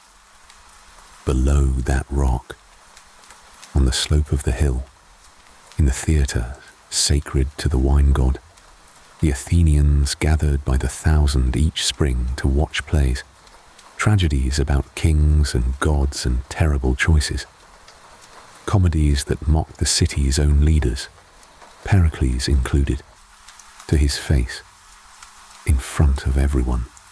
Both were invented here, within living memory. A traveller from the East was reading aloud his great book of inquiries into the recent war, and people were beginning to use his word for that kind of work. History. In the market square, teachers for hire argued about justice and language and the gods. And somewhere in those same streets, they say, was a young stonecutter who had begun to set down his chisel and ask people strange, simple questions. Hold on to him. He matters later in our story. Athens was rich, confident, curious, and full of itself. Pericles, in a speech we will come to soon, called the city an education for all of Greece. The remarkable thing is that so many Greeks, even ones who hated Athens, might quietly have agreed. But remember what the shine was resting on, the tribute of an empire that could not leave. And far to the south, across the water, the other great power of Greece was watching Athens grow, the rival city, Sparta, the place we visited long ago, where boys were taken at 7 and raised into soldiers. Sparta had the finest army in the world, and no walls, and little use for marble. And year by year, as the Athenian Empire swelled, Sparta's fear of it swelled too. That same historian we keep meeting wrote a famous sentence about it. It was the growth of Athenian power, he said, and the fear this caused in Sparta that made the war unavoidable. The war came when Pericles was an old man. It would grind on with pauses for 27 years. Athens against Sparta, each with its allies. The whole Greek world pulled in. We will walk its full length in the next hour. What matters tonight is how it began and what it cost the Golden City almost at once. Pericles had a strategy, and it was cold and clear. Sparta could not be beaten on land. Very well. Athens would refuse to fight on land. The whole population of the countryside came inside the city walls. They crowded too into the long, fortified corridor that kept Athens joined to the sea. Twin walls running some 4 miles down to the harbour. Let the Spartans burn the empty farms outside. The fleet would keep the city fed and raid the enemy's coasts. And Athens simply could not lose, so long as it stayed patient and stayed behind its walls. In the first winter of the war, the city held a public funeral for its fallen soldiers, as Athenian custom required. One man was chosen to speak over them. Pericles, the young historian, was there, and he later set down the speech as best he could reconstruct it, telling us honestly that the exact words are partly his own. It became perhaps the most famous speech of the ancient world. Pericles barely spoke of the dead men's battles. He spoke about what they had died for. A city, he said, that was open to the world, where power rested with the many, not the few, where a poor man could serve the city as well as a rich one. Whether or not Athens ever fully lived up to those words, and it did not, the words themselves were now spoken and written, and they never went away. Our city, he told them, is the school of Greece. He could not know he was speaking at the very top of the ark. The fall began the following summer. It started down at the harbour, where the grain ships came in. A sickness It moved up the long corridor of the walls and into the packed city, and it began to kill. Remember what Pericles' own strategy had done. The whole population of the countryside was crammed inside the walls.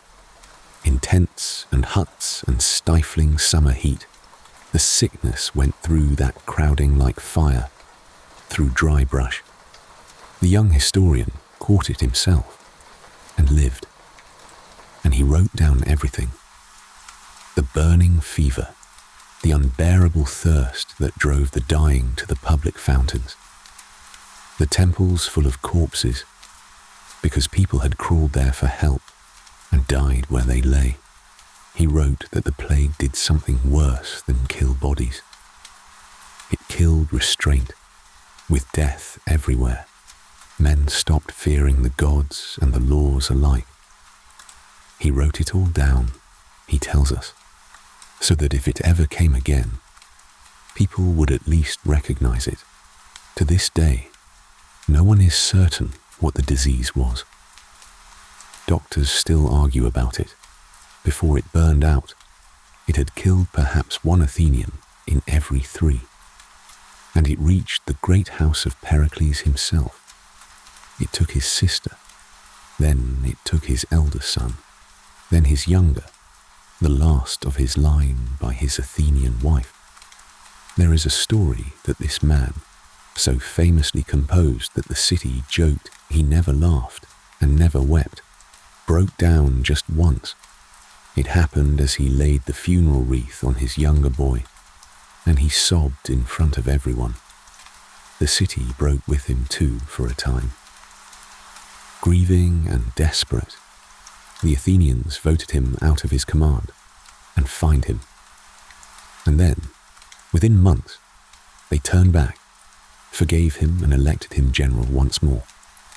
They could not do without him, but the sickness was not done. It came for him as well, lingering, the ancient writers say, rather than swift. In the 3rd year of the Great War, Pericles died.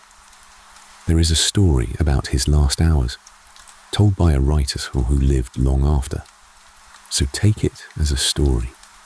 The story goes that his friends sat around his bed, thinking him already unconscious, and comforted themselves by listing his victories and his buildings, and the dying man opened his eyes and told them they were praising the wrong things. Other men had won battles. What he was proudest of, he said, was this: no living Athenian ever put on mourning because of me.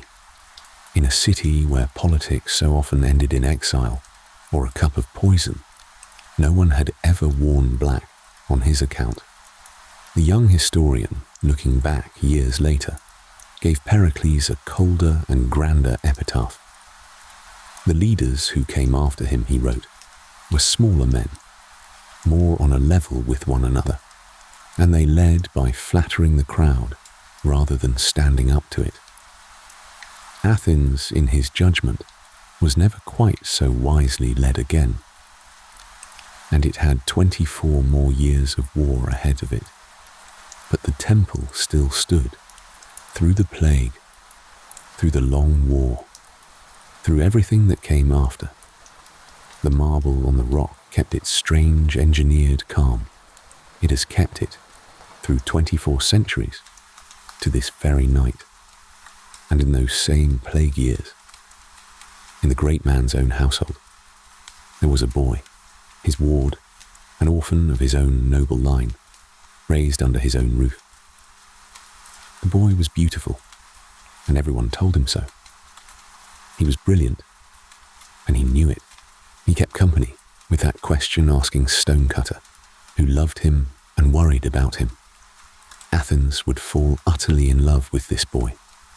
It would give him fleets and armies, and he would repay that love in a way so strange, so glittering, and so ruinous that his story reads like an invention. He is no invention. He is where we go next.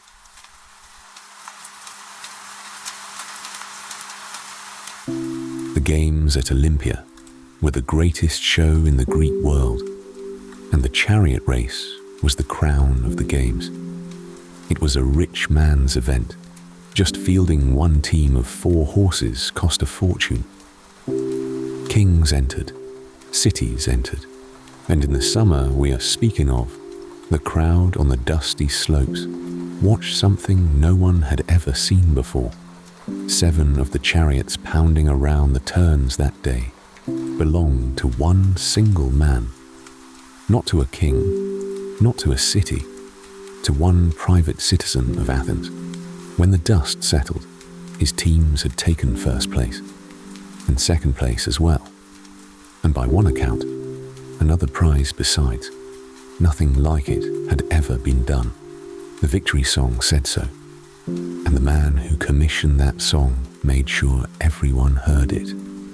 His name was Alcibiades, and you have already met him, though he was only a boy at the time. He was the ward from the last hour of our story, the orphan of a noble line, raised under the roof of Pericles himself, in the greatest house in Athens, in the city's most golden years. He had grown up beautiful, and everyone had told him so. He had grown up brilliant, and he knew that too. Even his flaws turned to charm.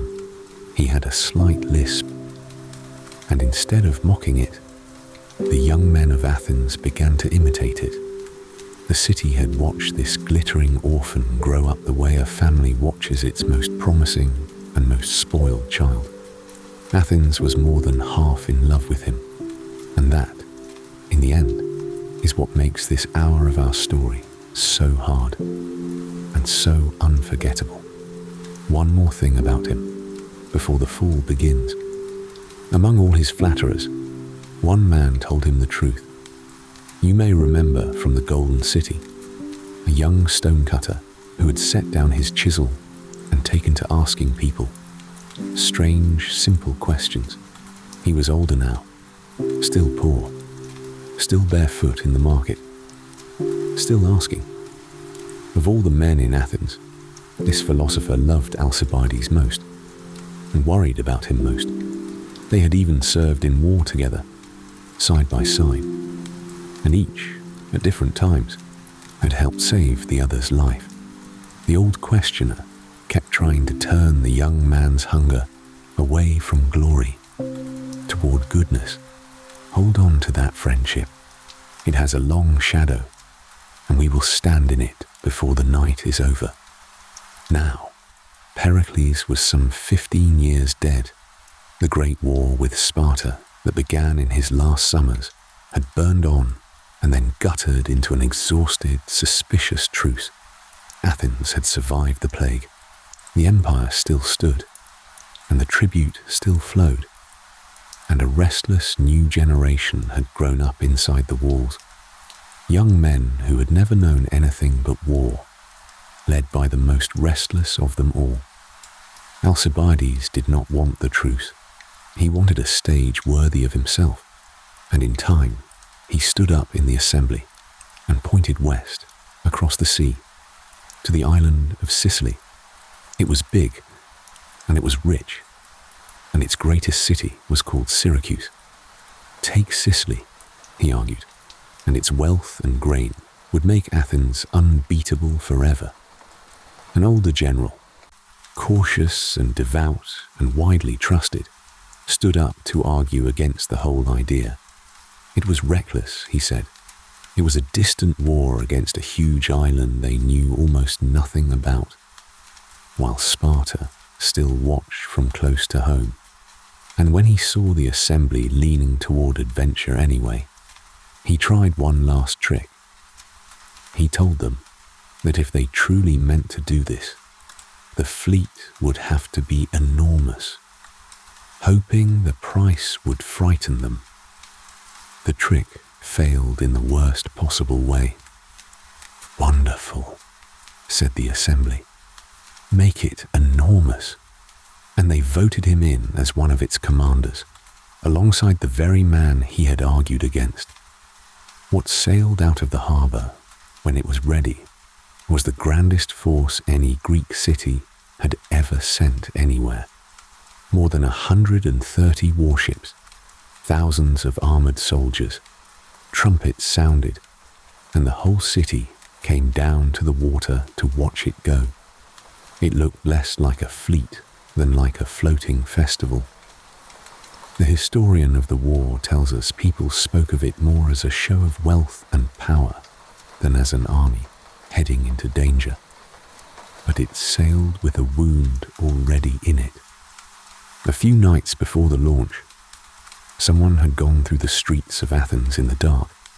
By morning, the sacred stone faces that stood at the doorways of houses and temples had been smashed all over the city.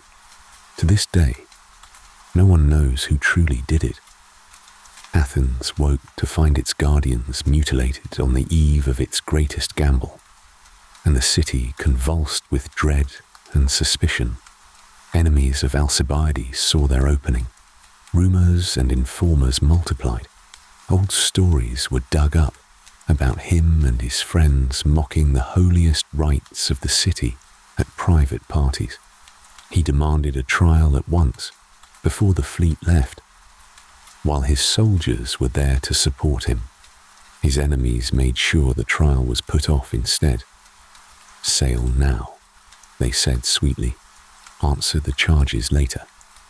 So the Golden Commander sailed for Sicily with a noose already hanging over him.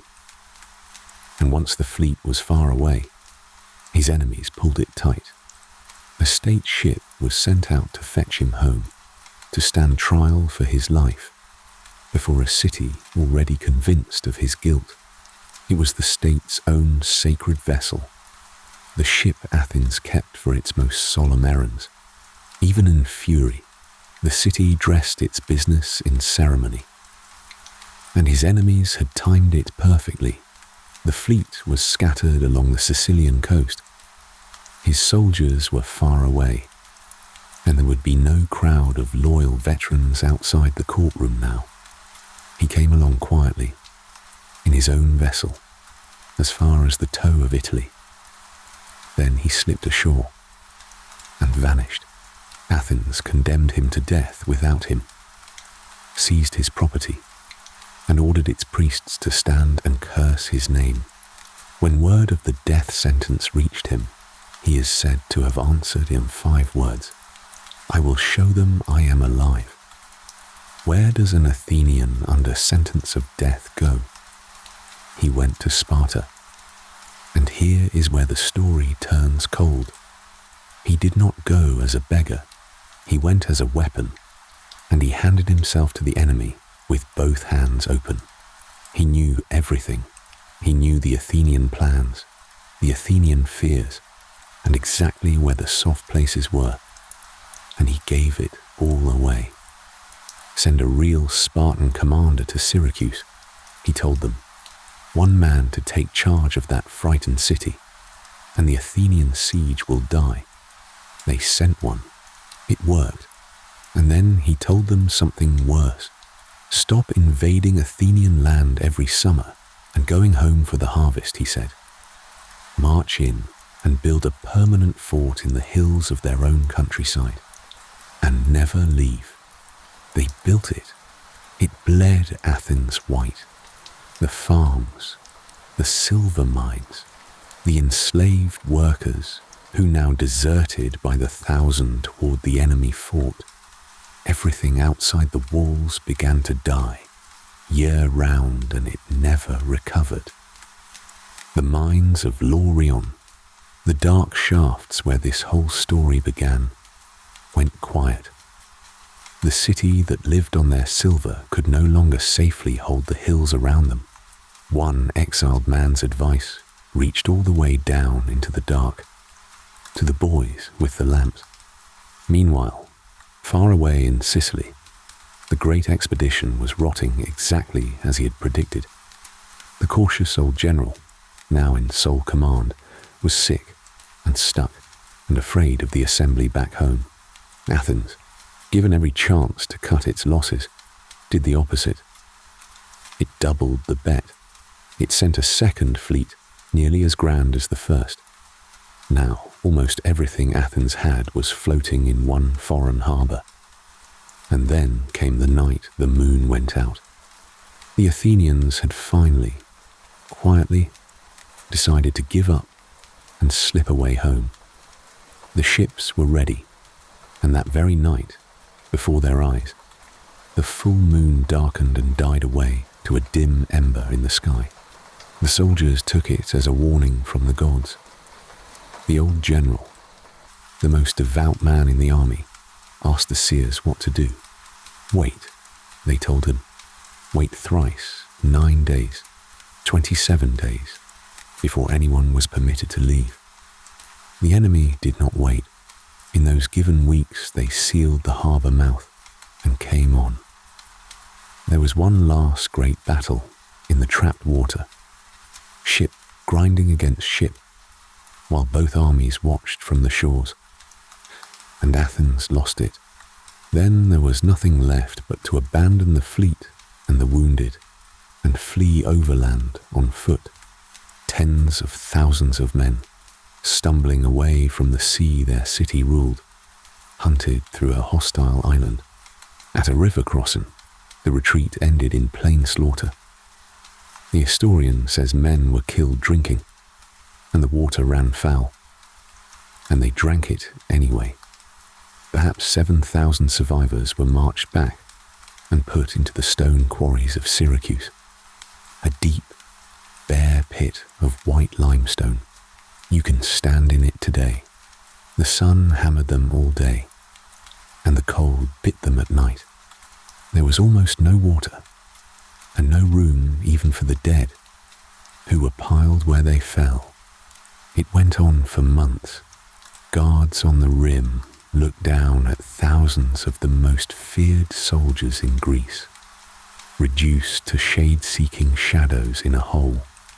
The city that had sent them out with trumpets could do nothing at all for them. Most of the survivors were sold as slaves in the end, scattered across the island, and vanished from the record. Their names are gone, like the boys in the mine. History kept the generals and lost the men. Very few of the men who had sailed with the trumpets ever saw Athens again. And out of that pit comes one of the strangest, softest stories of the whole war. The Greeks of Sicily, it was said ever after, loved the songs of one Athenian playwright above everything. And some of the prisoners in that quarry who could recite his verses were given food and water for it. And some were even freed. Broken men found their way home, the story goes, and knocked on the poet's door and thanked him with tears for the lines that had bought their lives. Whether it happened just so, we cannot promise. But even the enemies of Athens told it. In the darkest place in this whole long war, the thing that could still ransom a man was a song. Athens lost the fleet, the second fleet, the army, and both generals, who were put to death by the victors. When the news reached the city, the historian says, the people at first simply refused to believe it. Let us take one breath here. Athens and Sparta, the two great powers of Greece, were locked in a war now deep into its second decade. Athens' grand gamble in Sicily had just been destroyed, root and branch. And the man who had lit the fuse was still out there, changing sides, because Alcibiades was not finished. His welcome in Sparta had curdled. The Spartan king had come home from the war to find his wife's affections had wandered, and the gossip of Greece said they had wandered toward the beautiful Athenian guest. Sparta grew deadly for him, so he crossed the sea again to the court of a Persian governor and began advising Persia instead. A third side. He whispered that Persia's wisest course was to let the two Greek powers bleed each other pale. And then comes the twist that would be laughed out of any invented story. Athens took him back. The city was desperate. The fleet, based far from home, needed a miracle, and the men of the fleet believed this man was one. So the sailors of Athens called their cursed traitor to come and command them.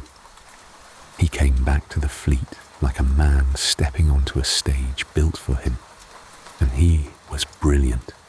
He won them sea battle after sea battle, and after years of victories, he finally sailed home to Athens itself, the city that had sentenced him to die. The story goes that as his ship drew near, he stood off the harbour mouth, scanning the crowds on the docks for the faces of friends. He did not dare to land until he found them. He had reason. The last time this city had spoken his name in public, its priests were cursing it, but the crowds wept and cheered him in from the harbour. The curses on his name were formally revoked. They gave him supreme command of everything. It lasted a matter of months. While he was away from the fleet, a subordinate disobeyed his orders, offered battle, and lost. It was not a ruinous defeat, but Athens had loved him too hard to forgive him anything, and the city that could not do without him decided once more that it could. He was quietly dropped from command. He knew what came next, and he did not wait for it. He sailed away to a private castle he had kept ready on the northern sea, far from everyone, a bolt hole, prepared long in advance, as if some part of him had always known. He had one more warning left in him. The last Athenian fleet in the war, the very last, lay beached on an open shore in the north, opposite the Spartan navy. Alcibiades rode down from his tower to the camp and told the generals their position was fatal. The beach was naked. The supplies were far away.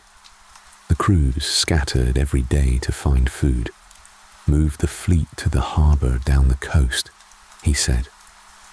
The generals of Athens looked at the most notorious traitor in Greek history, standing in their camp giving them orders, and told him to go away. A few days later, the Spartan admiral struck exactly as he had warned in one afternoon and took nearly the whole fleet on the sand, almost without a fight. That was the end. No fleet meant no grain ships, and no grain ships meant famine. Athens starved through one last winter and surrendered in the spring. The terms were softer than the terror had promised. The city that had once erased whole islands was allowed to live, but the empire was gone, and the remaining ships were handed over. And the long walls, the stone corridor to the sea that had made Athens untouchable for 3 generations, came down. The victors tore them down to music, the record says, to the playing of flute girls, believing that day was the first day of freedom for Greece. The walls Pericles had trusted, the walls that had held through plague and siege, gone, and a junta of 30 collaborators, backed by Spartan spears, took the government of the city that had invented the vote. As for Alcibiades, the war outlived him by barely a season. He had moved inland, into Persian country, still scheming, still dangerous to everyone, simply by being alive. One night, the house where he was staying was surrounded and set on fire. Who exactly gave the order was argued then, and it is argued still. He came out of the flame sword in hand, the way he had lived, and they brought him down from a distance, with arrows and javelins, the way you kill something you are afraid to touch. The woman who loved him wrapped his body in her own robes and buried the most gifted and most ruinous Athenian of his age in foreign ground. Athens survived him. Athens even survived the 30 collaborators, whose rule turned so bloody that within about a year, the democracy rose again from exile and took its city back. And there, with the walls down and the empire gone, the fighting part of our story of Athens ends. The golden age was over. But grief of that size does not settle quietly. A humiliated city looks for a reason, and then it looks for a face. In the years after the surrender, Athens brooded on how all of this could have happened, and its eye kept drifting, unfairly or not, to the men who had taught its brilliant traitors to think. The beautiful traitor was beyond reach in his grave, but his old teacher was not. The barefoot philosopher was still there, in the market square, asking his questions as if nothing had happened. He was old now, past 70, and the city was about to hand him a cup.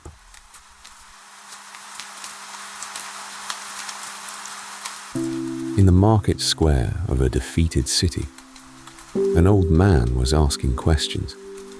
He was past 70 now. He was barefoot, as he had always been, in the same plain cloak he wore in every season. He was famously ugly, with a flat nose and bulging eyes, in a city that worshipped beauty. He had been standing in this square, asking questions for 50 years. He had asked them through the Golden Age, through the plague, through the long war and the surrender and the terror that followed. Empires of marble had risen and fallen around him while he stood here, asking. You have met him twice already, though we have never spoken his name. He was the young stonecutter in the Golden City, who set down his chisel and began to ask people strange, simple questions. He was the worried philosopher who loved the beautiful traitor and told him truths no one else dared to. His name was Socrates, and this hour of our story belongs to him and to a cup. The questions he asked sounded harmless. What is courage? What is justice? What does it mean for a man to be good? The general would answer him confidently, and Socrates would thank him and ask a small follow-up, and another, and gently, patiently, question by question, the confident answer would come apart in its owner's hands, in front of everyone. He never lectured. He claimed to know nothing himself. That, he said, might be the only wisdom he had. There was a story he liked to tell about that, and he told it, of all places, at his own trial. A friend of his youth had once asked the oracle at Delphi whether any man alive was wiser than Socrates. The oracle answered that no one was. Socrates said he found this baffling, since he knew nothing. So he went looking for a wiser man, questioning everyone with a reputation for wisdom. And what he found, again and again, was men who knew nothing either, but were sure that they knew a great deal. You can imagine how the men he unravelled felt about it, especially since a crowd of clever young men followed him everywhere, laughing, and then went home and unravelled their own fathers at dinner. For most of his life, Athens put up with him the way a great city puts up with its eccentrics. The comic stage made fun of him. One famous comedy hung him in a basket above the stage, studying the sky, with his head in the clouds. He sat in the audience, the story goes, and laughed with everyone else. He served the city too, and not from a safe distance. He fought as an armoured infantryman in the Long War, and men who stood beside him said afterward that no one kept his head in a retreat like Socrates. Once, under the rule of the 30 collaborators, The junta ordered him to help arrest an innocent man. It was how they worked, spreading their guilt onto as many hands as possible. 4 men obeyed. Socrates simply went home. It might easily have cost him his life. And it is worth remembering. He would not break the law for the mob, and he would not break it for the tyrants either. But a defeated city keeps accounts differently than a golden one. Remember where Athens stood in the years after the surrender. The empire was gone, the walls were down, the treasury was empty, and the harbour was quiet. Money was short, the great fleet was a memory, and even the silver mines in the southern hills lay half-worked. The terror of the 30 had come and gone, leaving fresh graves and long memories. The democracy was restored, but it was frightened and poor and looking for reasons, and when it looked around for the roots of its ruin, its eye kept falling on certain names. The beautiful traitor who had wrecked the city twice over and had once been the most famous young man in Socrates' circle, and the cruelest of the 30, a man whose brutality had shocked even his fellow tyrants. He too, years before, had sat in that same circle, asking questions beside the old man in the square. The city had sworn a solemn amnesty for the crimes of the war years, so no one could be tried for any of that. But there are ways around a wound you have promised not to touch. In the spring, when Socrates was 70, 3 citizens brought a charge against him. One was a young poet who felt his craft had been mocked. One was a politician of the restored democracy, a solid, respectable man. One was an orator. The charge was not treason. It was religion. He does not honor the gods of the city, they said. He introduces strange new spirits of his own, and he corrupts the young. The trial lasted a single day. That was the custom. His jury was not a panel of judges.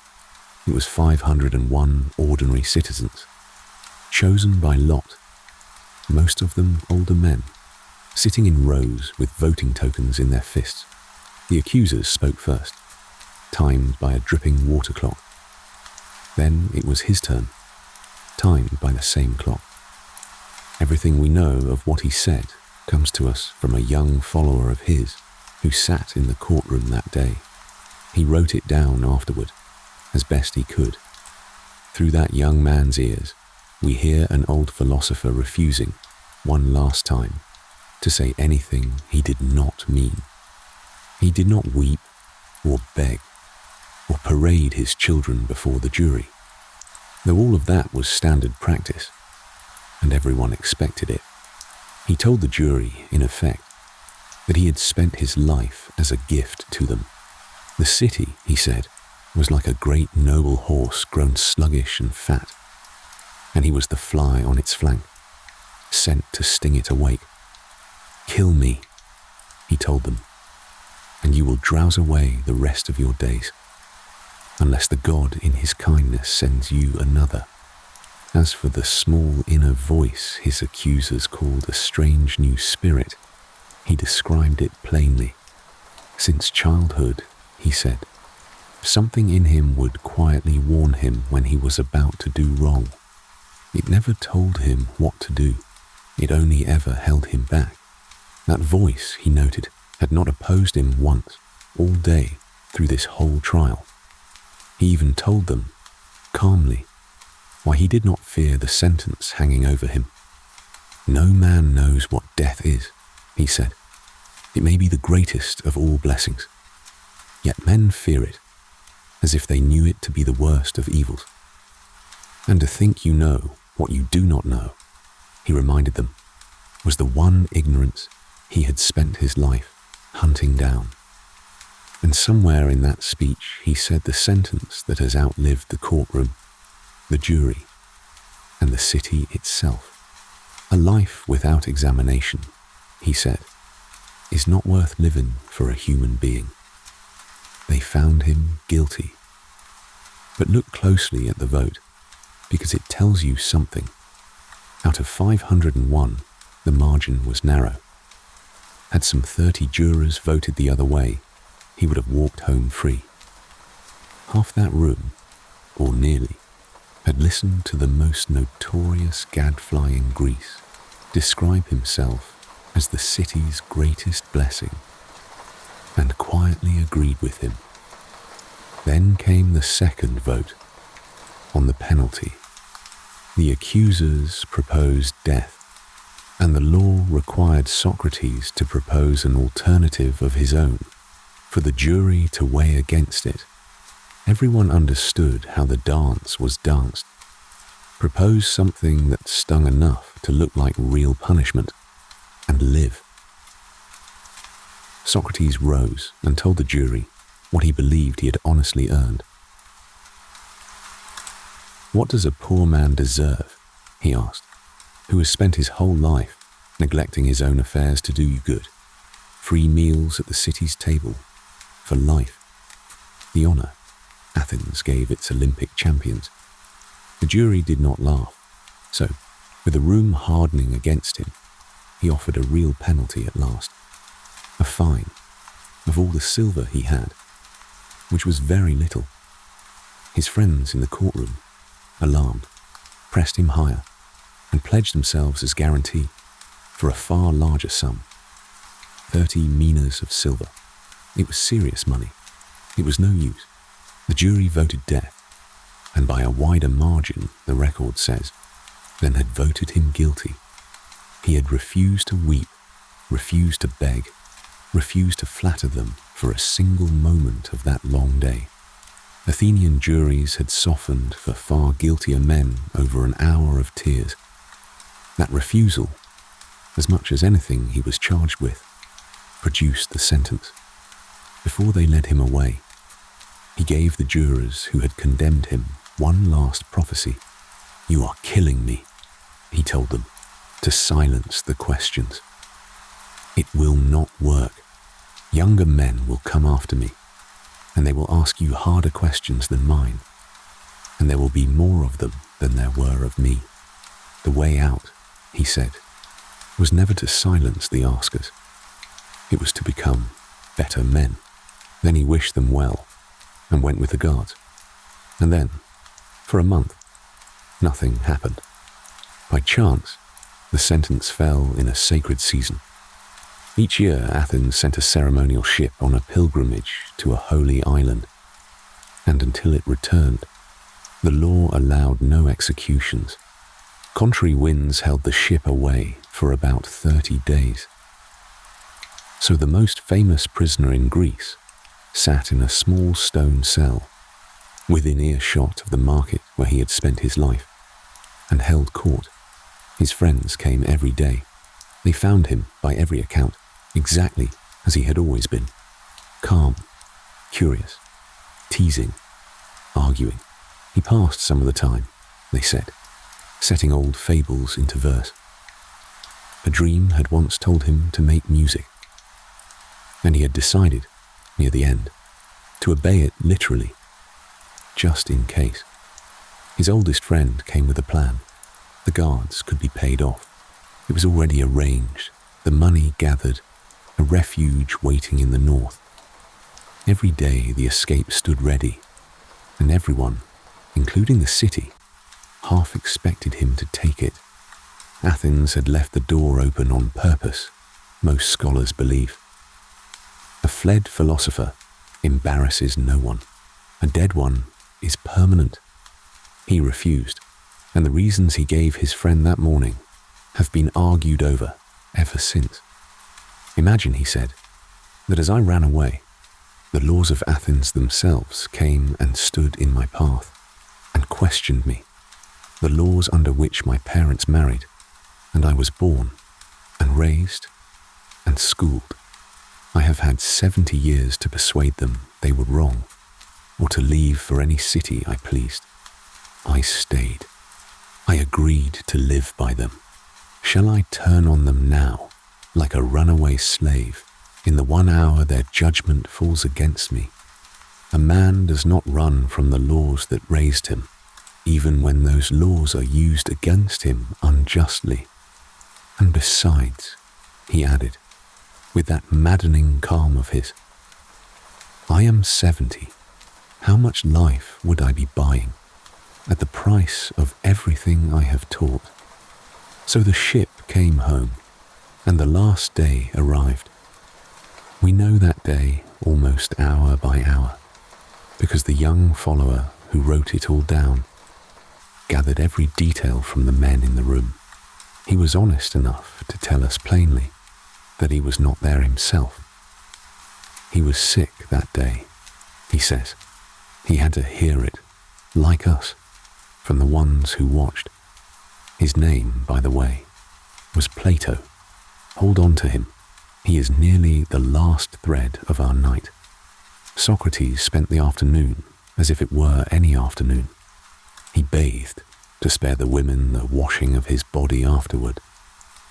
He saw his 3 sons briefly, gave his family his last instructions, and sent them home.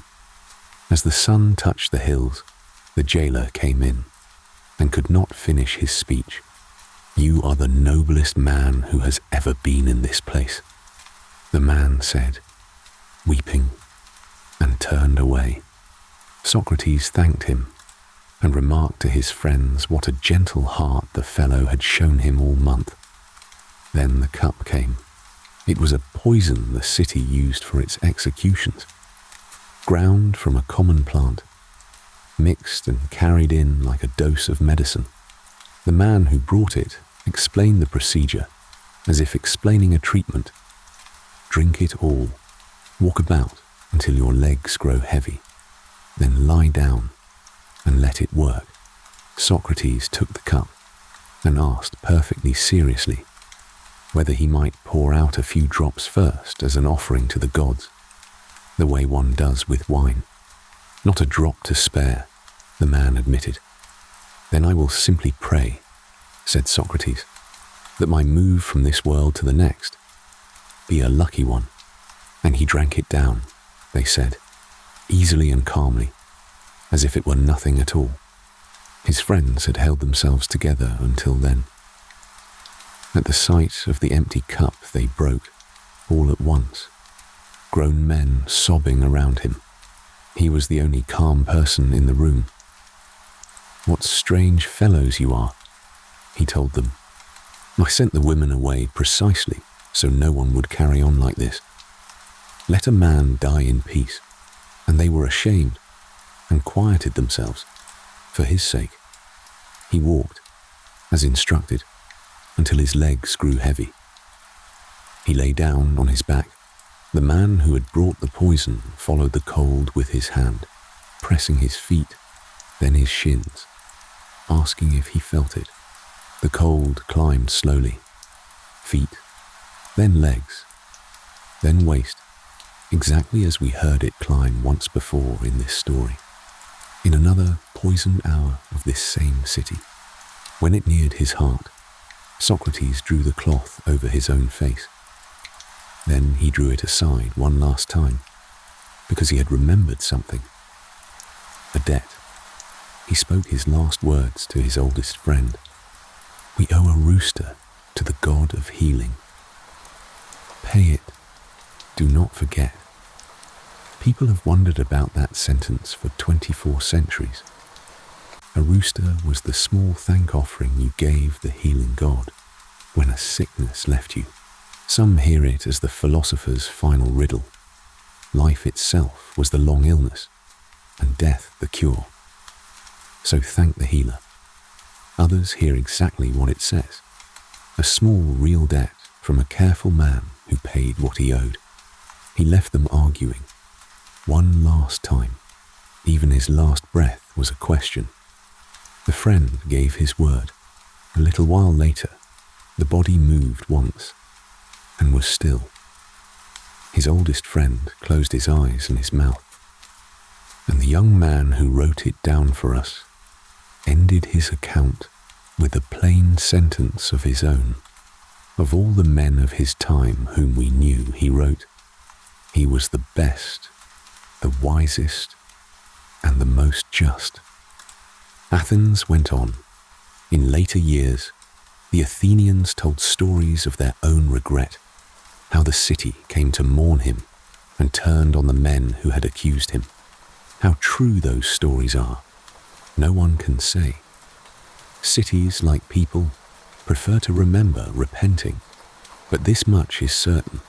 The city forgot the names of almost every juror in that room.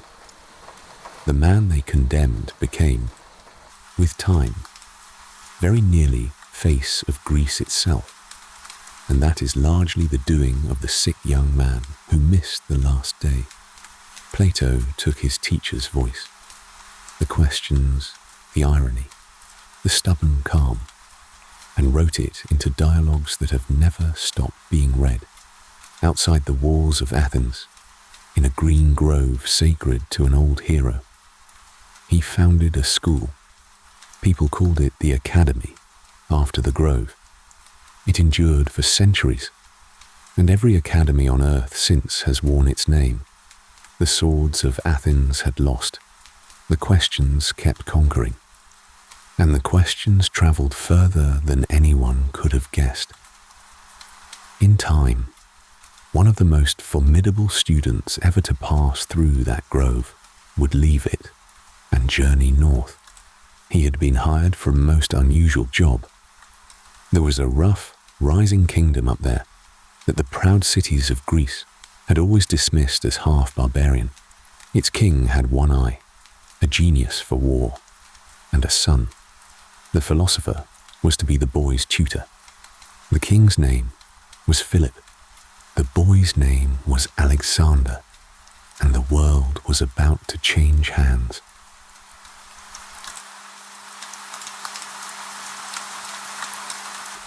On a summer afternoon in the hills of central Greece, a king with one eye stood watching a battle and watching his son. The king was in his 40s, for on his body was a map of his wars. A ruined eye, a shattered collarbone, a leg wound that left him lame to the end of his days. He had been stabbed and broken and battered for more than 20 years, and had won all the same. And the battle unfolding below him was the last great prize. Across the field stood the proudest cities of Greece, Athens and Thebes together, in one final alliance against him. And on the left wing of his army, at the head of the heavy cavalry, rode the boy of 18. The king had given his son the most dangerous post on the field, the hammer blow, to see what he was. When the moment came, the boy took the horseman in like a spear point, straight into the finest soldiers in Greece. He was the first man into the enemy line, they said. The king's name was Philip. The boy's name was Alexander. Between the two of them, father and son, they were about to pick up the whole story we have followed all night, and they would carry it to the edge of the known world. To understand that field, we have to go back and look north, beyond the famous cities. Up in the mountains and wide horse plains lay a kingdom called Macedon. The Greeks of the south looked down on it. The Macedonians drank their wine unmixed and fought their neighbours endlessly and murdered their kings with depressing regularity. Half barbarian, the south said, yet they spoke Greek, worshipped the same gods, and wanted, badly, to be counted as Greek. Philip had not been born to rule it. He was a third son, sent away in his boyhood as a hostage to Thebes, which at that moment had the finest army in Greece. It was the making of him. He spent those years watching, with both his young eyes, exactly how the best soldiers in the world trained and maneuvered and thought. Then fate cleared his path with terrible efficiency. Word came north on a bloody day that his brother, the king, had been cut down by hill tribes. Along with 4,000 Macedonian soldiers, the kingdom was broken, invaded from 3 sides, and all but finished.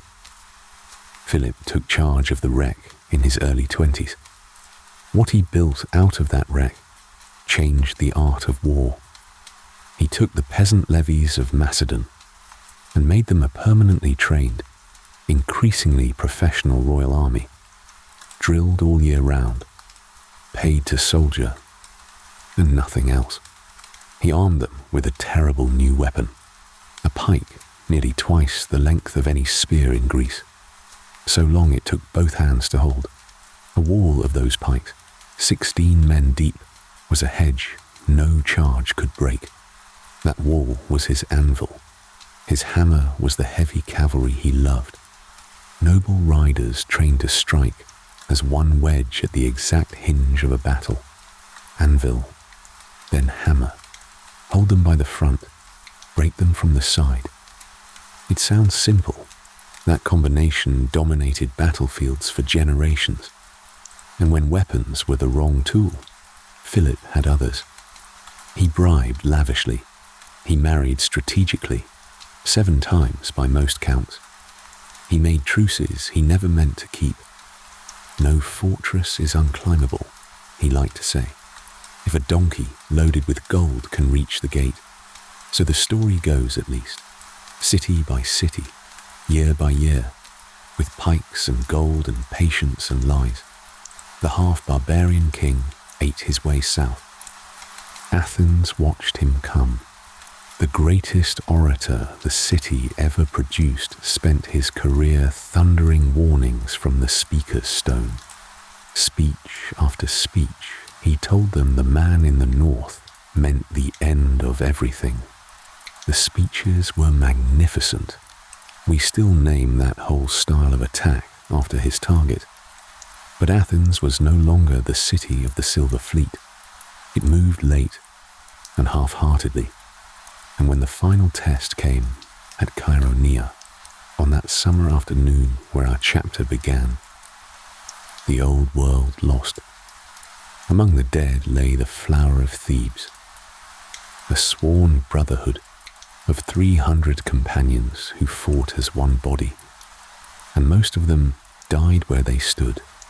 A much later ancient account says that Philip walked the field afterward and came to the place where they lay together in their ranks and wept. Toward Athens after Chaeronea, Philip chose restraint.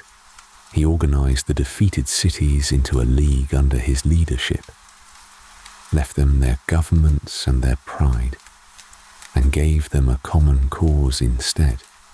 The league declared a great war of revenge on Persia.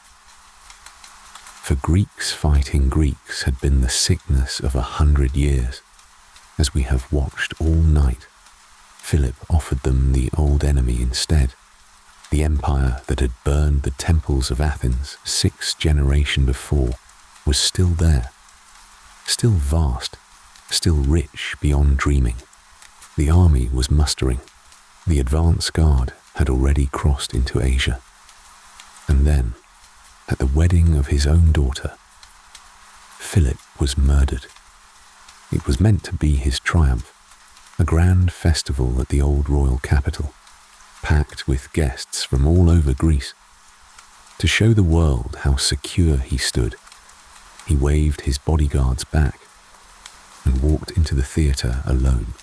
One of those same bodyguards was waiting with a hidden blade and drove it through the king's ribs and ran. He was speared before he cleared the walls. Why he did it was argued that same night, and it is argued still. A poisonous personal grievance, say the sources, a palace plot, whisper others, or Persian gold. The one-eyed king who had survived every battlefield in Greece died on a festival morning at the hands of one of his own. The army did not hesitate. They acclaimed the sun that same day. Alexander was 20 years old. Let us take the measure of this young man, because the world was about to. He had been shaped by two teachers. The first was his father, and the army his father built. The second came from the story we just left. When Alexander was a boy, Philip had hired him a private tutor. It was one of Plato's most formidable students, trained at the academy in Athens, the school founded by the man who wrote down the death of Socrates. The chain is real, and it is dizzying. The old philosopher drank the cup. His student built the school. The school's greatest student taught the boy who now owned Greece. Under that tutor, Alexander learned his letters and his sciences, and he slept, they said, with a copy of the old blind singer's war poem under his pillow. He wanted to be the new Achilles. There is a beloved story about his boyhood, that a magnificent black warhorse was offered to Philip, and it reared and fought, and no man could mount it.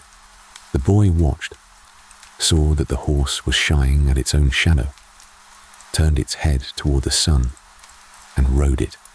Keep the story, or doubt it as you please. The horse was real, and it carried him for 20 years to the rivers of India. 2 years after the wedding murder, having crushed a revolt at home so harshly that Greece went silent, Alexander crossed into Asia with perhaps 40,000 men. He would never see Macedon again. What followed filled the rest of his life, which is to say, 11 years. I will not march you through every battle. Hear the shape of it instead, like a drum beating faster. At the first river, he broke the local Persian armies. At the second great field, he broke the Persian king himself, who fled and left his own mother, wife, and children behind in the camp. Alexander, to the world's surprise, treated the captured royal family with careful honor. The greatest siege was a rich island city that thought the sea made it safe. He spent 7 months building a causeway of stone through the water to reach it, and took it, and the causeway silted into a permanent bridge. The island has been part of the mainland ever since. He walked into Egypt without a fight, and was hailed as a liberator and a god's son, and he marked out a new city by the mouth of the Nile, one of dozens he named for himself. Remember that one. Our last chapter lives there. Then came the last great test. The Persian king had gathered everything the empire had left on a wide plain chosen and flattened for his chariots. The Greek writers, never shy, claimed 1 million men stood against Alexander that day. Sober modern students of war laugh at the figure, and still conclude he was outnumbered several times over. It did not matter. The anvil held, the hammer found the hinge, and the King of Kings fled his own field for the second and last time.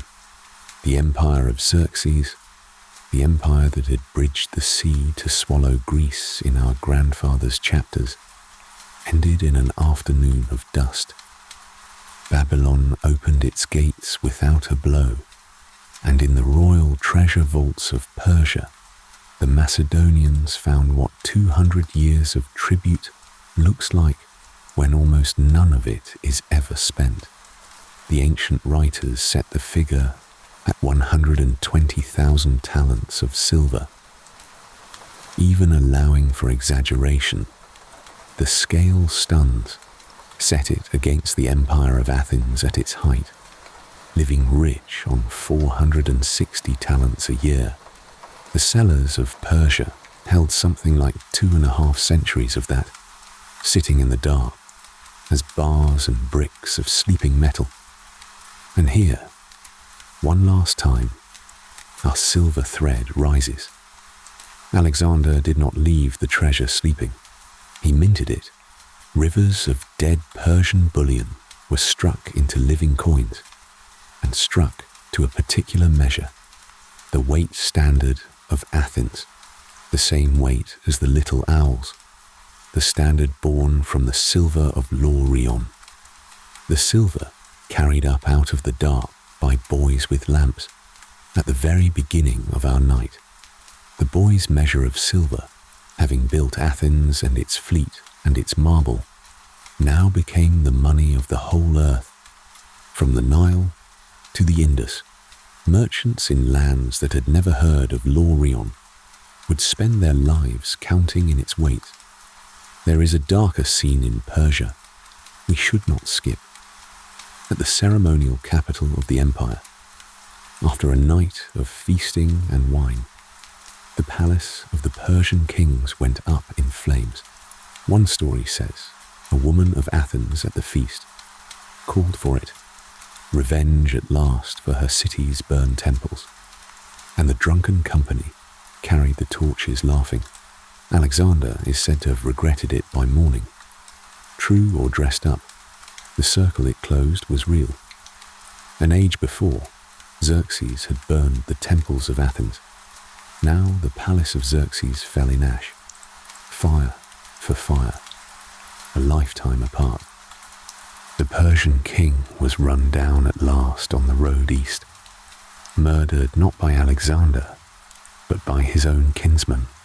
The story goes that Alexander found him dying by the roadside and laid his own cloak over the body. Then he kept going. That is the thing to understand about these last years. He kept going, past every sensible stopping place, over mountains higher than any Greek had ever imagined, through 3 brutal years of guerrilla war among the fortresses of Central Asia. There he married a local chieftain's daughter, partly for love, the writers say, and partly for peace. The going darkened him. The lord of Asia was drifting from the men who had crossed the water with him. He took to Persian dress and Persian ceremony, and his veterans hated it. At a feast, deep in wine, one of his oldest officers mocked him to his face for it. This was the very man who had saved his life in the first river battle. Alexander ran him through with a spear, and then, the sources agree, collapsed into days of suicidal grief. Follow him honestly, and you must hold both truths at once. A commander who had never lost a battle, and a man coming apart at the seams of himself. India finally stopped him, not its armies. At the last of his great battles, in a monsoon storm at a swollen river, he faced an enormous Indian king. The man fought from the back of a war elephant and lost, and he was so struck by the man's bearing in defeat that he asked him how he wished to be treated. Like a king, the man answered. He got exactly that, and his kingdom back besides, enlarged. No, what stopped Alexander was his own army. At yet another river, rumours spoke of vaster kingdoms and vaster armies beyond, and there the men who had marched with him for 8 years and several thousand miles simply refused to take another step east. He raged. He sulked in his tent for 3 days, like the hero of his bedside poem. The army waited, in respectful, immovable silence. Then he turned them around, and the camp wept with relief. The road home was the worst thing he ever asked of them. Through a coastal desert, in heat that killed by the thousand, the army that no enemy had ever destroyed was nearly destroyed by geography. The story goes that scouts brought the king a helmet holding the only water to be found. He stood before the army, thanked them, and poured it into the sand. If they could not drink, he would not. You may believe the story or not. His men, by then, believed every word of it, and that was the point. He came back to Babylon to organize the world and to bury his closest friend. The companion of his whole life since boyhood had died of a fever that year. His grief frightened everyone around him, and within months, in the humid early summer, the fever came for the king as well. It burned for about 11 days. The court diary, as later writers quoted it, tracked it almost hour by hour. He drank at a banquet, sickened, bathed, slept badly. Day by day, the entries shortened. He could no longer walk. He could no longer speak. And then the diary records one of the most haunting scenes in all of ancient history. His veterans, the survivors of every river and desert and mountain of these 11 years, could not believe what they were hearing and demanded to see him. So they opened the doors, and the whole army passed through the royal bedchamber in a single, endless file. The king could no longer say a word. The record says he greeted each man as he passed with his eyes, and a small movement of his head. It took hours, thousands of hard-used soldiers filing silently past their speechless king, each one meeting his eyes for a moment and walking on. He died in June, 1 month short of his 33rd birthday, undefeated, unfinished, and mortal after all. Whether poison helped him along was whispered at once and has been argued for 23 centuries. Most modern guesses say fever, the ordinary kind that killed ordinary men in Babylon every summer. On his last day of speech, one story claims, his officers asked him to whom the empire should go. To the strongest, he is supposed to have whispered. Other accounts say he was already past all speaking. Choose whichever ending you can sleep on. History never chose. What he left behind was a vast empire, stretching roughly 3,000 miles from end to end, with no adult heir. An unborn child and a feeble half-brother were crowned as puppets. And then his generals, the hard men who had held his flanks, spent the next 40 years tearing the world apart among themselves.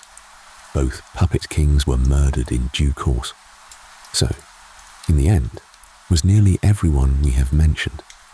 The wars of the successors are a saga of their own, and not, if we are honest, a restful one. We will let them fight in the dark, off stage. But one image from those years matters to us tonight. The most cunning of the generals had claimed the richest prize, Egypt. The dead king's colossal funeral carriage, a rolling golden temple drawn by dozens of mules, made its slow way west across Asia, and that general met the procession with an army and simply took it. He carried the body off to Egypt and installed it in a splendid tomb in the new city by the mouth of the Nile, the city with the king's name, Alexandria. It was a shrewd piece of theatre. It was also, by accident, the hinge of our last chapter. For around that tomb, under that general and his heirs, there grew the most extraordinary city of the new age. A lighthouse taller than any tower in the world guided ships into its double harbour. And at its heart, the kings built something no palace had ever contained. A temple to learning itself, with a library that set out, quite seriously, to hold a copy of every book on earth. The age of the great cities of old Greece was over. The age of Greek cities everywhere, from the Nile to the mountains of Afghanistan, had begun. And the mind of Greece, the questioning, measuring, circle-drawing mind we watched being born in the market squares of Athens, was about to do its most astonishing work yet, not in Athens, in Alexandria, under the lighthouse, and in a harbour town in Sicily. There, an old man would soon be drawing circles in the sand as the legions of a rising power called Rome closed in around him.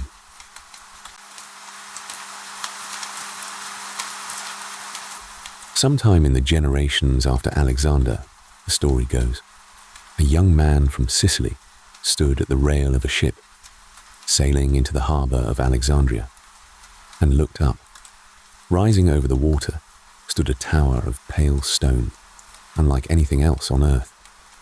It climbed in great stepped stages, perhaps around 100 meters high, though its exact height is uncertain. At its crown, a fire burned all night, thrown out to sea by polished bronze. Ships far over the horizon, steered by a star that men had built. It was already being called one of the wonders of the world. The young traveller at the rail had come across the sea for what stood behind the lighthouse. His home city was rich, and his father, they say, watched the stars. And the boy had shown a strange and wonderful hunger no ordinary teacher could feed. He was hungry for shapes, for circles and spheres and spirals, and the hidden laws that ruled them. And in the whole world, there was exactly one place for a mind like that. His name was Archimedes. Whether he truly studied at Alexandria, we cannot prove. He may have. He wrote to its scholars all his life, and the old tradition has long pictured him here as a young man. So we will let the tradition carry him ashore before this last hour of our night is over. He will be an old man, drawing circles in the sand, and a great power will be breaking through the walls around him. But first, come ashore with him, because the city behind the lighthouse is where the story of Greece grew larger than Greece itself. Remember how this city came to be. When Alexander died in Babylon, his generals tore his empire into kingdoms, and the shrewdest of them took Egypt and took the conqueror's body too. He set the golden tomb in the new city by the Nile, and around it, he and his heirs built the capital of the age. And its beating heart was not a palace or a temple. It was a library. The kings of Egypt decided to build a collection of books on a scale no one had ever attempted. They paid scholars to live at the great institution attached to it, fed and salaried, with no duty but to think. Their agents ranged the whole sea, buying books wherever books were sold. A later tradition says that every ship that docked at Alexandria was searched, and any book aboard was taken to the copying rooms. The ship got the copy. The library kept the original. Scroll by scroll, they gathered the mind of the world into one set of rooms. How many scrolls in all? The ancient figures vary so widely that no one can verify them. Call it a sea of books and leave the counting. Everything Greece had ever thought, side by side, in one place, for the first time. The blind singer's war songs from the start of our night sat near the dialogues of the philosophers. The scholars lived together at the great institution, ate together, and argued down its walkways from morning to night. And in those rooms, in those few generations, more was discovered about the shape of the world than in all the centuries before them. A quiet teacher of geometry that gathered everything the Greeks knew about lines and shapes. He set it out in 13 careful books, in order, each truth resting on the one before it. That work became the standard geometry text for more than 2,000 years. Your great-grandparents could have sat in a classroom and learned from it. The head librarian, a man mocked by rivals as second best at everything, did something with a stick that still takes the breath away.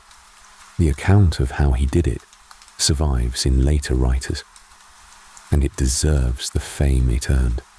He had heard of a well far up the Nile, where, at noon on Midsummer Day, the sun stood perfectly overhead, its light dropped straight down to the water, and no shadow fell at all. At that same hour in Alexandria, he measured the small shadow of an upright stick. The difference between no angle there and a small angle here, he reasoned, could only be the curve of the earth itself. The angle came to about 1/50th of a full circle. So the distance between the well and his stick, which the royal surveyors knew, must be about 1/50th of the distance around the whole world.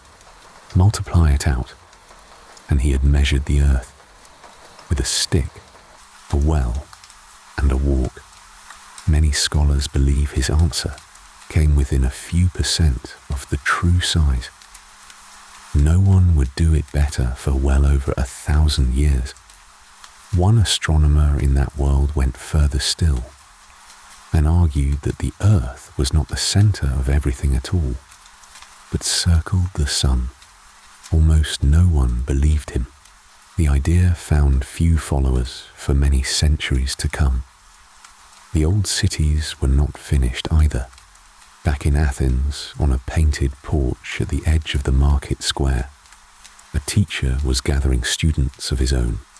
His lesson was simple and very old and very new. A man cannot control what happens to him, he taught. A man can only control what he does about it. Calm, he taught, is a thing you build. People called his followers the men of the porch, the Stoics. Their quiet advice is still handed from friend to friend today, 23 centuries on. Archimedes drank all of it in, then he carried that tradition home and extended it. Home was Syracuse.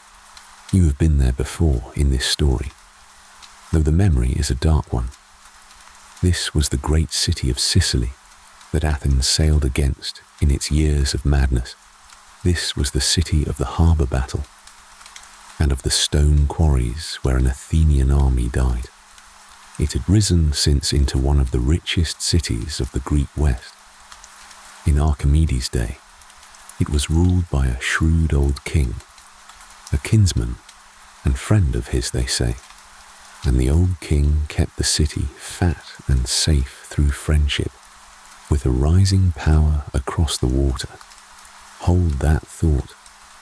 At home, Archimedes thought about shapes, and what he found kept mathematicians busy for the next 2,000 years. He worked out the areas and volumes of curved things, spheres and cylinders and spirals, solving problems no one before him could touch. He found the law of the lever and wrote it as mathematics. "Give me a place to stand," he is supposed to have said, "and I will move the earth." The king, so the story goes, challenged him to prove it. So he rigged ropes and pulleys to a loaded ship in the harbour, sat down and drew it along with his own arm. He wrote a book that counted how many grains of sand it would take to fill the entire universe. Not because anyone needed the answer. He wrote it to show that no number, however monstrous, was beyond the reach of reason. You likely know one story about him already. The king, suspecting a goldsmith had cheated him, asked Archimedes whether a crown was pure gold without melting it down. The answer came to him, the beloved story says, as he lowered himself into a bath and watched the water rise. He ran home through the streets, wet, shouting that he had found it. Keep the bath or doubt it, the science underneath it, how bodies displace water and float or sink. He truly found it in a book we still have. But his deepest love was none of that. It was pure geometry, shapes no hand can touch. Of everything he ever found, the discovery he treasured most was this: set a sphere inside the cylinder that exactly contains it, and the sphere is precisely 2/3 of it. Every time, forever. It seems a small thing. To him, it was the music of the universe heard clearly for once. Keep that sphere and cylinder in your mind. They are nearly the last image of our night. Now the world turned.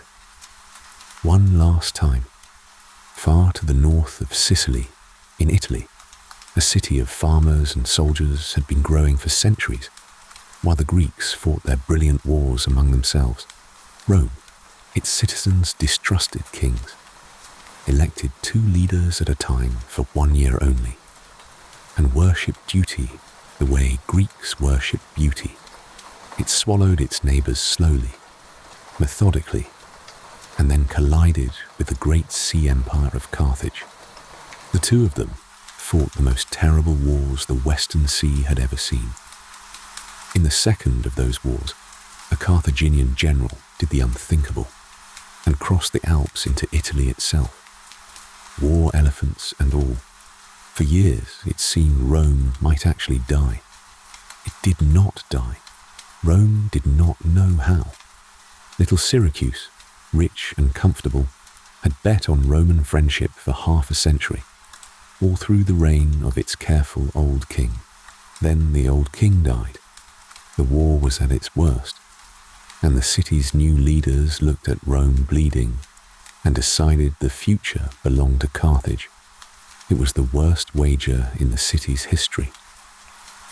Rome sent an army and a fleet to make an example of Syracuse under one of its hardest commanders, and against the finest siege force in the world, the city set its walls, its garrison, and one old man's geometry.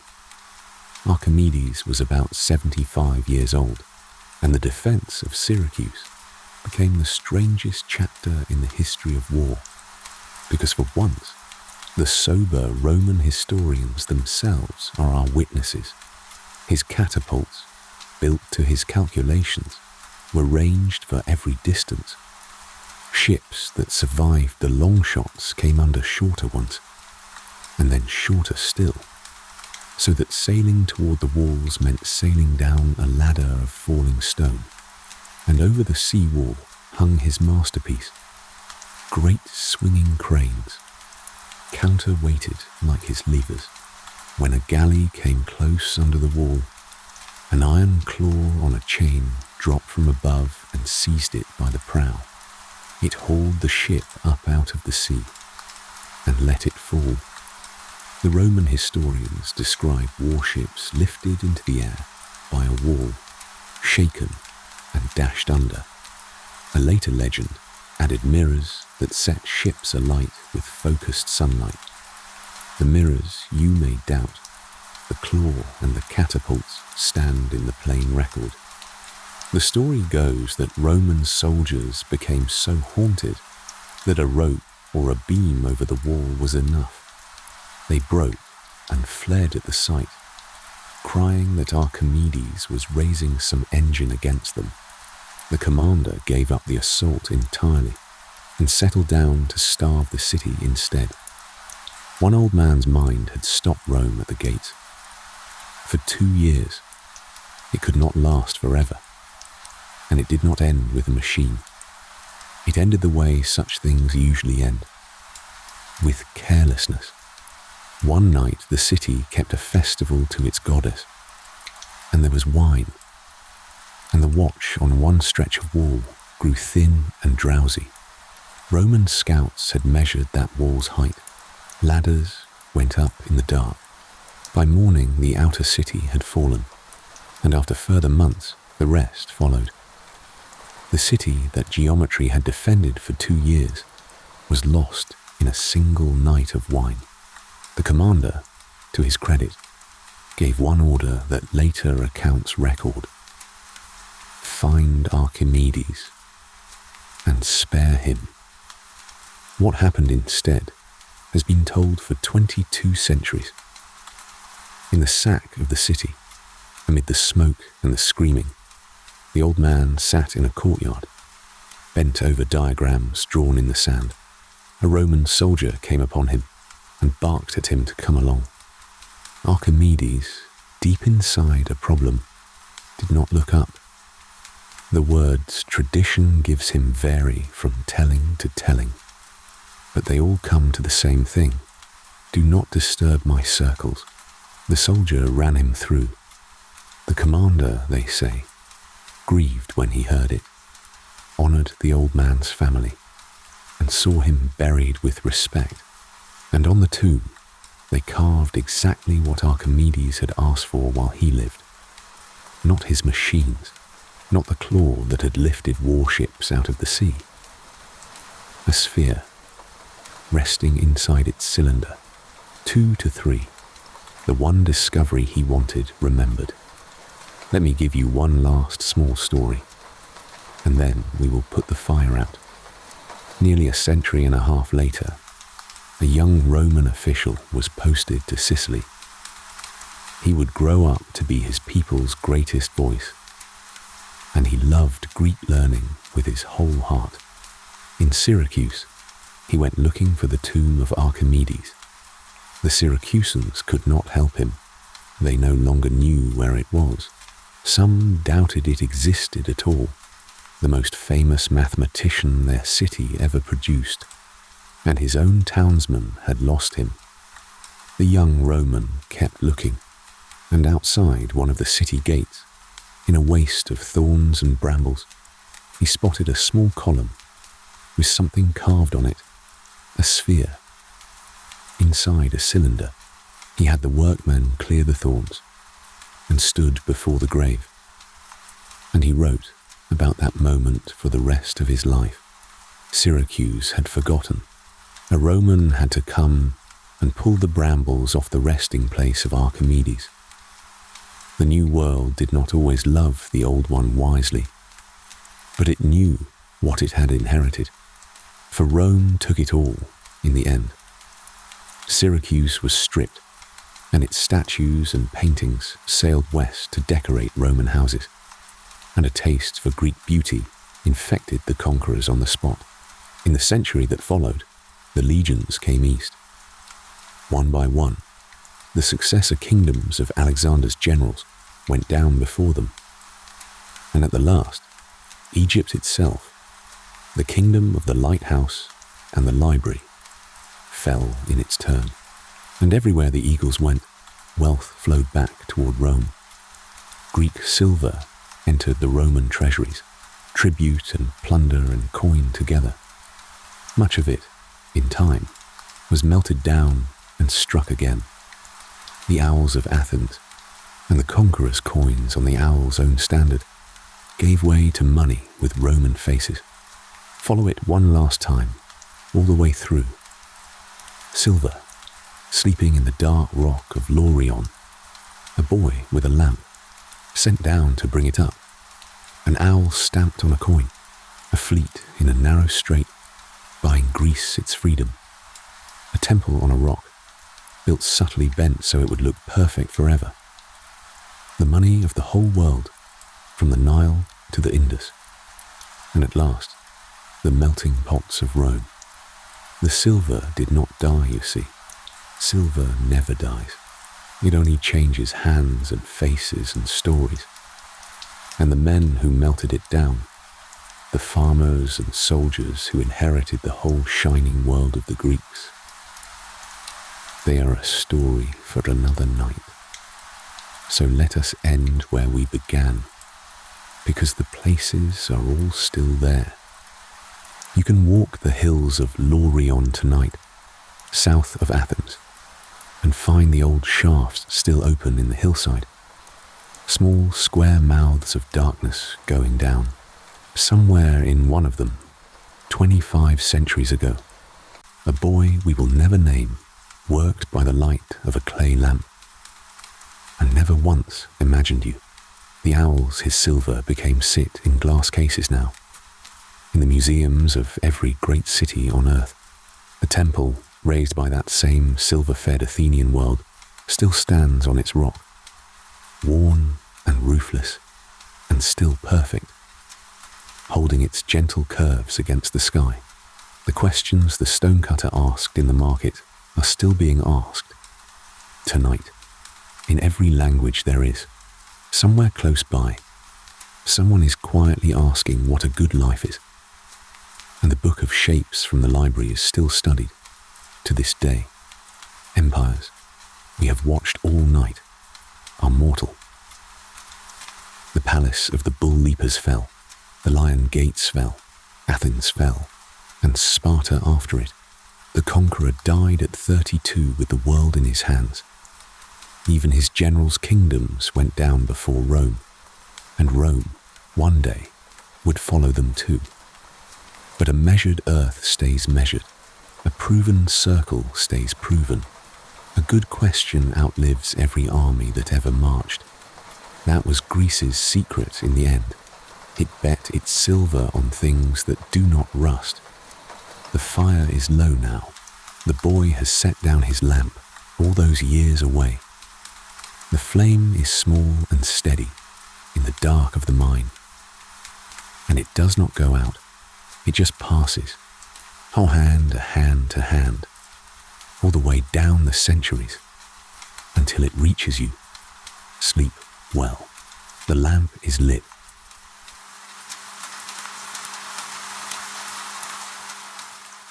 The old stories have been told 1,000 times. None of them are quite the same when I tell them. This is the drifting historian. Until the next one.